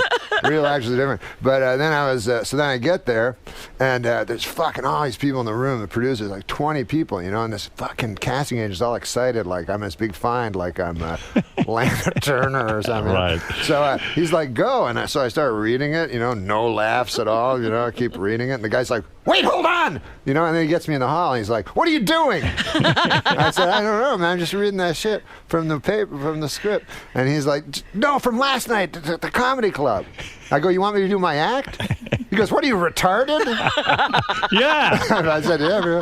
He goes, no, do that, but funny. Right. And I said, I can't, you need a different guy. I don't know how the fuck to do that. Do you feel you don't fit into show business in a sense? I mean, you are in show business, you're successful, you're stand-up. I watched you stand-up. Why wouldn't you take an acting lesson? I've taken the fuckers. You have. Do you treat it seriously? Do you go home and do your homework? I told the fucking guy one time, like I was in an This acting is your class. acting teacher? Yeah, the acting teacher goes, listen. He goes, you got to believe in what you're doing, right? You got to believe that's your wife. I go, I can't believe that's my wife. That's a fucking lady. I don't know her. Yeah, like I said, you mean actually fucking believe? I mean, I remember on Saturday Night Live, you would play, let's say, Burt Reynolds or something. I remember even playing like David Letterman. You did those kind of characters. Yeah. But you go, I'm pretending to be David Letterman. You don't get into your character. No, I would never ever. Did you tell your acting teacher, listen, I pretended to be Burt Reynolds. What are you talking about? Well, no, that was before. Yeah. The funny thing is, when you do a character like David Letterman, does he call you up and go? He did call me. He called you up because Letterman doesn't call anyone really. No. You mean you got an embarrassing phone call that he didn't like what you were doing? No. What happened was like I did Letterman. I did an impression of him, and I was fucking afraid. Like I was like, I don't want to do this. It was funny. It was all right, but I was like, I don't want to fucking make fun of it because I love David Letterman. Sure. Know? So I'm like, I'll just try to do as exact an impression as possible, but not make a comment on it, like not say, not make fun of him. You're right. And so anyways, then he phones me like the next day, and he's like, I'm talking to him, and he's not bringing it up. You know? Wow. And, it's like the mafia. Yeah, no, it's very awkward. I'm pretty awkward with people. But he's more so. You're awkward with people? On the telephone, yeah. I didn't get that. Yeah, I didn't get that from you. You seem very comfortable in your own skin. But like Nixon. Yeah. I see you walking on the beach in a suit. So wait a second. So Letterman's. I'm sorry. Go ahead. No, so Letterman calls me. He's like, "Hey, how you doing?" So I go, "Good." He goes, "Yeah." So anyways, I go, "Do you do the show today?" He goes, "Yeah." He goes, "These audiences are more and more stupid, I go, "Oh, yeah." I go, "The audiences are pretty stupid over here, too." He goes, "No, they're not." I go, "Oh." Now I'm in an argument with him. Right. So he goes, No, Lauren has people come in. They're good." I go, well, my audience is stupider than yours. So I go, "Yeah." So it goes on for about 5 minutes where we're talking about nothing. So then I just blurt out, I go, "Hey, I did an impression of you last night." Oh, you're kidding. Obviously, that's why I was phoning, Right, yeah. Aye. So then all he said was, he goes, "Oh, yeah, no." He goes, I don't mind it. It's all right." He goes, Joe Piscopo did an impression of me once, and I didn't care for that because that guy's not funny. Right. So that's all. That's the only thing he did. So does that? I can do Joe Piscopo doing Letterman. Go ahead. You want to hear that yes, impression? I would love to hear that. Okay, here it is. See if I can still do it. Awake the neighbors. No, awake the children. Call the neighbors. You know what I like about your impressions? I don't think on Saturday Night Live you ever tried to do an impression. When you were Burt Reynolds, you were Norm. And when you were Letterman, you were Norm, but you were in a wig or something, right? Just put me in a wig. And that's I why admire sometimes that. when I'm doing a stand-up, they go like, "Do the guy." I'm like, I can't really do him. They put a fucking mask on you. On Saturday Night Live, they put a mask of the guy. Do you feel competitive with Joe Piscopo that you both did David Letterman? Do you feel yours is better than his? No. Right. When you're on there doing these impressions, do you think you're doing an impression or you know you're not doing an impression? No, I'm not doing a fucking impression. Like Right. the impressionists are all different. Did Letterman get the correct response out of you? Did you stop doing Letterman after that? I mean, did it kind of work? I only wanted to do it once, but the thing at Saturday Night Live is they always want you to do things more than once. If it works, and it did work. And I hate it. I don't like doing things more than once. Like, I'm like, let's do the next thing. You know what I mean? I know. Why beat something into the fucking ground and have to force people to watch the same fucking thing? But you know what's weird about Saturday Night Live? You know, you. I agree with you, Norm. Whatever you say. I've said it to you so many times, Norm. Robin thinks I don't love her, but I do. Yeah, I know you love her. But you know what's crazy with your career too, and I got this sense that after they fired you from Saturday Night Live for not being funny, supposedly, which I thought you were the best at reading the news. You know, that was your thing. And I thought you were great at it. I thought you could do that for as long as you wanted to. But some guy got a bug up his ass and said, you're not funny. Did you think that was the end of your career? Like, did you think you were just going to disappear off the planet after that? Was that a mind-blowing experience for you? No, I didn't care that much because, to tell you the truth, like, I'm not like I'm not a furnace of ambition. I know. I don't even know how you make money, quite frankly. I don't make money. Are you broke? But I always hear you're gambling for, like, huge amounts of money and $100,000 swing and all this kind of stuff. I'm not broke in the sense that I have enough money. You don't need much money. What is enough money to live? Me? Yeah. I don't need anything. No, bullshit. You got a kid. You've got... Oh, no, I pay a lot for that. Right. And you also have a lifestyle. I mean, you have a house. I don't have a lifestyle. Do you have a house?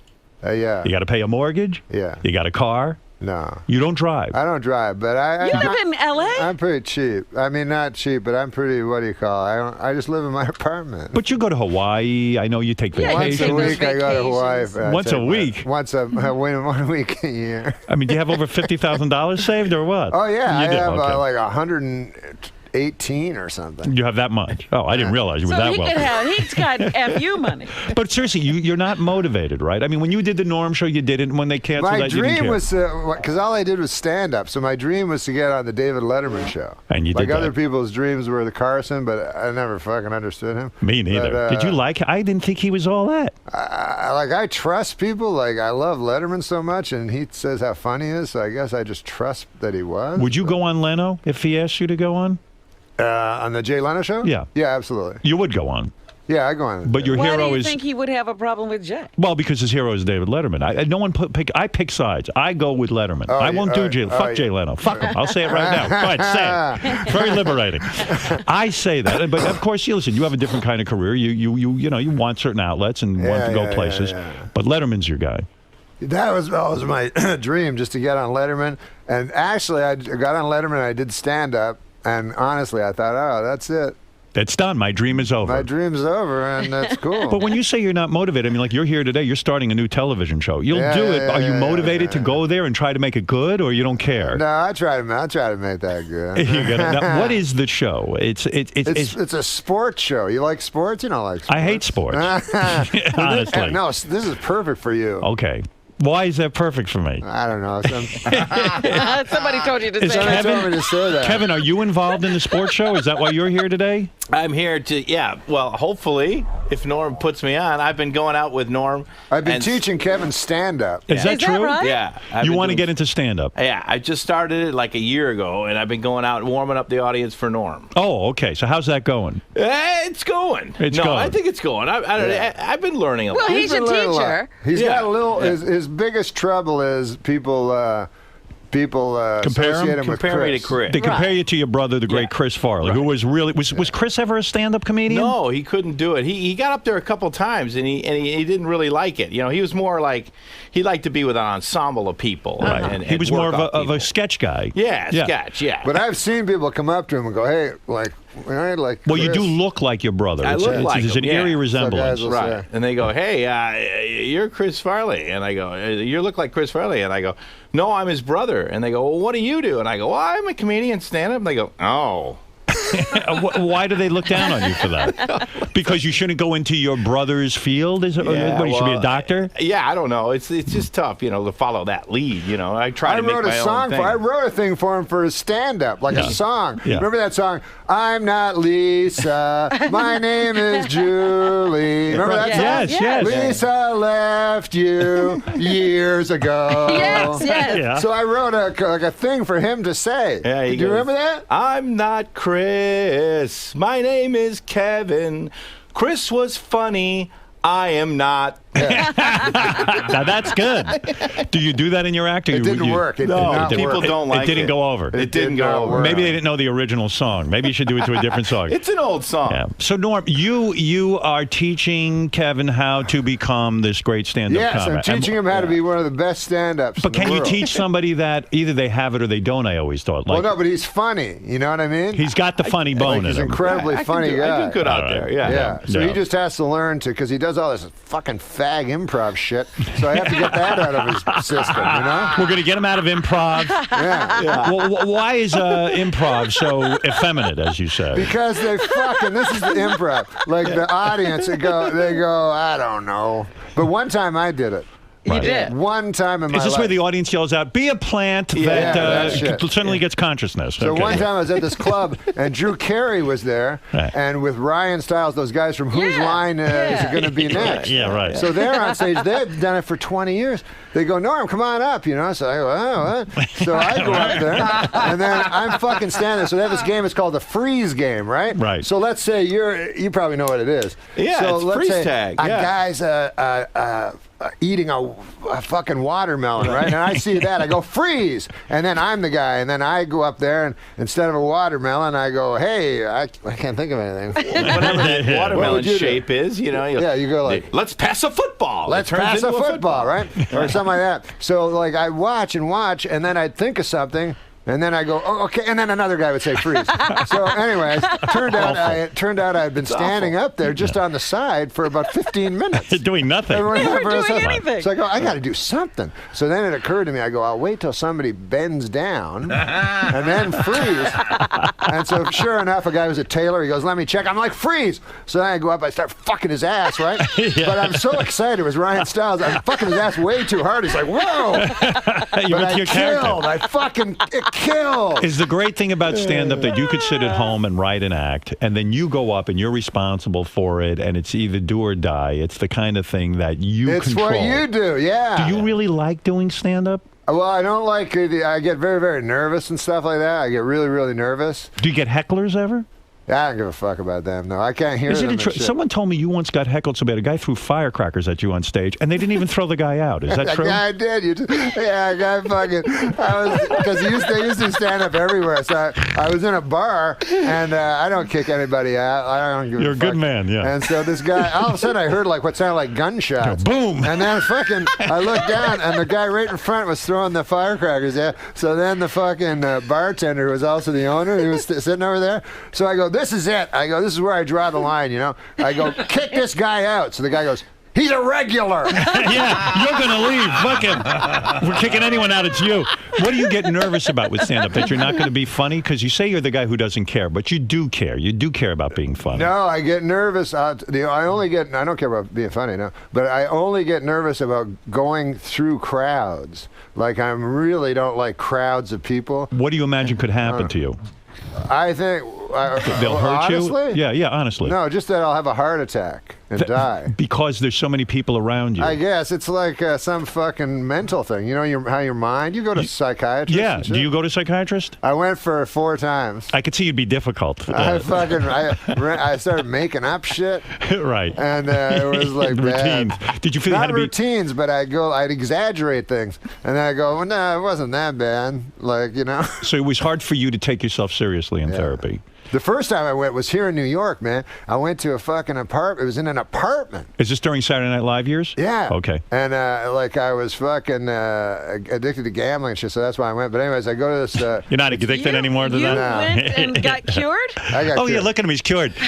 He's only gambling $100,000 a hand now. So the lady. So it's a lady. It was a lady. Yeah. A lady psychiatrist. Yes. Attractive? No. Thank God. Man. It was You're like such a seductress. I could see you. Like the things at the bottom of the fish tank? Yeah. Like the that. sucking fish? Yeah, she looked like that. But she was a nice lady. Like a flounder. And smart from the universities and shit, right? Right. Did someone recommend you? Someone from Lorne Michaels say this Somebody is... said go to this lady. So I go in, right? And I never been to no psychiatrist. So she starts asking me questions. And I'm making little jokes and shit, right? Everything she's asking. So she says, enough with the fucking jokes. What's that shit, right? Don't do jokes. Right, take it seriously. What, you're talking about your father and stuff. and you're making jokes. Right. Like, say really what it is. So I go, I never did that in my life, right? So I'm like, all right. So fucking then I'm talking. So then cut to fucking 25 minutes later, tears streaming down my eyes. I'm fucking like a fucking little fag baby, right? I don't know if babies are fags. I don't know, but I'm crying and shit, right? And then she's like, okay, time's up, beat it. Yeah. So I'm like, whoa. I go, no, please. I go, I'll pay you more. Just I have to stay here, right? And she's like, there's another lady, get out, you know. So I'm like, ah. So then I walk out in the cold New York, you know, with the hot dog vendors. They don't give a fuck about you. Yeah. Tears. And I go through Central Park shaking. And you do feel abandoned, don't you? Yeah, I never went back. But unless you go, I think, all the fucking time. Because, like, the way I figure it is this, right? Like, let's say I'm your psychiatrist now. Right. And you're not famous, right? Right. I don't know who you are. I don't listen to your show. Right. So in an hour, I go, tell me about your life. What the fuck can you tell me? Well, maybe you tell what really matters to you. Seriously. In an hour? No, you start the process. You start the process. You're going to come back again. Right. It's because it would He take... wants to get it over in one session. No, but that's what I'm saying. How long would it take a person to understand your whole fucking life? It would take a long time if it really meant something to you and you began to dissect it and really treat it in a serious way. I mean, but you're looking to do, you're worried that you're not going to be entertaining enough in therapy, I think. No, I have that's that very issue true. as well. No, Yeah. it's true. It's very difficult. It's true. You or provocative or, I don't know. You tend to exaggerate shit. Are you uncomfortable with any kind of success? Someone told me you were named to a list, like the top 100 comedians of all time. I hate that What were you like, I don't know what number. It was Comedy Central. I told them not to do it. I pleaded with them not to do it. Why? They felt that you were one of the I best. don't like lists.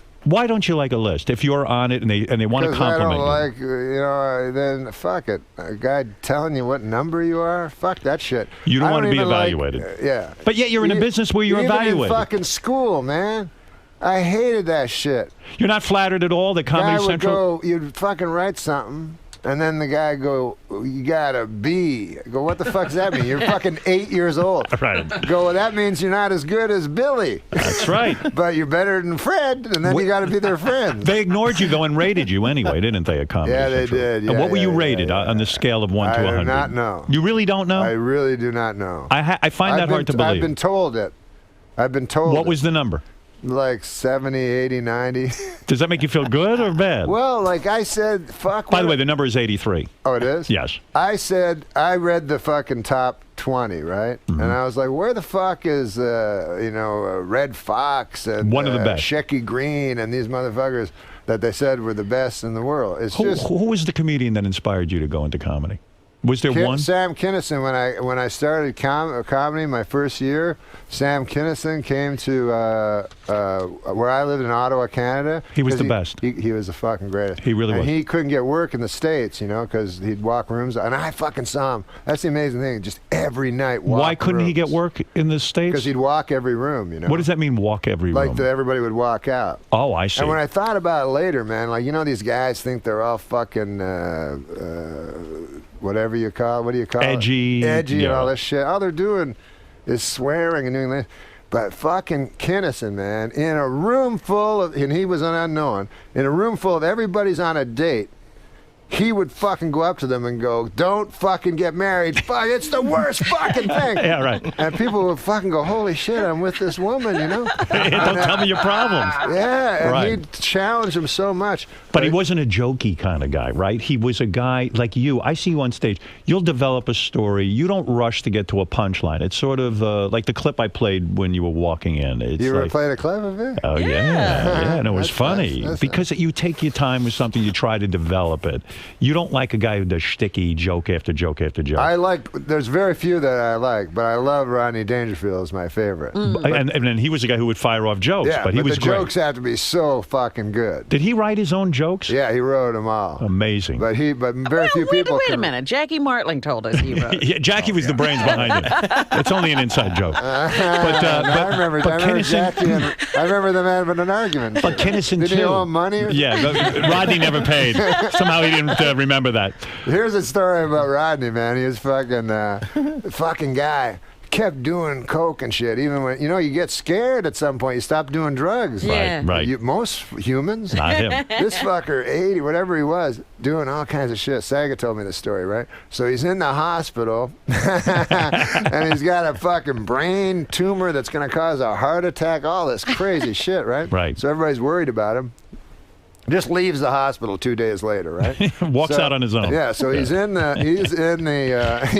comedy store with 2 hookers, and he's waiting for Ron Jeremy to show up. Oh my goodness! So this is 2 days later. Yeah. So Saget told me he walked in, he was like completely shocked. He said, "Rodney, how you doing, man? Well, what's going on?" He goes, "How are you doing?" And Rodney goes, "How am I doing?" He goes, "I'm sitting here with 2 whores waiting for a guy who can suck his own dick. How you doing?"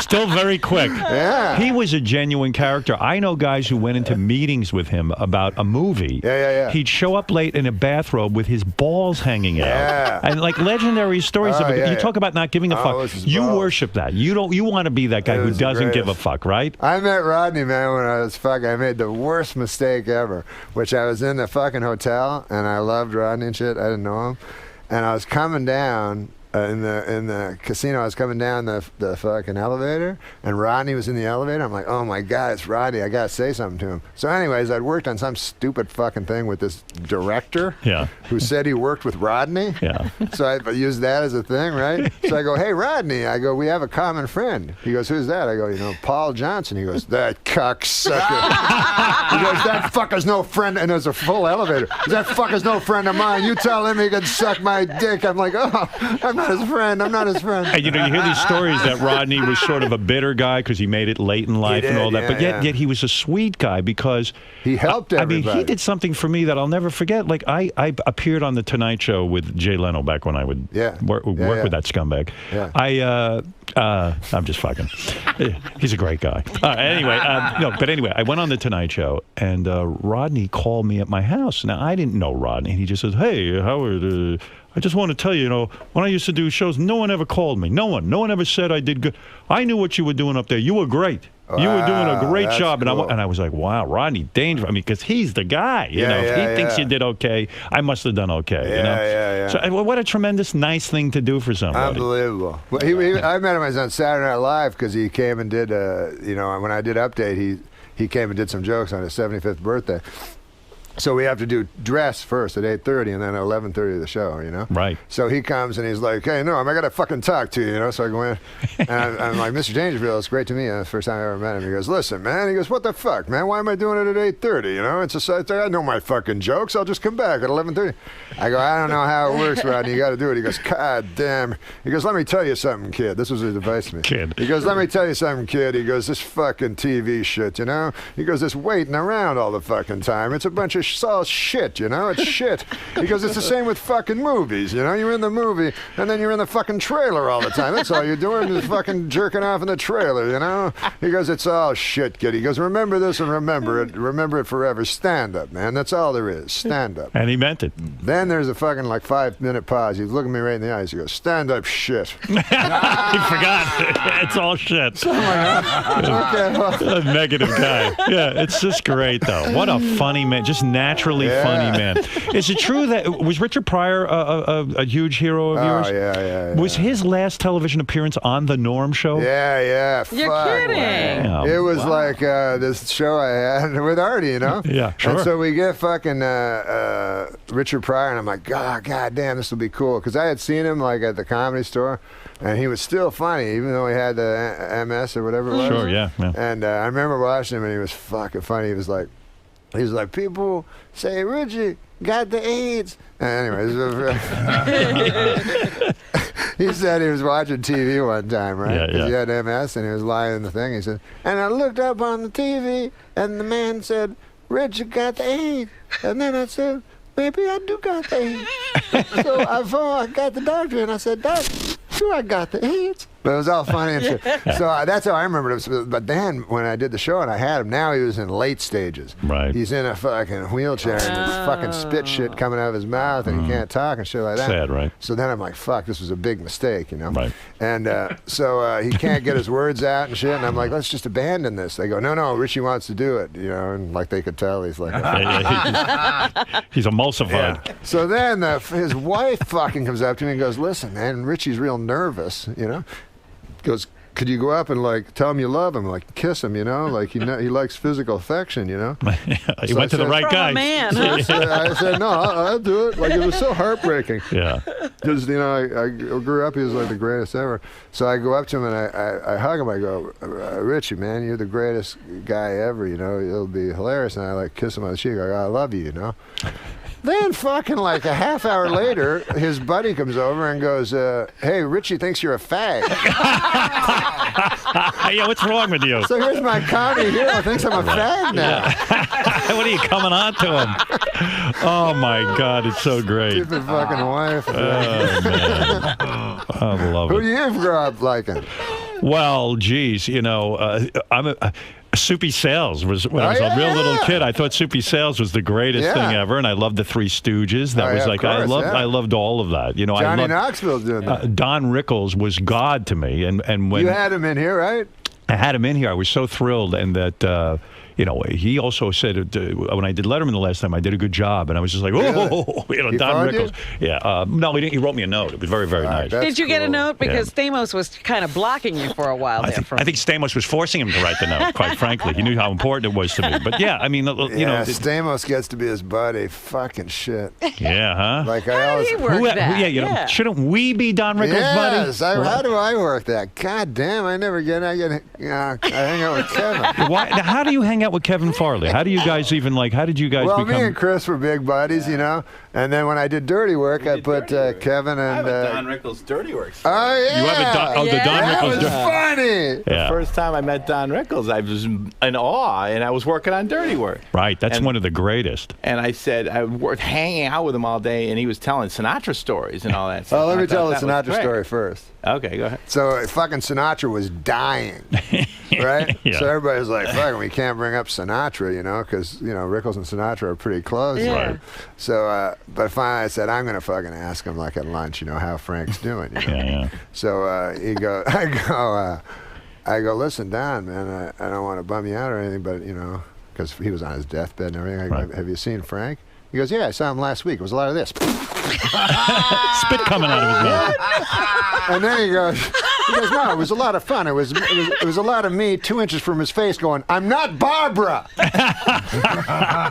I'm like, this guy's So he wasn't that emotional. Yeah, this guy is fucking real. Right. So you, I was in awe of Don Rickles, and at the end of the day, I got wrapped, and I'm leaving the show. And I went up to him and I go, Mr. Rickles, it's an honor to meet you. I'm Kevin Farley, and boy, I tell you, I'm just, you know, kind of new to show business, and just being around you, and you know, it was just an honor of my life. And he goes, get out of here, you fag. Yeah, you big crybaby. What's the matter with you? Were you and Chris on the same Saturday Night Live years? I don't remember who was on. You were. Yeah. Me, Chris, and Sandler. And that's how you got to know Kevin? You would hang out with all the guys? I was always hanging around. Yeah. I was good friends with the three funny brothers, you know, and one other guy. I still have a hard time watching these Saturday Night Live retrospectives and when they get up to Chris, because Chris was so funny. I see it. I get really sad. You know, Chris always wanted to be on this show. He He's scared. He was? We'd always talk, because I'd come on the show. I'd go, Chris, you got to go on the show, man. Oh, would have been great. It would have been. It would have been. I wish he would have. I don't know. He was scared. He was nervous. He was a shy, really guy. I mean, a lot of people don't know that. He was pretty shy. I know. I can't believe, you know, I guess I could believe this, but that he didn't find himself funny. Like, that was his major problem. He would say to me, he'd go, Belushi. I go, listen, man, I didn't know Belushi, but I think you're way the fuck funnier than Belushi. And especially in real life, Belushi seemed like a grim, like fucking angry guy. You know what I mean? And Chris wasn't like that. He was, Chris, shy, seriously, I swear to God, he could make smart guys laugh, dumb guys laugh, people that didn't like him laugh. But he never felt funny. No. Yeah, and yet he went into comedy. And he would make everyone, everywhere he went, He would just, if you heard laughter, it was fucking Chris. But that must have been some pressure on him. Everywhere he went, he had to make everyone laugh. Yeah, he had a lot of these guys coming up to him and backslapping him and offering him all kinds of drinks and stuff. And yeah, because he couldn't say no to anybody. You know, he was always just. Kevin doesn't have that curse.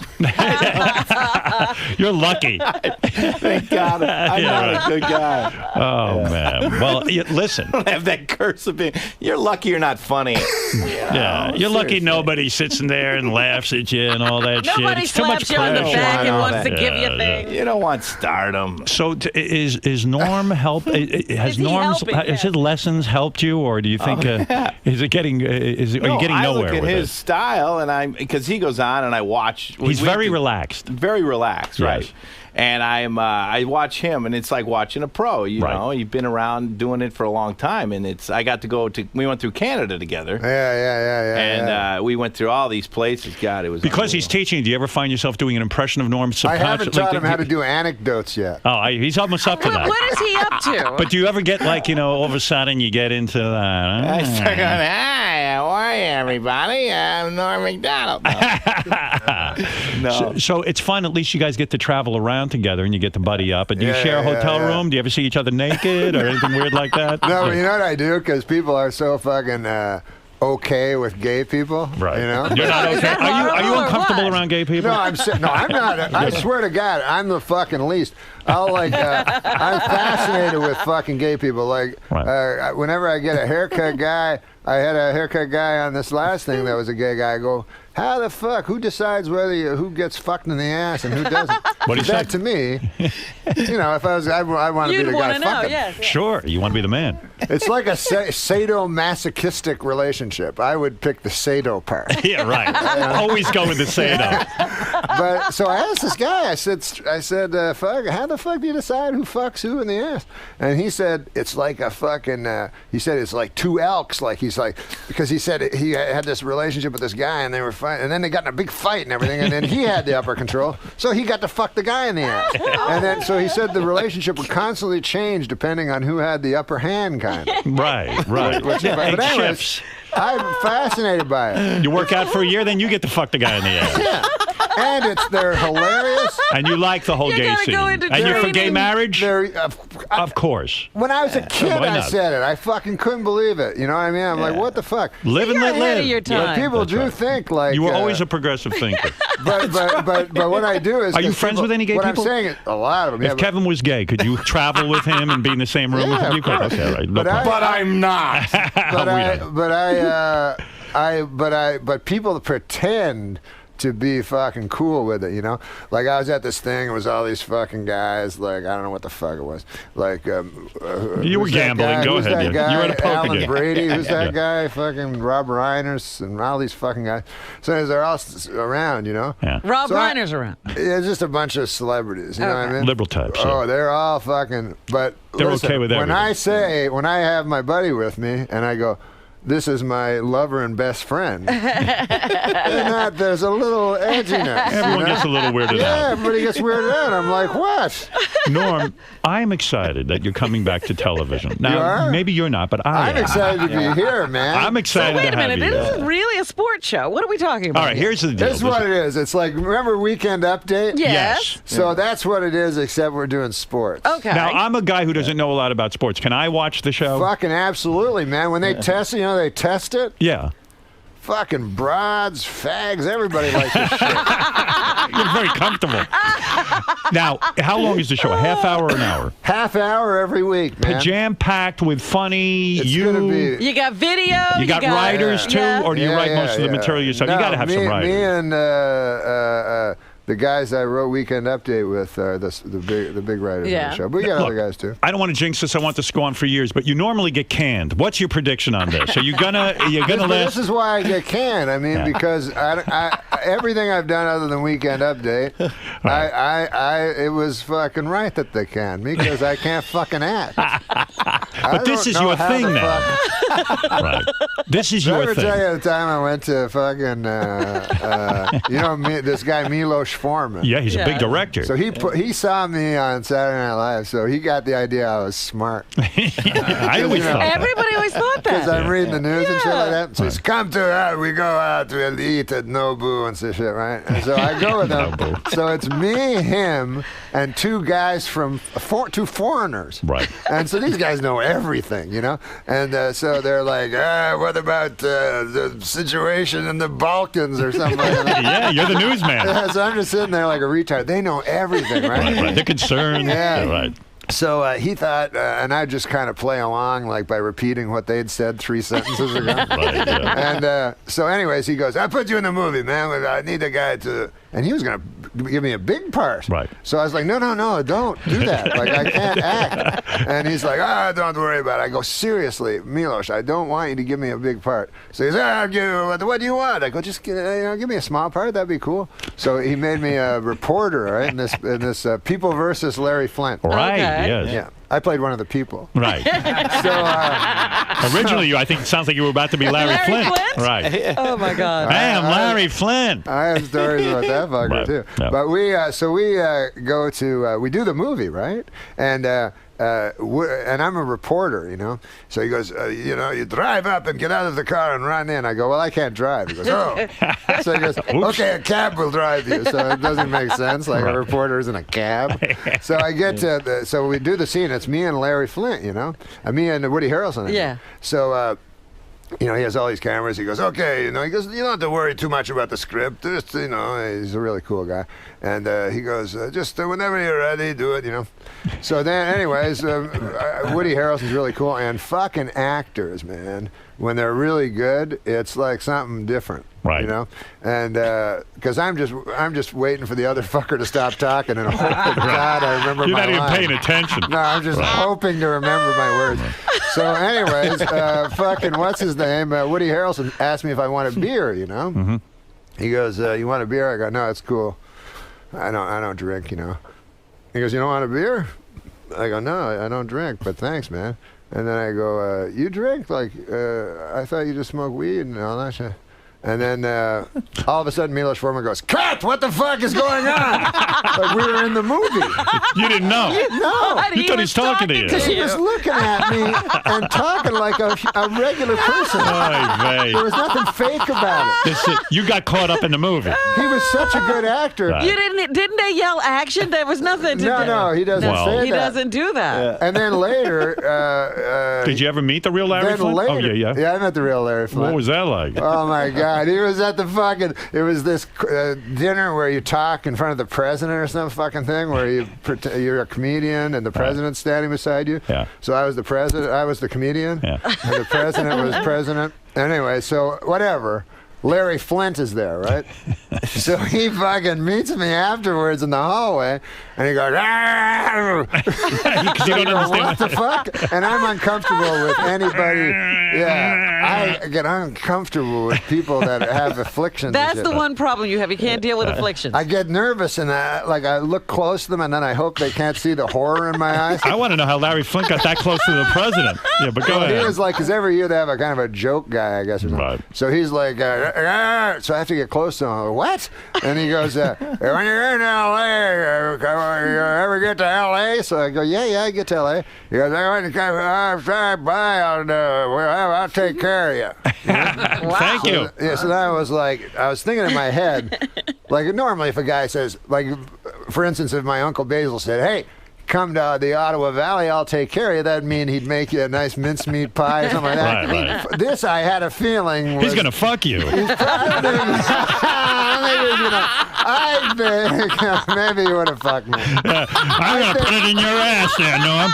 No, he's not. I'm going to wrestle you and get on top. He's the straightest guy in the world. No, get in my lap. I'm going to have you ride around in my chair with me. No, he's the straightest guy in the world. What I think it would mean is I'd be with some hot lady, and then all of a sudden he'd come in and his wheelchair whacking off. Listen to me. Norm, you're the best. Kevin, I'm glad you came in today. It was great to see you. I wish you luck, first of all, with your stand-up career. I hope Norm puts you in his new TV show. I hope he's a good teacher. Well, let's hope Norm knows what he's doing when he's teaching. You know, he's known to just fuck you up. He could be just pranking you. He'd be goofing on you. You don't know with him. I'm well aware of that. You still gambling a lot? You host a show. You have a show that's successful. It's that gambling show, right? Yeah, I do a poker show. Yeah, that's going into its, what, 7th season? Fuck, I don't know. Who knows? You don't care. Hey, Watch sports show. I'm fucking tweeting, baby. Go ahead. What are you going to write? What are you writing? Tweeting. What are you writing? You're always so witty on that Twitter. What do you got? No, I'm just tweeting real things. What do you say? This is what I tweeted moments ago. Hey, I'm about to do Stern. This is right before. Perfect. Always good to see the king, plus the founder of Twitter, Biz Stone. And then right before I came in, just met Biz, the king of Twitter, and now the king of all media. Let's do it! Listen to that. Man, you know just what to say. You were born for Twitter. Watch sports show with Norm Macdonald. Everybody. You love Norm. You know it's going to be good. He's doing what he does best. He's doing his weekend update thing, except with sports on Comedy Central. All right. And go see Norm and Kevin when they were around Kevin Farley. He's now opening for Norm and is his student. If you can imagine. And look at his teacher. It's fantastic. I love you guys, and I'm glad you came by, Norm. I miss you so much, miss you too, man. Yeah. I feel I have a connection with you now on Twitter. I follow you, and at least I get to hear from you now. Yeah, how do we, can we talk to, I don't know how to do it, but we can direct message you mean each other. on Twitter? What? We can direct message each other. Yeah? Yes. I'm going to find out how to do that. Learn that shit. It's about time you learned another function. The great This is what Norm a guy Macdonald. told me, by the way. Right. What? That guy that was an expert. He said, make your Twitters 70 characters so they can be double retweeted and commented on. That's the secret I've been waiting for. And have you done that? That's a No. little tip. He's not doing that. I was trying to make him exactly 140 as close It's like haiku. All right, listen. I'm going to direct message you, man. Please now, do. what do I do? Can I say to all my followers, follow Howard Stern? Yes, you can. And can Sure. you say it to I will say it to yours as well. When are you going to do that? I'm going to do that as soon as I get home today. I am. I really am. If you don't, I'll fucking direct message you. I have nothing to say on there, so I will have something to say now. I'm looking forward to tweeting. What do you have, an iPhone there, over there? What is that, an iPhone? No, but you know that's what? a BlackBerry, I'll be honest with you. I'm getting a fucking iPhone I got because it. I don't want to slam anything, but these fuckers are complicated. These BlackBerries. Yeah. You're going to have a fun time with your iPhone when you try to type on that. All right, listen, Norm, Kevin. It's hard to type on because of the touch screen. That's right, but I'm doing it. I'm doing it. Do you know how to type? Did you ever take typing lessons? Yeah. When you were in high school? When I was, I'm an old fella. I type. And when I was a typer, that was for secretaries. Right. They had real My dad said to me, you learn how to type. Yeah. He goes, if even you're a big dummy, you could always get a job typing. Right. He thought Howard was going to be a secretary.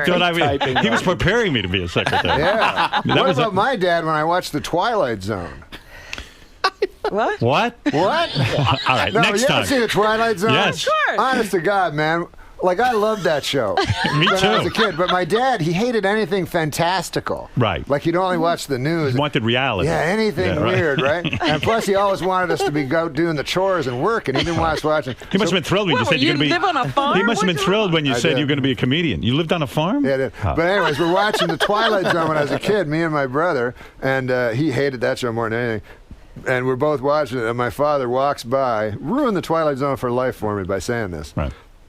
There was characters in The Twilight Zone, and he just pointed to one of the guys, and he said, I suppose this one's a goddamn ghost. Listen, watch... Wait. I'm going to see about... Hold it. Watch Sports Show with Norm Macdonald on Comedy Central, and go see Kevin Farley when he appears with Norm all over the country as they do their stand-up. Thanks, Kevin. Thanks, Norm. Thank you. And we'll be back right after these words. Yeah. Good luck with the show. Great seeing you. Glad you came in today. Thank you. You're a pleasant surprise. Thank you. You're lighting it up now, man. It's Look awesome. at me, man. I'm on fire. Yeah, you got the 5 years. You're happy? 5 years. You are I'm and here. I'm everything? standing around. I read Rolling Stone how tortured you are. I'm so tortured. Kevin, pleasure to meet you. Thank you for Robin, coming. good to meet you, definitely. Absolutely. Thanks for having me. Thank you, Gary. God bless. Thank you. This is not enough. I either have to quit or Jason, do whatever. Jason, I like the kid. Could you picture you found nothing? There's nothing. The guy, and then the guy was forgetting shit. Yeah, right. That I told him last Remind week. me who you are again? There's What a your lot of that. problem? Hi, Robin. How are you, sweetie? Good to see you. I know, you were nice so to meet funny you. today. Great. Thanks, Thanks a lot. Hey, man. Robin, Thank you Robin. so much. I Appreciate it. Yeah. Did you have a good time in there today, Yeah, man? that was great. Oh yeah, can't not have a good time. Now, I know you were on during Playboy Mansion broadcast. That's right. but A this long was time like- ago, that was at the Playboy Mansion, and then this is my second appearance. So this was more conversational. Yeah, you this had a little is- more time to Yeah, definitely. get to know the show and everything. Good or to, get to hang know out. Howard. Good to hang out with Norm and Howard. It was awesome. Can't beat it. That was It fun, was right? fun. Yeah, it was fun. Yeah. Yeah, fuck, I couldn't shut you up. What? I didn't say anything. I know. wasn't interrupted. Well, I It was, you were supposed to be talking. It's your time to shine. I'm just the Ed McMahon. Not even as talented as Ed. Norm, no matter how much time passes between appearances, you always seem to like sort of pick up where you left off with Howard. Well, I just love Howard so much, you know? Yeah. I don't know. What gets you going? In my whole life, there's been 4 original things I've ever seen. Sam Kinison, David Letterman, when I was a little kid, Saturday Night Live, and Howard Stern. Yeah. 4 original things in all of comedy that I've ever witnessed. That's true. So it's very, very special when I get to see Howard. It's interesting hearing that from you because one of Howard's callers the other day said that the show has sort of come to a halt and he doesn't feel the show is the same or as good as it's been. Oh no, that's crazy. That's crazy. Well, how do you think the show has evolved? I think it's evolved in the same way that Howard evolves, you know, as a person and as an entertainer, and oh hi. So he's just evolving as a human being, as a comedian. That's the fucking greatest, you know, because I come from a place where stand-ups just do the same fucking act, you know, forever, and I always try to change my act all the time. You know, but I'm not even close to Howard, man. You know, and also when a guy fucking does comedy fucking 4 hours a day, I don't know why the fuck he's not getting a comedy award. I tell you that. Because he's in a sense just improvising for 4 or 5 hours every single day. Yeah. 4 days a week. Yeah. Compared to a guy that fucking reads a script and pretends, what the fuck is that? That guy could not even be funny in the least. All he could do is know how to read well. You know what I mean? So what Howard does is completely original and completely... Yes, it's completely original. You know, a guy told me once he didn't like Howard, you know, but he said, you gotta admit, he said, I do have to admit he's original. And I said, nothing's greater than that. How fucking impossible is it to be original? You know, I wish I could be fucking original. It's like the greatest thing in the world, you know? Well, Howard seems to share that respect. There seems to be a very much a mutual respect between the two of you. I mean, I haven't heard him laugh that loud in quite a while. Yeah. So. Well, Howard's great. You know, when Howard laughs, it's like when I first got on Letterman, and Letterman laughs. There's very few people like when they laugh at you, you're fucking happy, you know? And he always makes me happy when he laughs. Cool, man. It's good to see you again, Norm. You too, man. All right, man. Respect.